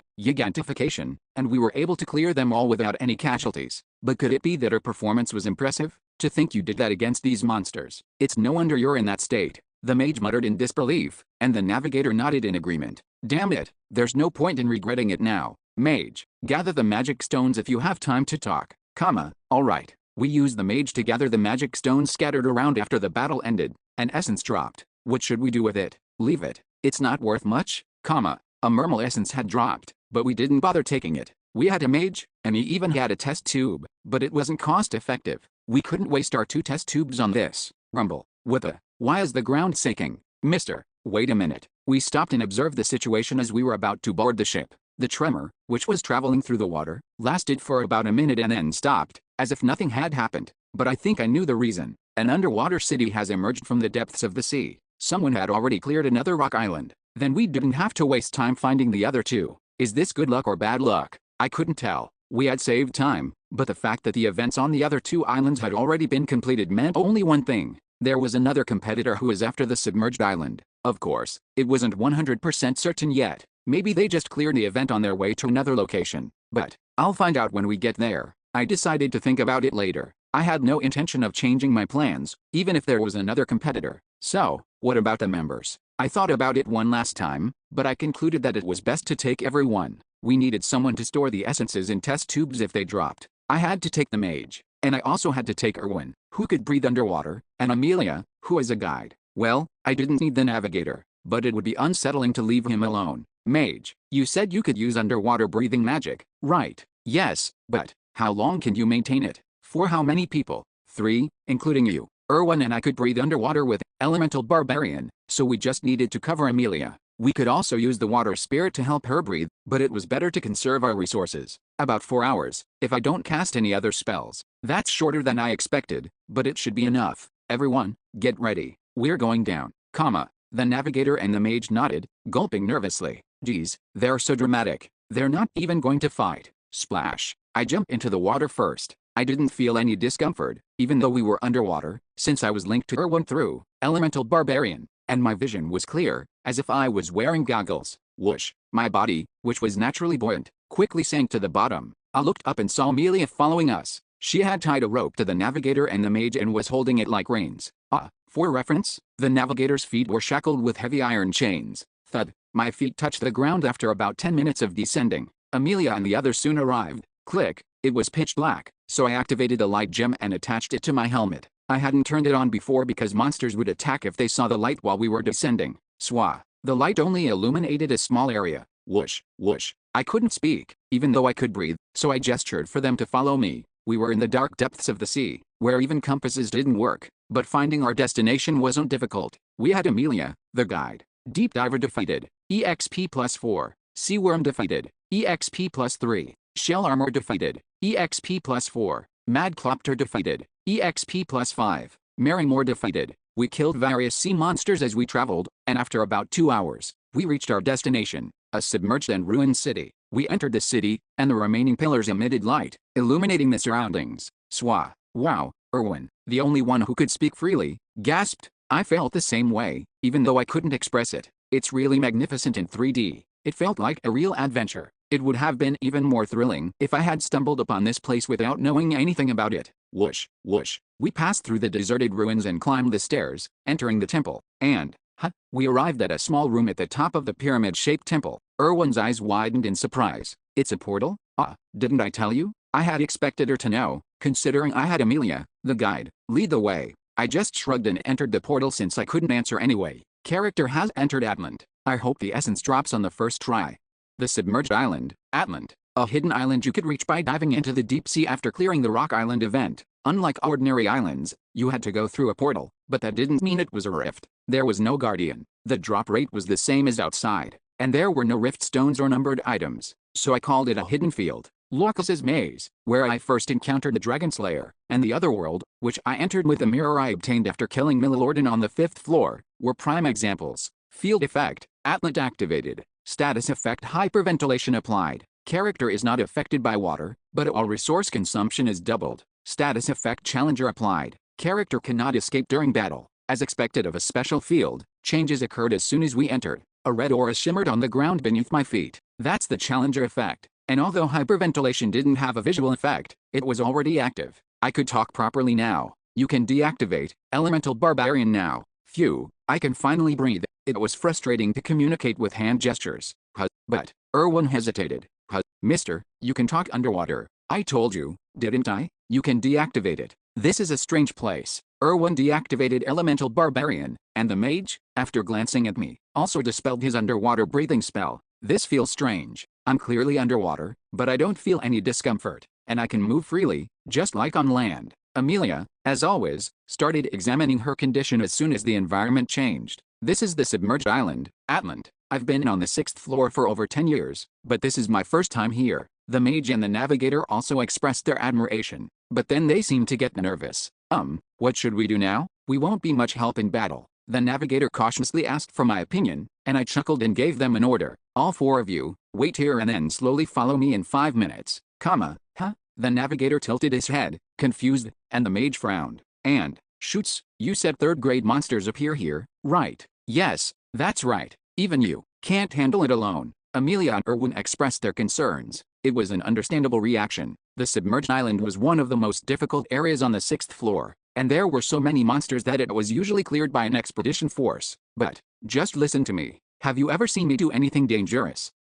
No. You would be hard-pressed to find an example. Damn it, that's embarrassing. Anyway, I'm saying there's no need to worry. Just because we can breathe and talk doesn't mean we're not underwater. Well, that's true. Call me if you're in danger. Okay. Erwin and Amelia finally let me go after I gave them a plausible explanation. Okay, persuasion complete. Thud, thud. I slowly descended the stairs from the portal, and the moment I stepped off the last step, swah, dozens of red eyes gleamed in the darkness beyond the light gem's reach. They were sea godstones, monsters that appeared in the early stages of Atlant. For reference, they were 5th grade. They were tower-type monsters that couldn't move from their designated location, but they had high physical resistance and a slow but powerful long-range attack. Thud. But I just stood there in the middle of them. There was no need to draw my weapon. This was much more efficient. Reflects 30% of the received damage to the enemy. Reflects 30% of the received damage to the enemy. Reflects 30% of the received damage to the enemy. Natural regeneration has reached its maximum due to the passive skill, Origin.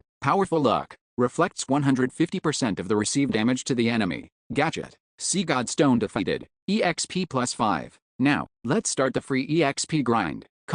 Chapter 381, Atlant, 4. The Submerged Island, Atlant. In fact, this was the most difficult part of raising a shield barbarian. It wasn't called a 2nd core essence for nothing. Usually, by the time you reach this point, you would only have 4th grade or lower essences. It was impossible to obtain Stormgush's Origin, Bion's, Transcendence, and Gatrabin's, Risk, beforehand. So, it was impossible to solo this area, even after dying and being reborn. You had to gather suitable companions and prepare thoroughly before entering. Only after absorbing the essence from this area would your combat power increase dramatically, allowing you to start looting 3rd grade essences. But somehow, the order has been reversed. Looking back, it all started with the Ogre essence. I was lucky enough to obtain a high-grade essence early on, and that accelerated my growth like a snowball. Like this. Mermal Priest defeated. EXP +6. Ravator defeated. EXP +5. Underwater Guardian defeated. EXP +4. Nagaculus defeated. I just had to run and attract the monster's aggro, and the experience points flowed in. It felt like I was practically speedrunning the area. Of course, I had to take breaks in between. Even I couldn't have infinite MP, especially not in this area with the hyperventilation status effect, which doubled resource consumption. After a short break, my companions caught up to me, having gathered the magic stones. There's an essence here. What do you want to do with it? Leave it. The Mermal Priest was a 4th grade monster, so it would be valuable if it dropped an essence, but I had already confirmed that it didn't. There was no reason to waste our 2 test tubes on an unknown essence. It would be a slight gain if it was 5th grade, but a loss if it was 6th grade. Shoots, how far have we come? We're over halfway there. We've been moving in a straight line since entering this area. Is there a reason for that? We can take care of the outer monsters later. While I was talking to Amelia, Erwin chimed in. You're doing this because of the competitor you mentioned, right? It was a bit ambiguous. Usually, I prioritized solving the most important tasks first. But, yeah, it's a possibility. I couldn't deny that it had influenced my decision. Atlant wasn't a rift. Once the portal was opened, it remained open until the labyrinth closed, allowing explorers to freely enter and exit. What will you do if you encounter them? Well, I answered instinctively and then continued. If they attack, we fight. If not, we just pass by. I see. Amelia nodded with a dubious expression. I was about to move on, but I couldn't help but ask, you seem to have something to say. I was just thinking about what you would prefer. Prefer. It's exactly what it sounds like. I stared at her, demanding a clearer explanation, and Amelia cautiously asked, Shoots, aren't you hoping that they'll attack first? As soon as she said that, I felt a strange sense of recognition, and countless reasons to defend myself came to mind. But I held back and asked again, why would you think that? It's not sudden. I've been thinking about it for a while, seeing how you act. Amelia shrugged and glanced at the navigator and the mage. I followed her gaze, and they quickly looked away, pretending not to have heard. I couldn't understand. Why would you say that? Are you saying I should have let those guys who attacked me go? Amelia shook her head frantically at my slightly offended tone. That's not what I meant. It's just. Never mind. It was a silly thought. Amelia dismissed the conversation and stepped back, and I didn't press her further. Of course, I wasn't completely uninterested. What was the unspoken thought hidden behind her words? I couldn't know since she didn't answer. But, have you ever thought about it? You kill anyone who gets in your way, you kill anyone you suspect, and whenever you meet someone new, you're worried they might attack you. Human lives, they feel like game characters to you. You're a complete psychopath. I suddenly remembered a conversation I had with Lily Biko. It was a relatable statement back then, but it felt different now, especially the part about human lives feeling like game characters. Crack, one swing of my hammer, and a person dies. Of course, the targets were always those I deemed worthy of death, but, I'm sorry, please spare me. The man I first killed. When I killed Hanze, it wasn't like this. Back then, I felt a psychological resistance. I had to constantly convince myself that it was something I had to do. It was the same for a while after that. I no longer hesitated, but I still felt a lingering unease. It was the same even after returning to the city. The expressions and gazes of those I killed would come to mind, forcing me to take cold showers and deliberately clear my head. Yes, that was me back then. But now, what did the captain of that ship look like? I couldn't even remember the face of the man I had killed just a few days ago. The only things that came to mind were his equipment, the valuables he had, and the thrill I felt when I obtained them. Was I getting used to it, or was I slowly changing? Mister, what are you thinking about? It's nothing. We'll move again in about 30 minutes, so you should rest too. I lay down on the muddy ground without hesitation and looked up. The endless darkness of the labyrinth, stretching beyond the reach of the light gem's glow. It was strange. 7th floor, 8th floor, 9th floor, 10th floor. Only 4 floors remained. If I just passed through them, I could return to the modern world through the gate of the abyss. But, even though I had climbed much higher than when I was struggling to survive on the 1st and 2nd floors, that place felt even further away. After a 30-minute break to replenish our MP, we continued our exploration of Atlant. I would go first and clear the area, and then the others would follow behind and gather the magic stones. If we kill all the outer monsters, we'll make a fortune just from the magic stones. I chuckled to myself. It was a bit funny. No matter how much we earned from the magic stones, it wouldn't compare to the loot from the previous battle. 3 ships, all being damaged, and over 10 sets of high-grade equipment. It was a level of profit that could never be achieved by just hunting monsters. Powerful luck reflects 150% of the received damage to the enemy. The last monster that had been persistently following me finally disappeared into particles of light after a critical hit, and we're already at the boss room. We had reached the heart of Atlant, a vast open space with dozens of massive pillars arranged in a circle, and in the center of those pillars lay a giant egg, a blue egg, several times larger than my gigantification form. It looks exactly like the egg in the game. I chuckled at the thought. Character has witnessed a part of the myth. Suddenly, my heart pounded, and a sense of fulfillment filled me. Achievement unlocked. Condition, mythical discovery, 1/5. Reward, soul power permanently increased by +10. What? My MP increased? If this was real, it meant the achievement system was also active. Then I must have unlocked quite a few mental achievements by now. I wasn't sure because mental stats didn't show any noticeable changes, but I would have to start achievement hunting next time. There were some useful achievements from the 7th floor onwards. I should have brought the others. I briefly regretted it, but I decided to confirm it next time. The essence drop rate was low on the first try anyway. I could do it next time. Besides, I didn't even know if the achievement system applied to the natives. Swah. As I stepped inside the circle of pillars, a giant whirlpool appeared, blocking the exit. It was a pointless effect, in my opinion. With a challenger status effect, I couldn't even think about escaping. Thud. As I walked towards the egg in the center, the whirlpool outside the pillars raged even more fiercely, as if the sea itself was angry. And, boom, boom, boom, the ground shook with deafening roars at regular intervals. The roars were getting closer. Boom. As soon as the tremor stopped, I looked up. 2 piercing blue eyes glared down at me from the darkness. A 3rd-grade monster, the deep-sea giant. You could only encounter this monster on the 9th floor, except for Atlant. Of course, by then, they would be roaming in packs, their weakness is hidden, making them much more difficult to hunt. Circuma Diomurder. Just like in the game, the giant spoke in an incomprehensible language. I couldn't tell what it meant when I just read the text, but I could feel the disdain in its voice. Therefore, Baal, La. I activated gigantification, and charged forward, shouting my ancestor god's name. There was no one else here anyway. Tatit.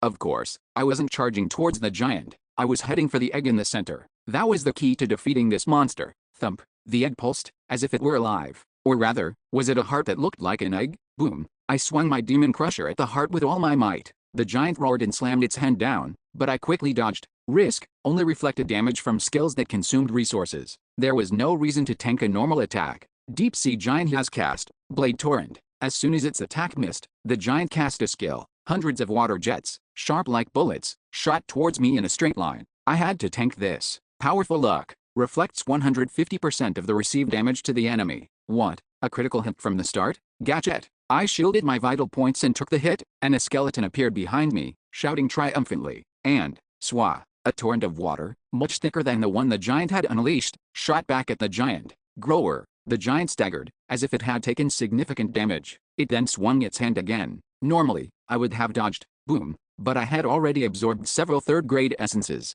I can tank this. I blocked the attack with my shield. The damage transfer to my bones was quickly healed by Origin. Deep Sea Giant has cast Life Spring. The giant then used one of its signature skills to heal itself. It drew life force from the heart to replenish its HP. On the 9th floor, the Deep Sea Giants didn't have their hearts exposed like this. This allowed them to boast incredible regeneration, making them worthy of their 3rd-grade status. Well, it was meaningless here. There was a reason why I always chose this monster as my first 3rd-grade essence. Thump. The heart pulsed weakly, much smaller than before. Boom, boom, boom. I didn't even bother dodging its attacks anymore and just hammered away at the heart. The giant retaliated with various skills, but they were all reflected back at it, dealing even more damage. And, Deep Sea Giant has cast Life Spring. The cycle repeated. The heart transferred life force to the body, and its defenses weakened. After several repetitions, thump, I swung my hammer at the heart, now several times smaller than before, and right after, crack, I experienced both good and bad news simultaneously. Deep Sea Giant defeated, EXP +7. The good news was that I had easily defeated a 3rd-grade monster, and the second good news was, swah, the essence had dropped on the first try. But this is where the bad news started. Damn it. The essence had dropped, but it wasn't the color I wanted. Well, it didn't really matter in this situation. I looked past a disappearing whirlpool and saw a figure standing there, impeccably dressed in casual clothes, a stark contrast to the usual labyrinth attire. Pale skin and a slender build, exuding an air of sophistication, and platinum blonde hair, neatly styled in a pompadour. Wow, you really killed it alone. An unexpected encounter awaited me. C 382, 383, 384. Chapter 382, Week 1. What the hell is he doing here? Initially, I couldn't even process the situation. Thump, thump, thump. My heart pounded even harder than when I was fighting the deep sea giant, and my head felt like it had been slammed by an 8-ton truck. I only came to my senses when he spoke. Wow, you really killed it alone. Even though we had only spoken a few times, I could never forget his voice and tone. Lee Biko. As I finally registered the reality of the situation, I noticed the old man standing next to him, the ruined scholar. There were 2 of them. I thought they were enemies. Now they're companions with Biko? My mind raced. Forget being companions. What were they doing here? Were they after me? No. What happened to Erwan and Amelia? I had told them to wait until I returned. That's strange. I've never heard of anyone like you. Not heard of him? You know that guy who was making headlines recently? The ruined scholar cut Biko off, and he nodded with an expression. Right, that's him. He looks similar, too. We can't be sure yet, But we can find out. Hey, are you that shoots guy? It was unbelievably rude for a first-time encounter, but I actually felt relieved. They weren't specifically looking for me. Lee Biko's target wasn't me, and if that was the case, their target must be this space itself. I had been wary of the competitor who had cleared the Rock Island event. Maybe it was them. Then this encounter was purely coincidental. I was lost in thought when, aren't you going to answer? Damn, he's so rude. How about you reveal your identity first? He smirked, as if he liked my defiant tone. Lee Biko, you can probably guess. Wow, it's amazing to meet a celebrity here. Celebrity. I heard you fought 4 of Nork's guys at once, and that you fell from the sky, and that a blood spirit marquis is obsessed with you? Of course you'd be famous. I couldn't deny it. The higher you climbed in the labyrinth, the smaller the population became. On the 7th floor, everyone knew each other, so the appearance of a nameless, faceless powerhouse would naturally attract attention. Wait, does that mean the blood spirit marquis is here too? Come to think of it, I haven't seen the mage. They probably didn't run into each other because of the teleportation magic. I breathed a sigh of relief at their conversation. It meant Erwan and Emilio were safe. So, what's your business? I asked as I slowly walked towards the essence. If a fight broke out, I would absorb it immediately. It would be helpful, even if it wasn't the color I wanted. Stop right there. Lee Biko spoke in a playful tone. Don't touch the essence. Essence? It was a clue that could help me analyze the situation. Lee Biko's target was the deep-sea giant's essence. Normally, that would be the end of my deduction, but my survival instincts, honed by countless battles, wouldn't let me ignore the inconsistency. Why would he come all the way here for an essence he could easily obtain on the 9th floor? There were 2 possibilities. You cleared the 10 times version, right? Maybe you'll be as strong as me in 10 years. I've already reached my limit. Unlike what he had said before, maybe he wasn't that strong yet, or maybe he couldn't go to the 9th floor. Thud. I stopped walking. I didn't want to provoke him by getting any closer, but this is my loot. I couldn't just obey his orders. I had to assert myself. I spoke in a slightly aggressive tone, and Lee Biko raised his hand, as if telling me to calm down. Whoa, why so sensitive? I just stopped because I thought we could make a deal. A deal? Yeah, I need that red essence. If you don't need it, how about we trade? It was hard to believe. I couldn't help but ask, why would you want to trade? Lee Biko's attitude was clearly condescending. But then why was he offering a deal? There was a much easier way. You want me to just kill you and take it?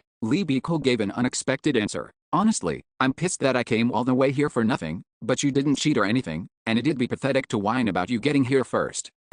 What if I refuse? Well, I'll just come back later. It was a perfectly reasonable response. I couldn't help but be speechless, but it wasn't that hard to understand. His ultimate goal was to return to Earth. He must have drawn a line somewhere, just like I had in the past. Fine. It was surprisingly peaceful. I had expected a fight, but it seemed like it wouldn't come to that. The offer itself wasn't bad either. What will you give me in exchange for the essence? He thought for a moment and then placed an item on the trade window. A deep-sea giant essence, I've been farming them lately. I have blue and green. What? I immediately cut him off. Green? Another piece of good news, at least for now. What? You wanted that? The green one is more expensive, and we can save on the cost of a test tube. Lee Biko nodded, as if he understood, and took out a test tube from his subspace pocket. But how do I know it's really a deep-sea giant essence? If I was going to scam you, I wouldn't have offered a deal. He glared at me as if he was offended by my suspicion. So, are we trading or not? I'll trust you. As soon as I agreed, Lee Biko tossed the test tube towards me. It was a concept I still couldn't understand, throwing a test tube, but I caught it. Okay, move aside. The old man is scaring me. I stepped aside, and the ruined scholar approached the test tube and inserted the essence. The deal was done. He didn't obtain it for himself. Then he must be planning to give it to a companion. I observed them quietly, thinking, and Lee Biko spoke to me. Shoots, right. Yes, you're back to your usual self? Just be comfortable. This is comfortable. Whatever. I have a question for you. He got straight to the point. Are you Bjorn Yandel? This guy really doesn't have a reverse gear. Thump. My heart skipped a beat, but I kept my composure. I just responded with a question, as if I had heard something strange. Why would you ask that? A nameless, faceless guy suddenly appears, and the blood spirit marquis calls him Mr. and follows him around? That's a bit suspicious, don't you think? It was a reasonable question. Even the round table members had suspected me for the same reason. So, what's your answer? He stared at me intently. I knew what he was doing. He's using a lie detector. Lee Biko had a lie detection skill. If I stay silent, he'll interpret it however he wants. He might even get aggressive. I quickly analyzed the situation. There were 2 possible lie detection skills that Lee Biko could have. One could distinguish between truth and lies, and the other could only detect lies. Some might think they were the same, but they were different. I had Oral Gabus gift. If it was the latter, and the skill didn't react to my answer, he would believe me. I might even be able to figure out what essence he has. I didn't hesitate. I'm not Bjorn Yandel. I met his gaze and answered, and he chuckled. Really? Too bad. His tone and expression suggested he didn't doubt my answer at all. Thanks to that, I could figure out one of the essences he had. If it was the former, he wouldn't have been so easily convinced. He would have been suspicious, wondering why his skill didn't react. I had a hunch from our previous conversation, but this confirms it. This gave me an advantage in our future interactions. But I wasn't satisfied yet. Can I ask you a question too? Sure, give and take, comma. Yet, you can ask. I had earned a question. I hesitated for a moment. Aren't you going to ask? There were countless questions I wanted to ask. What was he planning to do with the Stone of Resurrection? Why was he companions with a ruined scholar? And, that woman is one of Lee Biko's companions now. How did Misha become his companion? Where was she now? What had he done to her? Comma. I swallowed all those questions. If I asked, he would become even more interested in me. It wasn't the right time. I didn't even know how he would react to if I revealed my true identity. I didn't know what his plans were. So, Lee Biko, I called his name, and as he smiled, seemingly pleased that I had pronounced it correctly, I asked, since we're talking about Bjorn Yandel, yet, why did you spread the rumor that he's an evil spirit? Lee Biko's smile faded. You already knew who I was, didn't you? Of course, you're famous. Really? Well, I guess everyone knows by now. He was briefly surprised, but he didn't seem suspicious. So, the blood spirit Marquis found out that I was the one who spread the rumor. That's right. So, what's your answer? He thought for a moment, tapping his fingers on his waist, and as he was about to answer, they're coming. The ruined scholar, who had finished transferring the essence, spoke up. Lee Biko's expression changed. Really? Then we should get out of here. Do we have to? Yet, the old man will be pissed. And Meow told me not to mess with her former companions. Comma, okay, let's use the multiple teleportation spell. I felt relieved at their conversation, but also angry. Meow must have been referring to Misha. The realization that Misha had become Lee Biko's companion hit me hard. But, wait, I suppressed my emotions and spoke. You haven't answered my question yet. Right. You asked why I spread the rumor. Lee Biko looked at the ruined scholar, and he sighed and nodded. I felt a strange sense of familiarity from that sigh. It felt like I had seen it somewhere before. Swa. A blue magic circle appeared, centered on the ruined scholar. What? It was so sudden that I couldn't process it. Are they ambushing us? That possibility flashed through my mind. Come on, old man. Lee Biko shouted in his usual dramatic tone. We're in the middle of a conversation, and you activate the teleportation spell? Now I can't answer. Comma. Shoots, right? Sorry, I'll tell you next time. It's not because I don't want to answer, really. Okay? Okay. Flash. Lee Biko's voice vanished as a bright light engulfed the room. I was speechless. It was so absurd that I couldn't even be angry. Clench. Yet, he was Korean too. I had been played. Wait. I quickly came to my senses and smashed the test tube. Character's soul has absorbed the deep-sea giant's essence. Thankfully, the essence was real. Comma. Chapter 383. We, too. Mr. Irwin appeared in the distance as soon as I finished checking the essence. She was bringing the remaining members with her. It seemed like they came because I wasn't returning, but I told them to wait. Are you done? Are you hurt anywhere? Irwin reached me first and checked my body for injuries. Worried, Amelia was standing a distance away with the mage and the navigator, making sure they couldn't hear our conversation. But, she's really trying her best to keep them alive.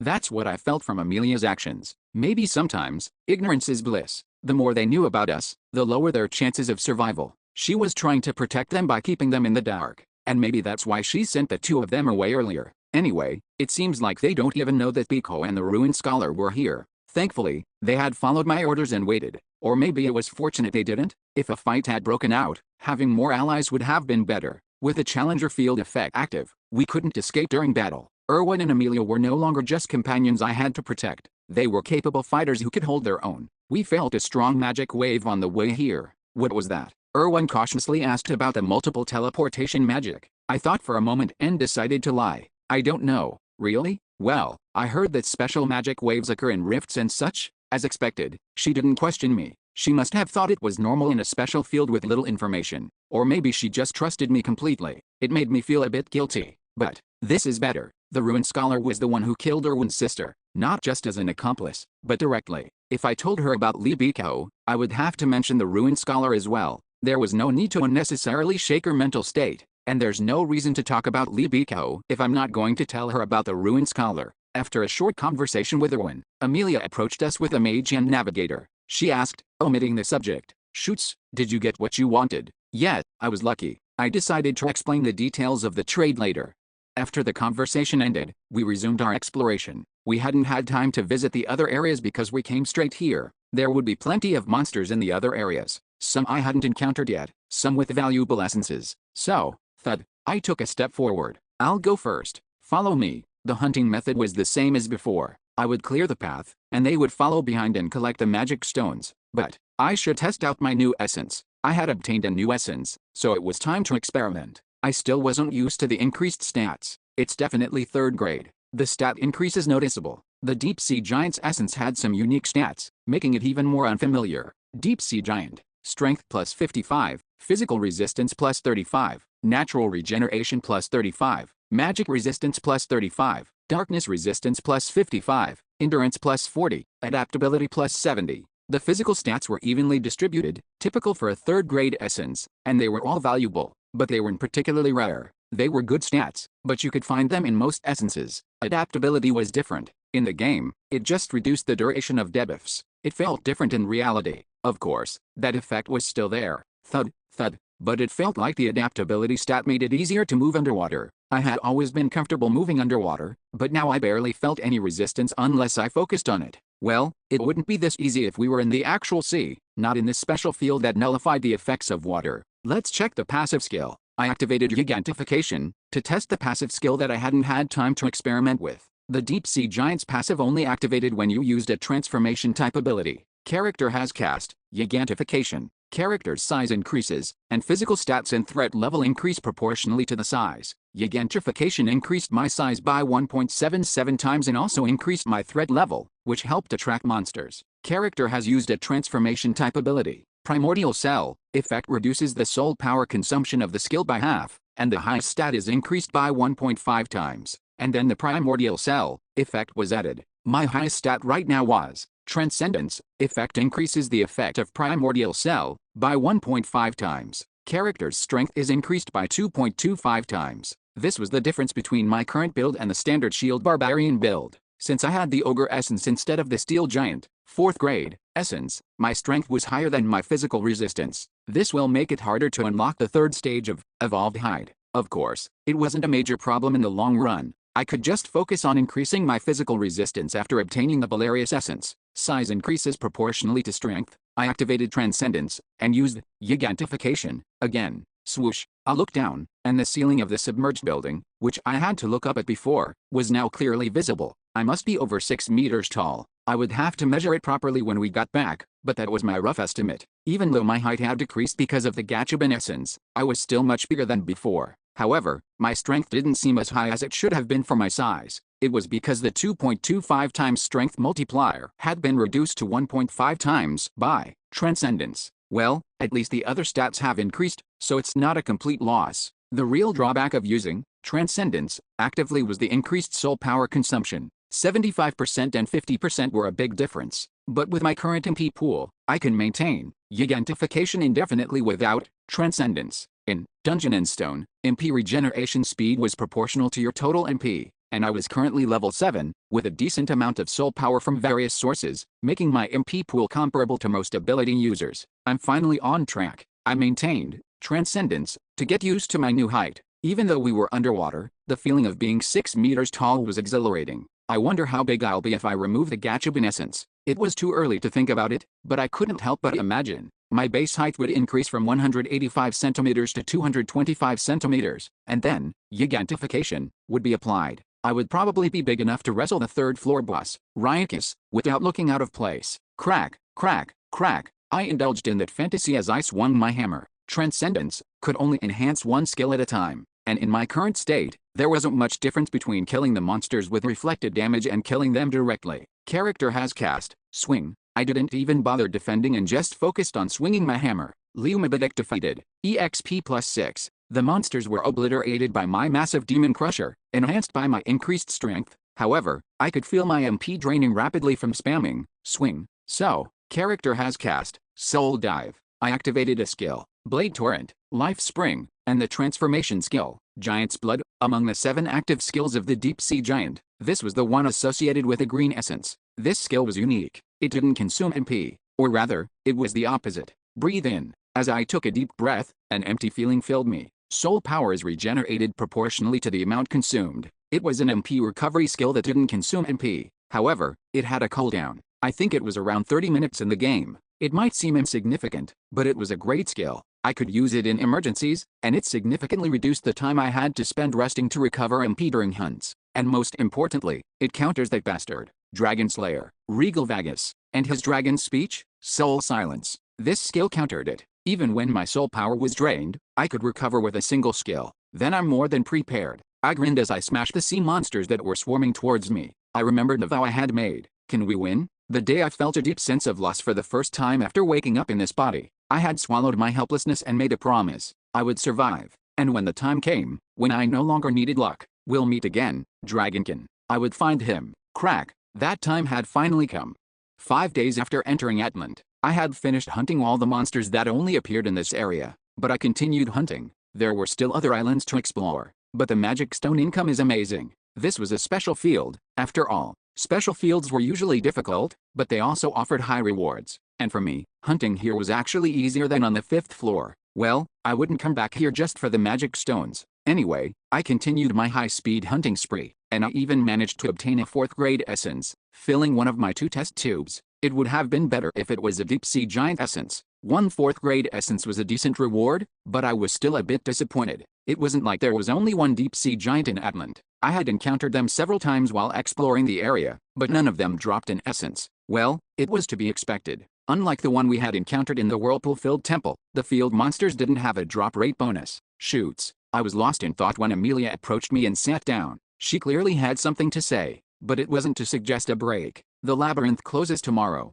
She was reminding me of the schedule. A typical Amelia-style curt statement, but I could read between the lines. She glanced at the sleeping navigator and mage. What are we going to do? It was a much more direct question than before. She must have been frustrated by my silence. We'll kill the mage. That decision was easy. I hadn't planned on keeping him alive anyway. Mages were troublesome. They were arrogant, proud, and held grudges. And most importantly, it would be difficult to control him once we're back in the city. I see. Okay. Then what about the other one? Amelia glanced at the navigator, and I immediately stood up. And, whoosh, I stood over the sleeping mage, raising my hammer. It was a familiar scene. I had experienced it once before, when I woke up to find Hans A standing over me with a weapon. But I was different from him. I wouldn't fail. Crack. The mage didn't even have time to scream before his skull was crushed. Gasp. The navigator woke up, startled by the sound. And, I'll keep my mouth shut. I'll quit being an explorer, too. He immediately prostrated himself, his head bowed. It was a bold move, considering the blood-stained hammer in my hand. It's a shame to kill him. I looked at Amelia. She didn't say anything, but I could see the greed in her eyes. So, Amelia, what is it? Can you keep an eye on him in the city? Don't worry about that. How can you be so sure? I've already poisoned his meals and only given him enough antidote for 1 day. It was a terrifyingly calm statement. Meanwhile, the navigator, oblivious to his fate, flinched. Eek. I thought for a moment and then made my decision. Win Lockrub. Right. Yes. Listen to her. Do you understand? Yes, of course. We had gained a veteran navigator, unpaid.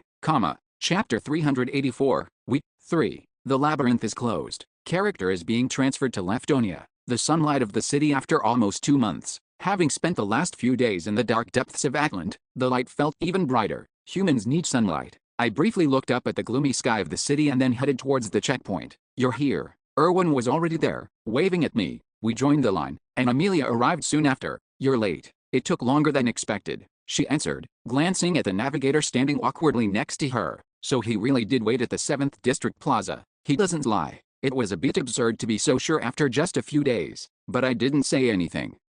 But was there any trouble? None. He waited patiently for me. Amelia sounded proud. Was she really that happy that he had followed her orders? The navigator, Owen Lockrub, seemed to be having a delayed realization. He forced a smile as soon as our eyes met. It was a bit pitiful. But then again, he was one of the ones who attacked us first, so it was his own fault. It's our turn. We reached the front of the line, exchanged all the magic stones we had gathered for money, and then passed through the checkpoint. And then we entered the crowded streets. We changed our formation here. Amelia was at the back, with the navigator right in front of her. Haha, I won't run away. You might get lost. I've lived in the 7th District for 20 years. The navigator mumbled, but he didn't stray from the formation until we reached the house. And, this is it. The 3-story detached house. The navigator gasped as we entered the garden, but he seemed to sense something was off. But why are the windows all? He trailed off, staring at the boarded-up windows. Don't worry about it. It's for security.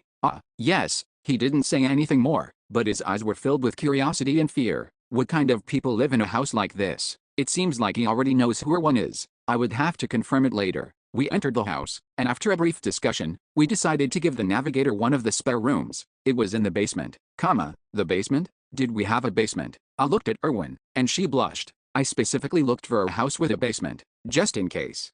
Is that so? I had heard that rich people have panic rooms. Creak, creak, creak. I watched as Erwin removed the carpet and activated a hidden mechanism, revealing a staircase. We descended the stairs, and a spacious room, designed as a storage area, appeared. It was completely empty, and at the far end, there was a thick iron door with a lock. Click. Erwin unlocked the door, revealing a room with a large bed. There were even shackles on the wall. Isn't this a prison? The navigator's face turned pale. I felt the same way. I had goosebumps as soon as I saw the basement. Well, it wasn't my problem anymore. A prison? It's a normal room. Look, there's even a bathroom and a shower. You can use it all you want. No one else will. Then I'll go upstairs. I'm suddenly feeling a bit sick. Why is my heart racing? I don't have claustrophobia. I quickly pushed the navigator into the room and closed the door, and Erwin immediately locked it. Click. Wait a minute. The navigator pounded on the door, but we ignored him. I'll keep the key. Okay. Amelia took the key, and that was the end of the navigator's housing issue. She would take care of his meals and everything. I've been meaning to ask this. Amelia, is there really such a poison? You said he'll die if he doesn't take the antidote every day. I've never heard of it. It sounded like something out of a martial arts novel. It was a classic cliché, the evil sect using poison to control their subordinates. If it was real, it would be useful in various situations. Shoots, you're so naive. There's no such poison. Thankfully, he doesn't know much about poisons. So it was a bluff. I had a hunch, but I had to confirm. What? Erwin suddenly flinched. That poison, it's not real. She sounded disappointed. I asked her if she needed it for something, but she avoided my gaze. Just in case. Just in case what? I wanted to ask, but I knew she wouldn't give me a straight answer, so I let it go. We all rested in our rooms on the first day back from the labyrinth, and then, from the next day onwards, we were busy. We had a lot of loot to process. Erwin, you should come too. What? Me? You can handle it. You won't even do that much for shoots. That's not what I meant. From the second day, Erwin and Amelia were constantly out, exchanging the loot for money. I spent most of my time guarding the house. I've prepared your meals in the basement. Make sure to eat on time. That was my daily routine, except for visiting the basement 3 times a day to deliver meals. But on the third day, we had a visitor, Raven. I was going to come yesterday, but I was busy. Can I come in? Of course. She entered the house and looked around. Where are the others? They're out, selling the loot. She mumbled, a strange look in her eyes. I asked her if something was wrong, and she shook her head. It's nothing. I was just thinking, they're doing the work I used to do. I'm sorry about that. I didn't have anyone else to ask. Don't apologize. It's not your fault. And besides, it's not something you should apologize for. Thank you for saying that. I led her to the living room, and we sat down facing each other. We talked about our recent experiences. How was it? It went well. It's the same here. This war isn't ending anytime soon. I see. It felt different from when we were companions. There was a distance between us. We hadn't seen each other for almost 2 months. Thump, thump, thump. A tremor came from the basement. What was that sound? We had some plumbing work done recently. Don't worry about it. I lied to her about the reason for the noise. I couldn't tell her we were holding someone captive. Thankfully, Raven didn't seem suspicious. We continued our conversation, and she told me about the recent events in the war. But the most important information came at the end. Oh, and about what you asked, about the integration proposal. You found out who brought it up. Yes, it was Viscountess Pepperrock. Pepperrock? What? I couldn't help but be surprised. It was a familiar name. Rana Retaniel Pepperrock. Maybe it was just a coincidence, but I couldn't shake off the feeling. I had checked before, and there was no noble family named Pepperrock in Leftonia. Raven, what's the Viscountess's full name? Rana Pepperrock. That's what I heard. What? It was really her? She was missing a middle name, but, do you know her? Maybe. Can you tell me more about the Pepperrock family? They're a minor noble family. They lost their title a while ago, but they were reinstated last year. What? Then it made sense that I couldn't find them when I checked before. They had been reinstated after I left for the past. Could it really be Rana? I was lost in thought when I looked into it because it didn't make sense. How could a minor noble family regain their title and rise to a position where they could participate in the Royal Council meeting in such a short time? Raven continued, her voice lowering. The answer was simple. They had a backer. Who? The Prime Minister of Leftonia, Marquis Tercerian, what? My head spun. Forget about the Viscountess being Rana. If Raven's information was correct, it meant that the Viscountess was part of the Prime Minister's faction. Then, the Prime Minister must be the one who proposed the integration. I mumbled, and Raven shook her head slightly. No, it's not that simple. He actually strongly opposed the proposal, calling it absurd. The other nobles were surprised and quickly dropped the topic. Maybe it was just a performance. A staged act. He showed his anger to prevent the other nobles from even considering it. Raven looked at me, surprised. You seem knowledgeable about politics. Not really. I'm just interested in people. Of course, it was just speculation. I didn't have enough information. Raven, can you look into Viscountess Pepperrock? I will. I'm curious too. Thank you. I'll be going then. Okay, be careful. That was the end of our conversation. And a week later, one sunny afternoon, while Erwin and Amelia were out in the commercial district exchanging the loot for money, boom, knights bearing the royal family's emblem stormed into the house, smashing the front door. Lihenshoots, you are under arrest for colluding with an orc. Well, it was bound to happen. See 385, 386, 387. Chapter 385, Week 4, Kwang. The knights stormed in, smashing the front door while I was taking a nap on the sofa. It felt like a bolt from the blue. Even in my half-awake state, the knight's words registered in my mind. Lihenshoots, you are under arrest for colluding with an orc. Colluding with an orc. It was probably just an excuse to arrest me. They would investigate me properly once I was in custody. There were too many suspicious things about me, but they came sooner than I expected. I had been mentally preparing for this. I had attracted attention by associating with Erwin and by getting involved with Raven on the battlefield. It was only a matter of time. Clank. The knights quickly secured the living room and surrounded me, drawing their swords. They weren't underestimating me. They kept their distance, their gazes fixed on me. Lihenshoots, drop your weapon. The knight who seemed to be the leader ordered me, and in that situation, okay. I looked around. What should I do? There were no mages. It meant that they had only sent knights to arrest me. Considering the knight's reputation in PvP, it was overkill, but it was also good news. It meant I could break out and escape if I had to. But then I wouldn't be able to stay in this city. It was a last resort, and it would conflict with my ultimate goal of reclaiming my identity as Bjorn Yandel. It's time to enter the tiger's den. I would have to contact the royal family eventually to clear my name. Of course, it would have been better if I knew their intentions beforehand. But I had learned something, the royal family knows the GM's identity.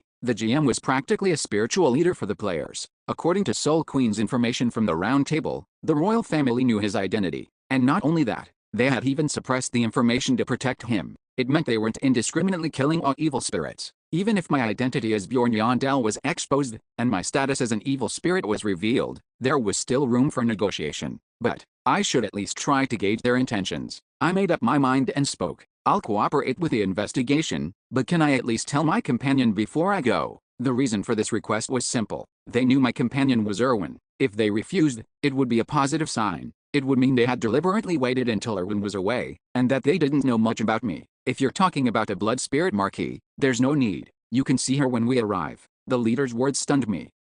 What? They arrested Erwin too? Then what about Amelia? No, I had to confirm this first. How can I be sure she's there? The leader answered without hesitation. I swear on the name of the Laftonia royal family. Damn it, that means he's not lying. This is bad. They even arrested Erwin, whom the fairies treasured. It meant the royal family had prepared thoroughly. They had a reason to arrest me and Erwin. Shit. I wanted to resist and run away, but I couldn't leave Erwin behind. This is your last chance. Lihenshoots, drop your weapon, or you will be charged with treason against the royal family. The leader issued an ultimatum, and a powerful wave of magic energy, easily detectable even with my barbarian senses, pulsed from outside the house. So there was a mage. They had just been hiding. These bastards are thorough. I reluctantly lowered my hammer. Swoosh. I had no choice. I would have to be extra careful from now on.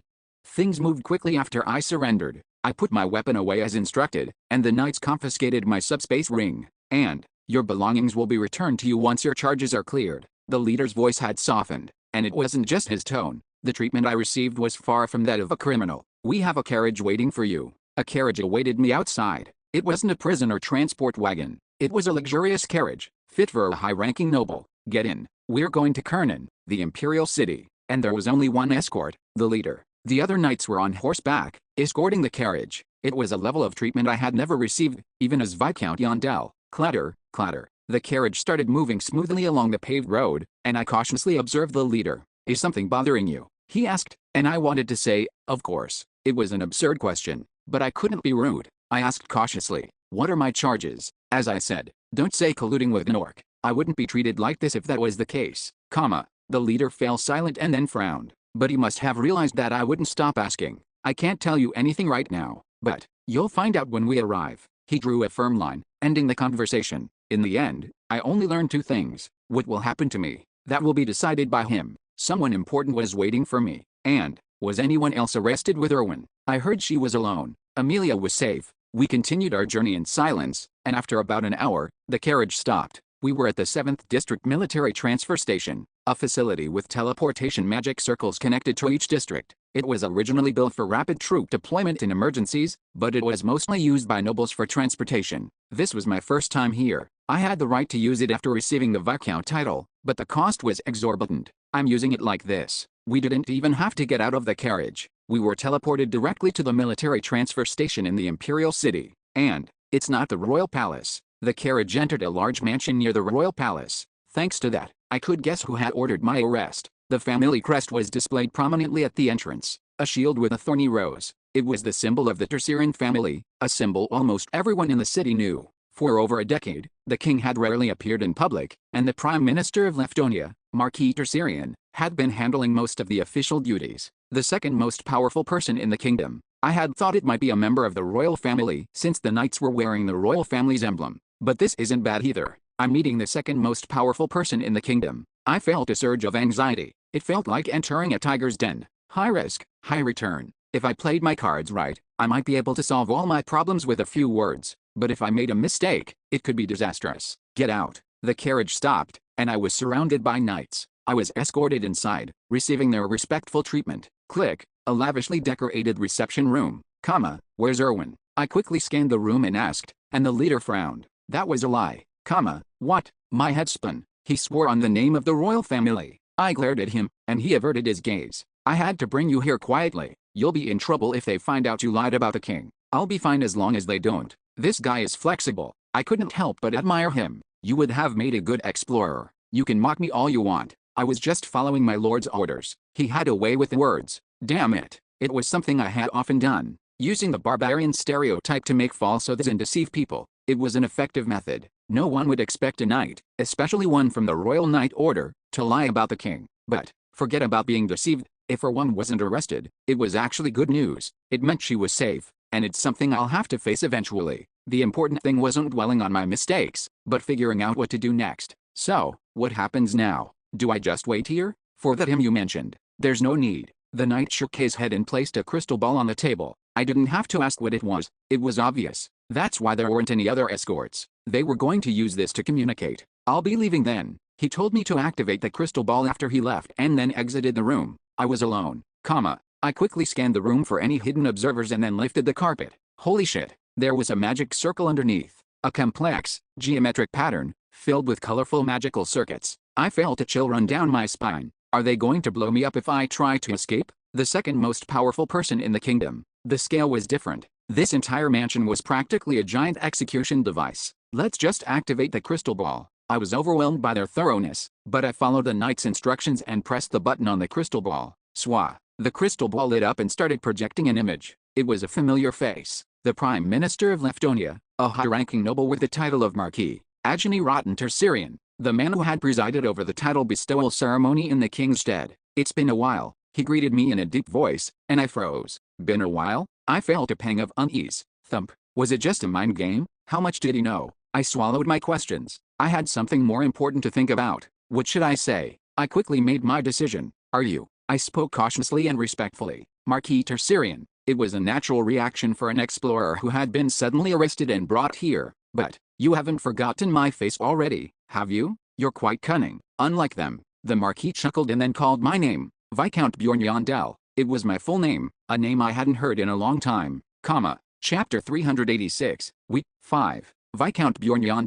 The Marquis's eyes didn't even flicker as he spoke my name. If it were Erwin or Amelia looking at me like that, I would have confessed everything before they could get any angrier. That's how confident he seemed. But, the Marquis was different. He was a seasoned politician, the second most powerful person in the kingdom for decades. It would be naive to believe his act. Are you sure you're not mistaken? I feigned ignorance, testing the waters. But the Marquis didn't even acknowledge my question. It's strange to hear you use honorifics. I still remember you from the title bestowal ceremony, is this all because of Erwin? I understand your situation, so I won't accuse you of lying, but, the Marquis leaned forward, resting his elbows on the table. I need to create a situation where you have no choice but to confess. A situation where I have no choice but to confess? Was he going to use a verification spell or a numbered item like distorted trust, or torture? I calmly considered all the possibilities, but they were all wrong. I'll start by telling you this. The Marquis chose conversation. Viscount Yondell, don't be alarmed. I'm one of the few people who know you're not an evil spirit. He was coming at me strong.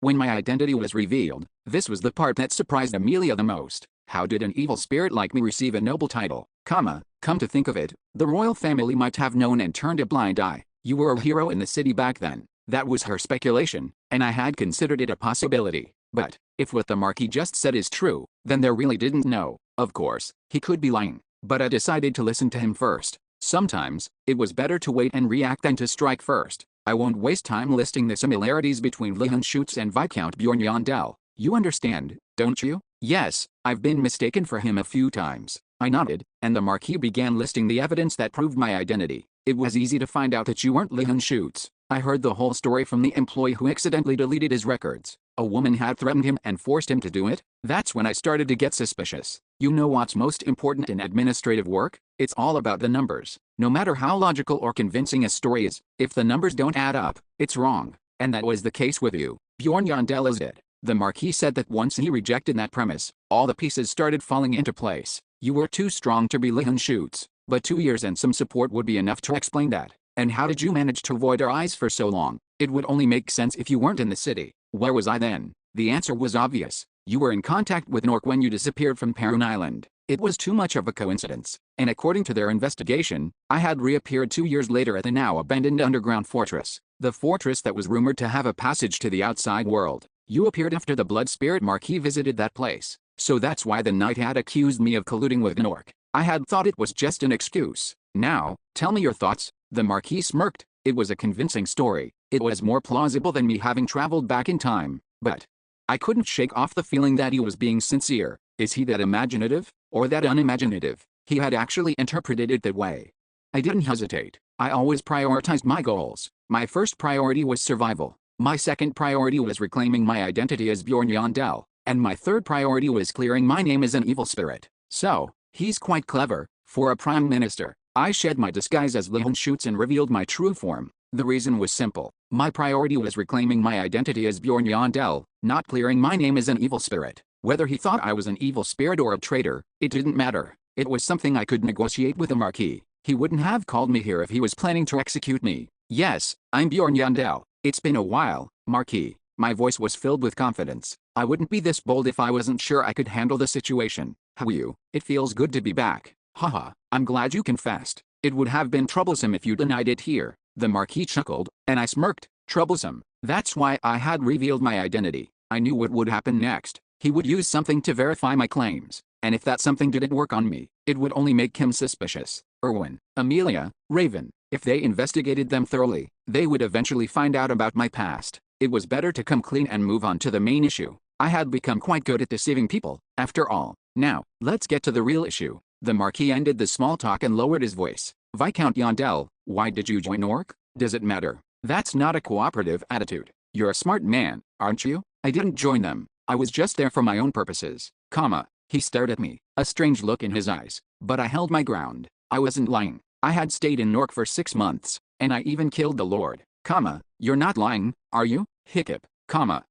Sorry. I had some air in my stomach. It seemed like the sudden hiccup had changed the mood. The Marquis didn't press me further. You must have been nervous. So, can I assume you're no longer with him? Of course. I still find it hard to believe. Why did you hide your identity if you weren't a traitor? The royal family declared me an evil spirit, didn't they? I wanted to find out why. You were suspicious of us. I see. That's a possibility. The Marquis nodded slightly, and it was my turn to ask a question. Give and take. So, why did you make that announcement? You must know the reason. I can't tell you the details. Just think of it as a political move. And besides, we didn't know you were alive back then. Damn, I missed the most important part. Then tell me this. What do you want from me? You would have assassinated me if you really thought I was a traitor. The royal family doesn't handle things that way. Bullshit. The royal palace was practically a den of vipers. So you're saying you don't need anything from me? We were planning to use you in the war, if you're a traitor. See? He just admitted it. Too bad then. Well, it's not that bad. I'm quite satisfied with the current situation. Satisfied. Every war needs a hero. He was going to use me, even though they had declared me an evil spirit?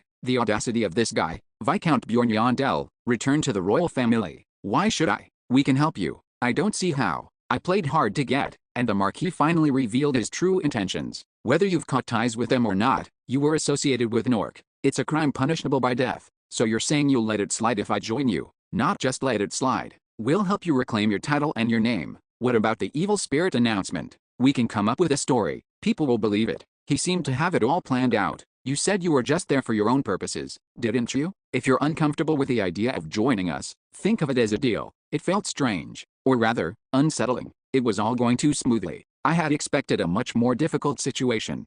Viscount, have you made your decision? I didn't have many options. Even if they were scheming something, I had no choice but to accept. All right, tell me more. How are you going to reinstate my title, and what do you want in return? The Marquis nodded, satisfied. But as he was about to speak, boom, a loud explosion came from the garden. What was that? I wondered what was going on, and the Marquis explained. Damn, she came after all. I didn't expect her to be this reckless. It was Erwin. We'll continue our conversation later. Calm her down before things get out of hand.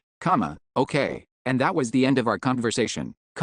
Chapter 387, Wild Horse, 1. Swa. I soaked my head in hot water and scrubbed my skin with soap, as if trying to wash away the grime of the past few months, and after some time, I stepped out of the shower and changed into comfortable clothes. It finally felt like I was home. Thud, thud. I dried my hair with a towel and went downstairs. Amelia and Erwin were waiting for me in the living room. That took a while. Amelia frowned, looking at me. I sat down on the sofa across from them and asked, "So, you didn't find anything?" "No, we couldn't find any listening devices." That was a relief. I was worried they might have planted something when they raided the house, except for the ones that were already there. What do you mean already there? Didn't you know? There's a recording crystal ball in the living room. It was news to me, but I could guess who is responsible. Erwin. I looked at her, and she flinched, avoiding my gaze. Well, just in case, if it wasn't for this, we wouldn't have been able to find you so quickly. I couldn't argue with that. She even said that the recording crystal balls were only in the living room and the entrance. It was a reasonable security measure for a homeowner. That's how she knew I was at the Marquis's mansion. I brought up a question I had been wondering about during the carriage ride back from the Marquis's mansion. By the way, Erwin, how did you know I was there? How could I not know? He came here himself. You didn't know? The knight who arrested you was Syrian, the Prime Minister's son. What? He's the one who became the new corps commander. Is the Marquis insane? Sending his own son on a dangerous mission like that? What if I had smashed his head? Well, I guess he wouldn't have sent him if he actually cared about his son. The Marquis's parenting style seemed a bit Spartan, but it wasn't my place to judge. Anyway, shoots, what happened at the Marquis's mansion? Yeah, tell us. We were so worried when we came back and found the door broken. I explained the Marquis's misunderstanding and the deal he had offered. Their reactions were completely different. Really? He's going to reinstate your title? That's amazing. Erwin was happy about it. The Prime Minister is a good backer, but I still feel uneasy about this. Amelia, on the other hand, was wary of the situation. What else could we have done? If you had refused, it would have only made things worse. I'll look into the Prime Minister. I'll leave it to you. What about me? Of course, you too, Erwin. I could only rely on my companions. This world was too harsh to survive alone. Tap, tap. I was lost in thought, tapping my fingers on the table, when the door opened, and a man entered. You called for me, Father.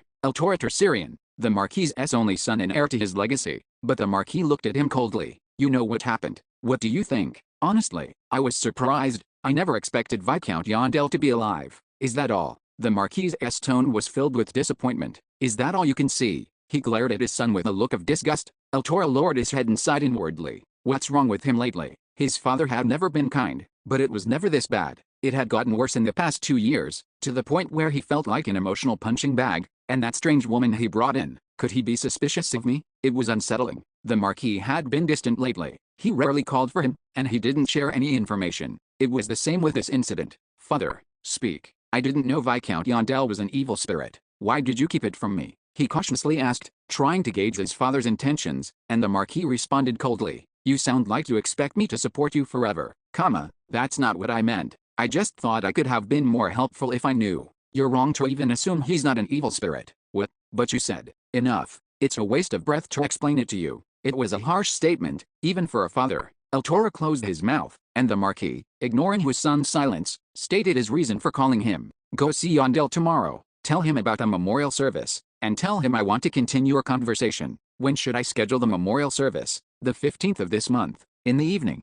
On the afternoon of the 15th. Be careful. Erwin saw me off at the door, and the carriage that was waiting outside opened its door. It's been a while. You're not using honorifics anymore. You're the Marquis's son, right? Then you know who I am. Well, that's true, but the Marquis's son trailed off, a bitter look on his face. I didn't care. Let's just go. All right. The carriage sped along the wide, paved road. We soon arrived at the military transfer station, and just like before, we were teleported to the Imperial City. It only takes an hour to get to the Imperial City. It's convenient. How much does it cost per trip? About 1,000,000 stones per person, assuming you don't have a carriage.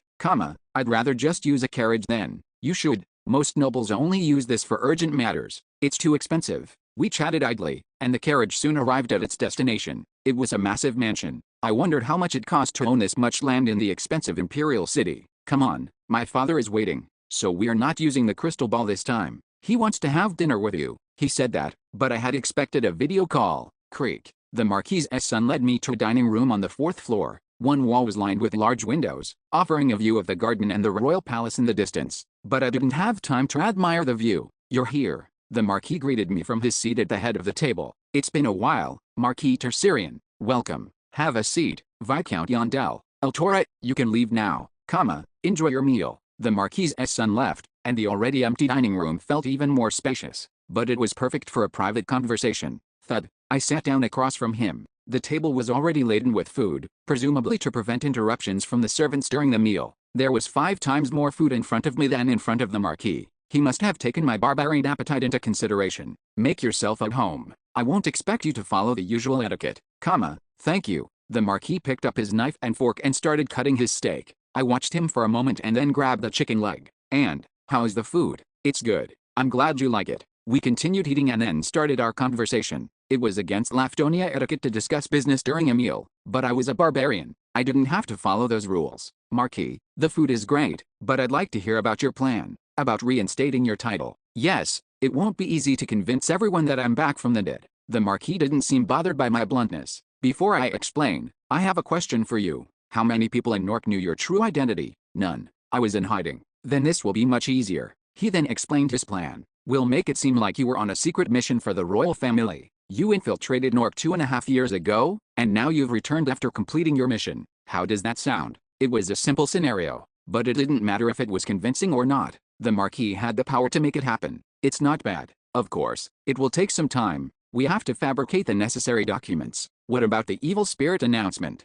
Don't worry, we can say it was part of your cover. I liked the scenario. I could return to my old life if it worked. But there was one problem. What do you want in return? What would I have to give up to gain this? The Marquis put down his knife and fork and raised 2 fingers. 2 things. Tell me. We'll create a special forces unit led by you. You'll lead them in the war. For how long? Until the war ends. He was practically asking me to be his slave. Until the war ends? That's a bit much. Then let's say 3 years. If the war ends before then, the deal is off. And of course, you'll be rewarded for your achievements. It wasn't a bad offer. Most explorers were participating in the war to earn money anyway. And the second thing.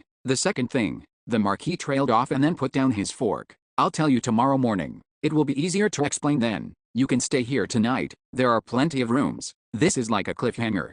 After dinner, I was escorted to my room. I wanted to go home and rest, but this is suspicious. The timing of the invitation, the dinner, the offer to stay the night. It felt like a setup, so I asked them to let me contact Erwin, and then I agreed to stay the night. Sometimes, a crisis could be an opportunity. Phew, the room was too spacious and luxurious for one person. Click, click, I lay down on the bed, checking the time on the clock. Then I turned off the bedside lamp and placed a clock on the nightstand. Click, click, click, the ticking of the second hand echoed through the silent room. Click, click, after 10 ticks, character's soul resonates and is drawn to a specific world. I immediately sat up. I had to hurry this time. See 388, 389, 390, Chapter 388, Wild Horse, 2, the evil spirit community that opens at midnight on the 15th of every month. Time flows differently in Ghostbusters compared to the outside world. 1 hour here is 1 second out there. Even if I used all 12 hours of the community session, only 12 seconds would have passed in reality. But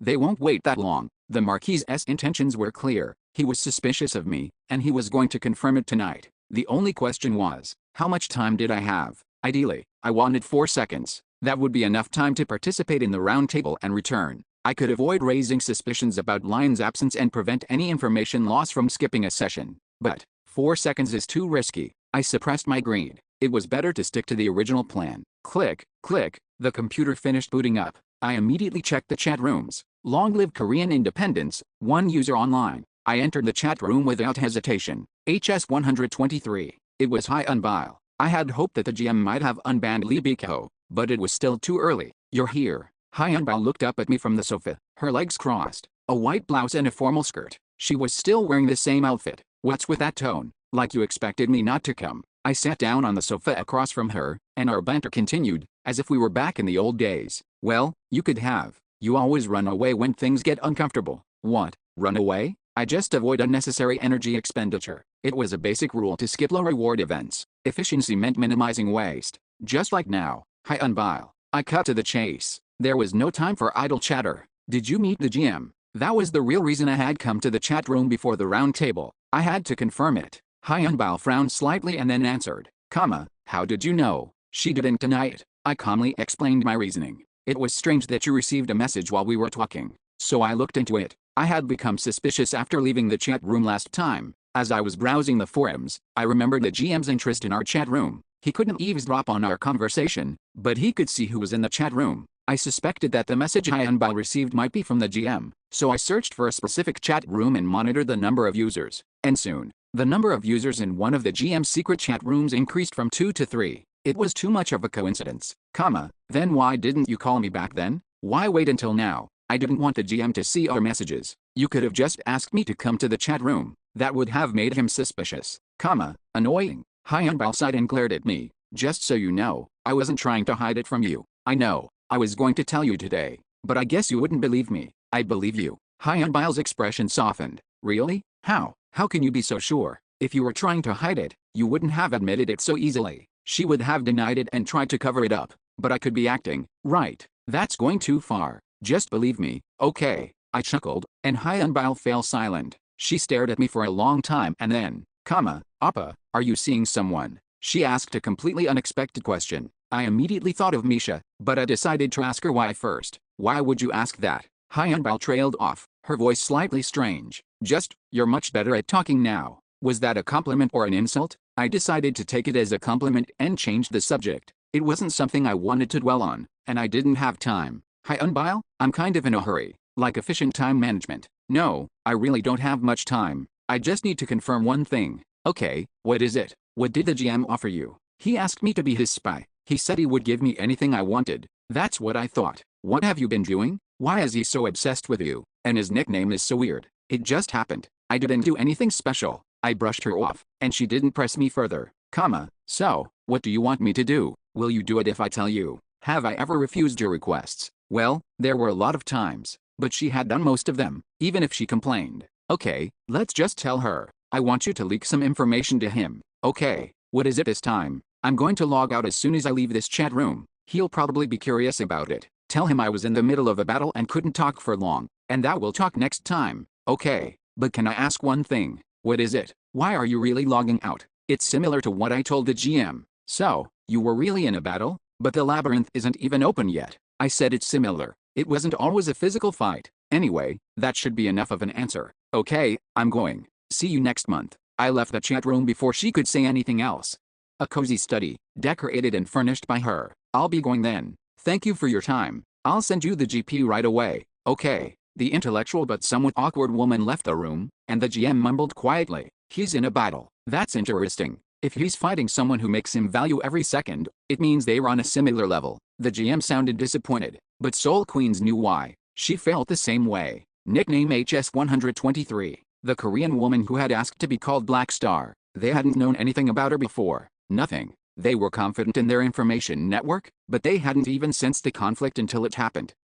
It's a good thing we recruited Black Star. If he was really in a difficult situation, there would have been traces. We should focus on finding those traces. Soul Queens nodded, but she couldn't help but ask, but it's strange. Why would he come to the chat room if he was in such a hurry? Well, he didn't seem that stressed. Maybe he was confident enough to spare a few seconds. That makes sense. Soul Queens agreed. She couldn't imagine Lion being flustered. He was like a giant. He always moved with a calm confidence, leaving behind a lasting impact. Soul Queens, it's time to get ready. Ready for what? The round table. But Lion isn't coming. We can still obtain useful information. And the corpse collector is there. You should participate. You might learn something about the conflict. If you say so. Soul Queens obeyed his orders and left the chat room. And as soon as the entry period began, she entered the Watchers of the Round Table chat room. You're early. Yes, I had some time. Fox Mask was already there. They exchanged brief greetings, and the other members arrived one by one. Goblin, Crescent Moon, and where's that Stag Antlers bastard? Clown. 5 members were gathered at the round table. It doesn't matter if that bastard is dead or alive, but this is a problem. Lion isn't here. Clown stood up, complaining. It's all your fault for bringing such boring information. If you had something interesting, he wouldn't have skipped the session. He grumbled and then looked at Soul Queens. Aren't you leaving? No, I'm staying this time. What? You're going to stay with these losers? Soul Queens chuckled, pointing at her mouth. Oh my, that's funny. You're not much better. Are you comparing me to them? You seem to think that Lion skipped the session because he was disappointed in our information. That makes you somewhat similar, don't you think? You sound like you know why he's not here. Well, I can't just tell you for free. How about we make a deal? Clown didn't leave. It was to be expected. He was obsessed with Lion. Thud. He sat back down and mumbled, as if making an excuse. Well, I'll stay and see what kind of nonsense you're going to spout. It was a rude statement, but Soul Queens didn't mind. It was true that Clown's presence was necessary for high-quality information. All eyes were on her. She smiled inwardly, enjoying their attention. She hadn't planned on taking the first turn, but she didn't mind. Why are you just sitting there? You couldn't possibly know something that I don't. She cut Clown off and spoke softly. Lion is in a battle right now. Clown froze, his eyes widening in surprise. He immediately looked at the jewel. It was the most important thing in this situation. And, swah, the jewel emitted a green light. It's green. Goblin exclaimed, breaking the silence. Queen, do you know who Lion is? Crescent Moon was so excited that he stood up. Fox Mask also mumbled softly. It wasn't Queen. The GM must have told her. Wait, if Lion is in a battle, who could he possibly be fighting? Goblin trailed off, sensing the gravity of the situation. And, Clown was silent. Clown, why are you so quiet? How did you find out? Did he tell you? But, why you, and not me? Clown's voice was trembling with excitement, and his gaze was fixed on her. It was an intense, almost possessive gaze. I wonder why. She couldn't help but smile. Maybe I'll tell you if you bring me something interesting. It was intoxicating. Character is being transferred to Leftonia. About 20 minutes in Ghostbusters. Translated to real-world time, it was about 0.3 seconds. It was a short amount of time, barely enough to blink. But I logged out as soon as I finished talking to High Unbile. I wasn't going to participate in the round table this time. There was no point in staying and browsing the forums. I would rather go back and prepare for the upcoming events. But, it's quiet. I opened my eyes, and the room was dark and silent. The window was still boarded up. Click, the door opened. And at that moment, swoosh, even with my eyes closed, my enhanced senses detected someone approaching. I would have been screwed if I had stayed in the community. It took less than a second for the door to open and for the intruder to reach me. This wasn't a cockroach, it was a ninja. I immediately sat up and reached out. Grab. I had him by the throat. I stood up, pulling him with me, and checked his identity. It was an unexpected visitor. Eltorator Syrian. The Marquis's son had come himself. But I wasn't surprised. It didn't matter who it was. I would do what I had to do. I hope you're ready to die. I was going to make him pay for interrupting my community session. Chapter 389, Wild Horse, 3. The Dead of Night. An intruder, having picked the lock and entered the house. There were 2 options. First, verbally reprimand him and ask why he had snuck in. And the second, I hope you're ready to die. Express my anger physically. There was no need to think twice about how a barbarian would react to an intruder. Squeeze. I tightened my grip on his throat. It was a natural response. A barbarian confronting an assassin. Did the Marquis send you to kill me? G-gun. He struggled to speak. And no. Let's talk. It was obvious what he was going to say. That he had no intention of killing me. And it was probably true. He wasn't armed when he entered the room. And the Marquis had plenty of other ways to get rid of me if he really wanted me dead. I didn't deny that. But, I don't talk to those who try to kill me. I couldn't let him off the hook that easily. Go to sleep. I'll get my compensation from your father. Squeeze. I tightened my grip, cutting off his air supply, and then punched him in the stomach. Thud. His back arched like a shrimp. Ugh. Wow. He's still conscious? Then one more. Thud. Ugh, he's tough for a knight. Should I just knock him out? I was about to aim for his jaw when, he drew his sword, sensing the danger. It was a small dagger, similar to the one I used to cut jerky, but size didn't matter when it was in a knight's hand. Whoosh! A blue aura enveloped the dagger, expanding its size. Swish! The dagger, infused with aura, shot towards my wrist like lightning. He couldn't free his neck, so he was going to cut off my hand. It was understandable. Most knights believe that any obstacle could be overcome with a sword. Character has cast Iron Fortress. Evolved Hide. Effect is increased by 1.5 times. I quickly activated my skills, and the aura struck my wrist. But, clank, the aura barely pierced my skin, stopped by my bone, his eyes widened in shock. It was the same expression I had seen on the Blood Knight's face. Why wasn't it cutting? Knights, accustomed to their aura slicing through everything, couldn't comprehend this phenomenon, but I wasn't going to explain it to him. You were hiding a weapon. Blood dripped from the cut on my wrist, but I didn't let go of his neck. You really are an assassin. He couldn't even shake his head in denial. His strength wasn't high enough to overcome my grip. His eyes widened in terror. Whoosh! And then my fist connected with his jaw. Crack! Now, let's go.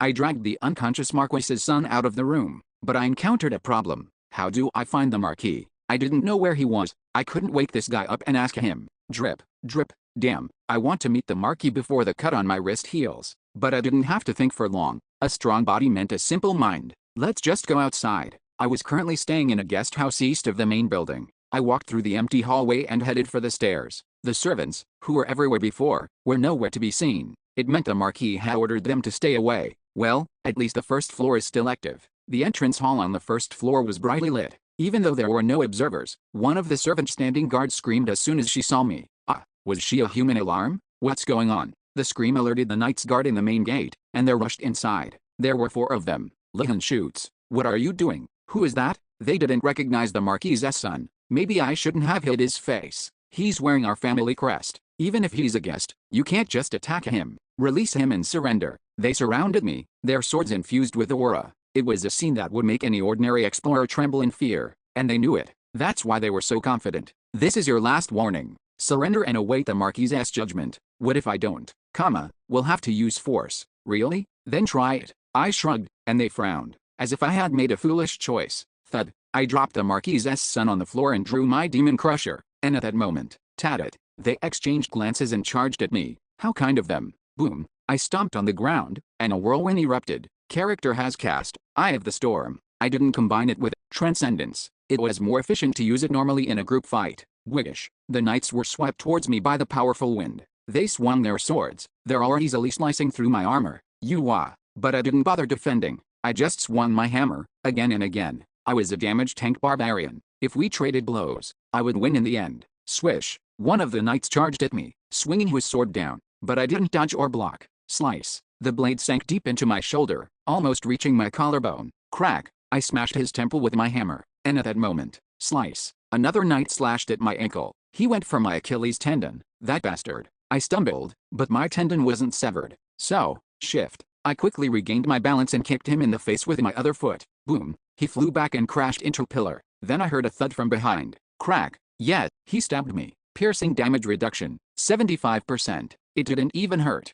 How are you? What? Does he have something to say? Crack. I elbowed him in the jaw. He couldn't even shake his head in denial. Whoosh. The last knight charged towards me, his sword glowing with a golden aura. He's aiming for my neck. I blocked it with my shield. And, I kicked him in the stomach. Swah. The whirlwind subsided. The room was silent. We had traded blows, but the winner was clear. I was still standing, while they were all on the floor.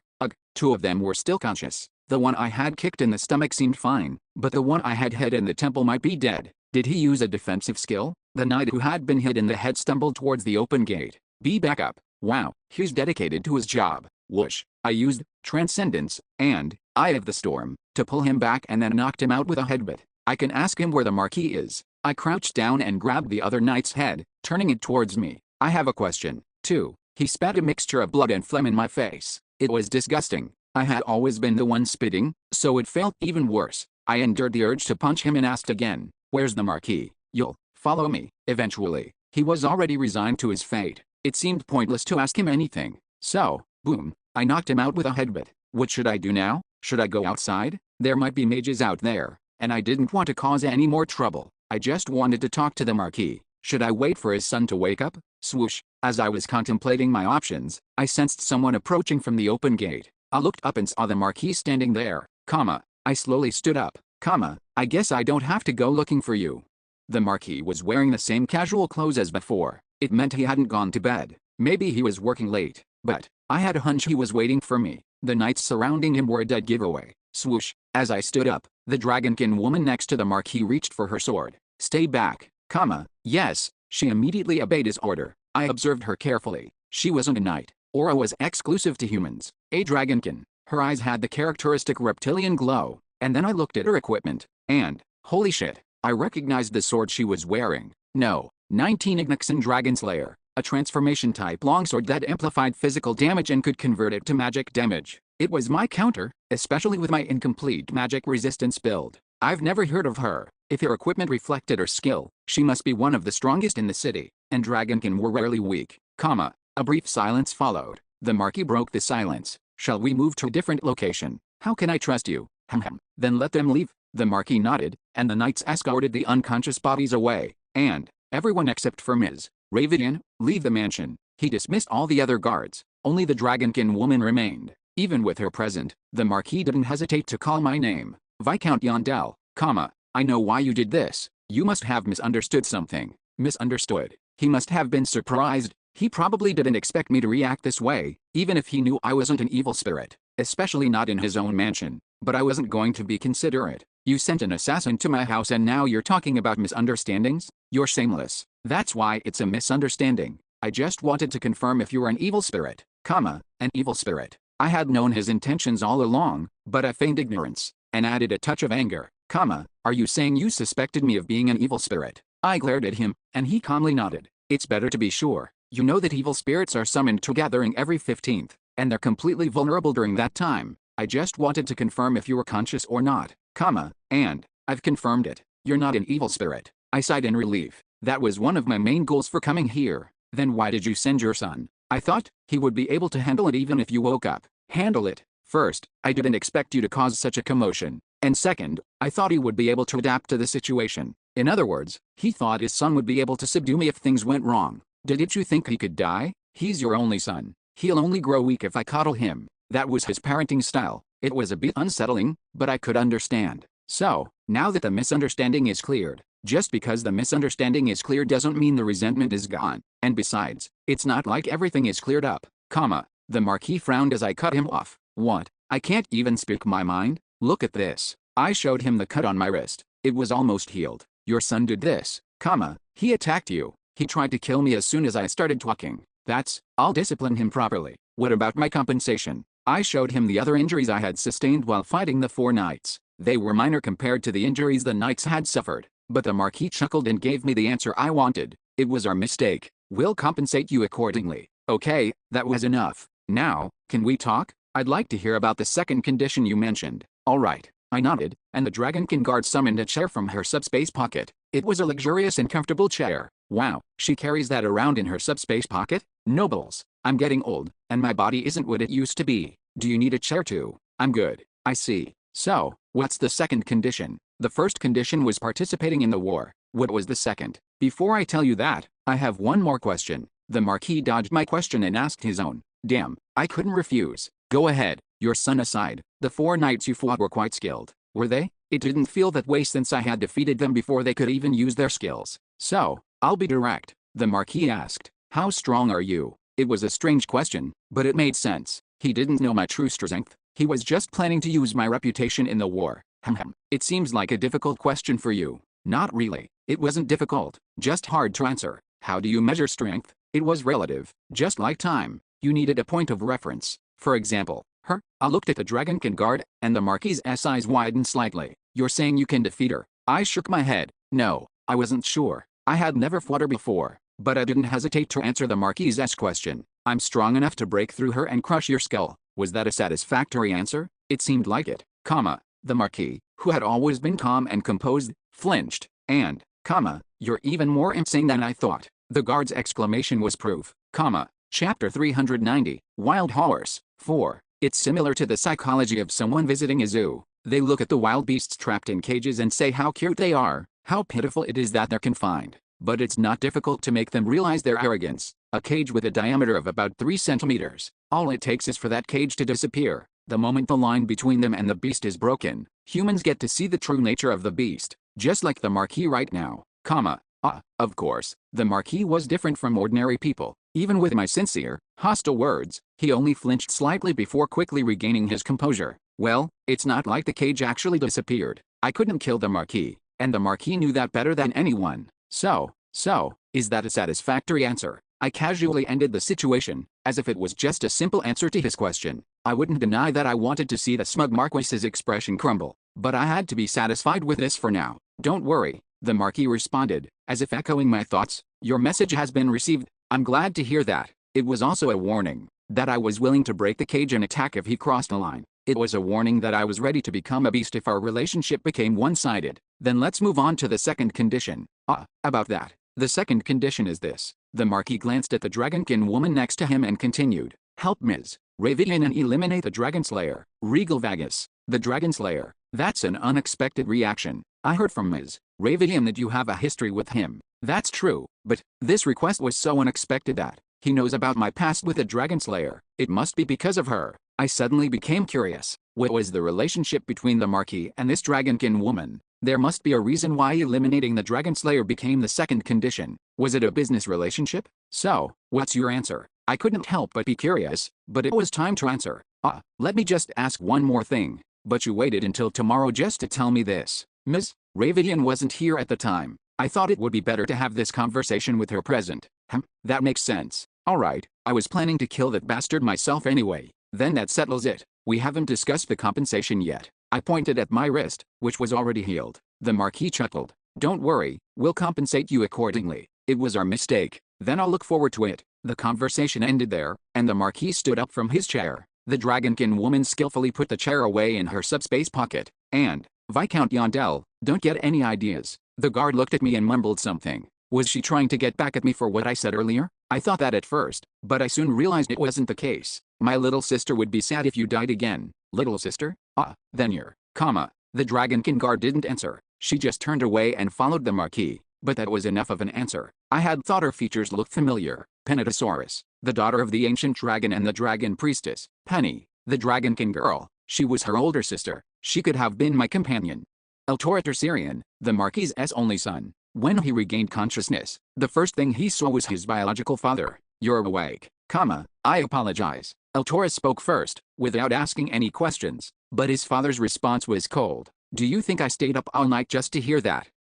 Tell me what happened. Everything, without leaving anything out. At his father's command, Eltoris slowly recalled the events of midnight and gave a brief explanation. There wasn't much to say anyway. He had infiltrated his father's room on his orders, was immediately grabbed by the neck, and then beaten unconscious before he could even explain himself. That was all. You useless fool. Eltora endured the humiliation in silence. There wasn't even room for excuses this time. He was just left with one question. But why did you choose this method? If you wanted to confirm whether he was an evil spirit or not, there were more reliable ways. At first, he thought his father didn't want to antagonize Viscount Yondell. After all, he had acknowledged him as a valuable asset. But something felt off. Or rather, it felt like there was another reason. Can't you even think for yourself? Please enlighten me. Eltora lowered his head, and the Marquis, only frowning slightly, answered his question. An enemy's weakness only holds true value when they are unaware of it. Because a hidden weakness remains hidden, but a revealed weakness will be addressed and fixed. I'm glad you understand. You can leave now. I have things to think about. Yes, Eltora left his father's office and headed towards his own room. His mind was in turmoil. Viscount Yondell is the Marquis's enemy. What scheme was his father plotting? As he pondered this question, he arrived at his destination. But his hand trembled as he reached for the doorknob. Even though this was his own room, the one he had lived in for years, he felt a strange sense of dread. It was as if a beast was lurking inside, waiting to pounce. He even heard a voice in his head. Eltorator, a deep voice that sent chills down his spine, a gaze that looked down upon him, and, I hope you're ready to die. A feeling that he couldn't escape, no matter what he did. An unpleasant sense of déjà vu. He instinctively thought of a man. Well, it couldn't be him. I joined this community 22 years ago. Bjorn Yondell wasn't even born back then. If Goblin heard my delusion, he would laugh at me. He chuckled and shook his head. And then he unlocked the door. Click. A typical noble's room, decorated with armor, swords, and a mounted deer head. It was far from his taste, as always.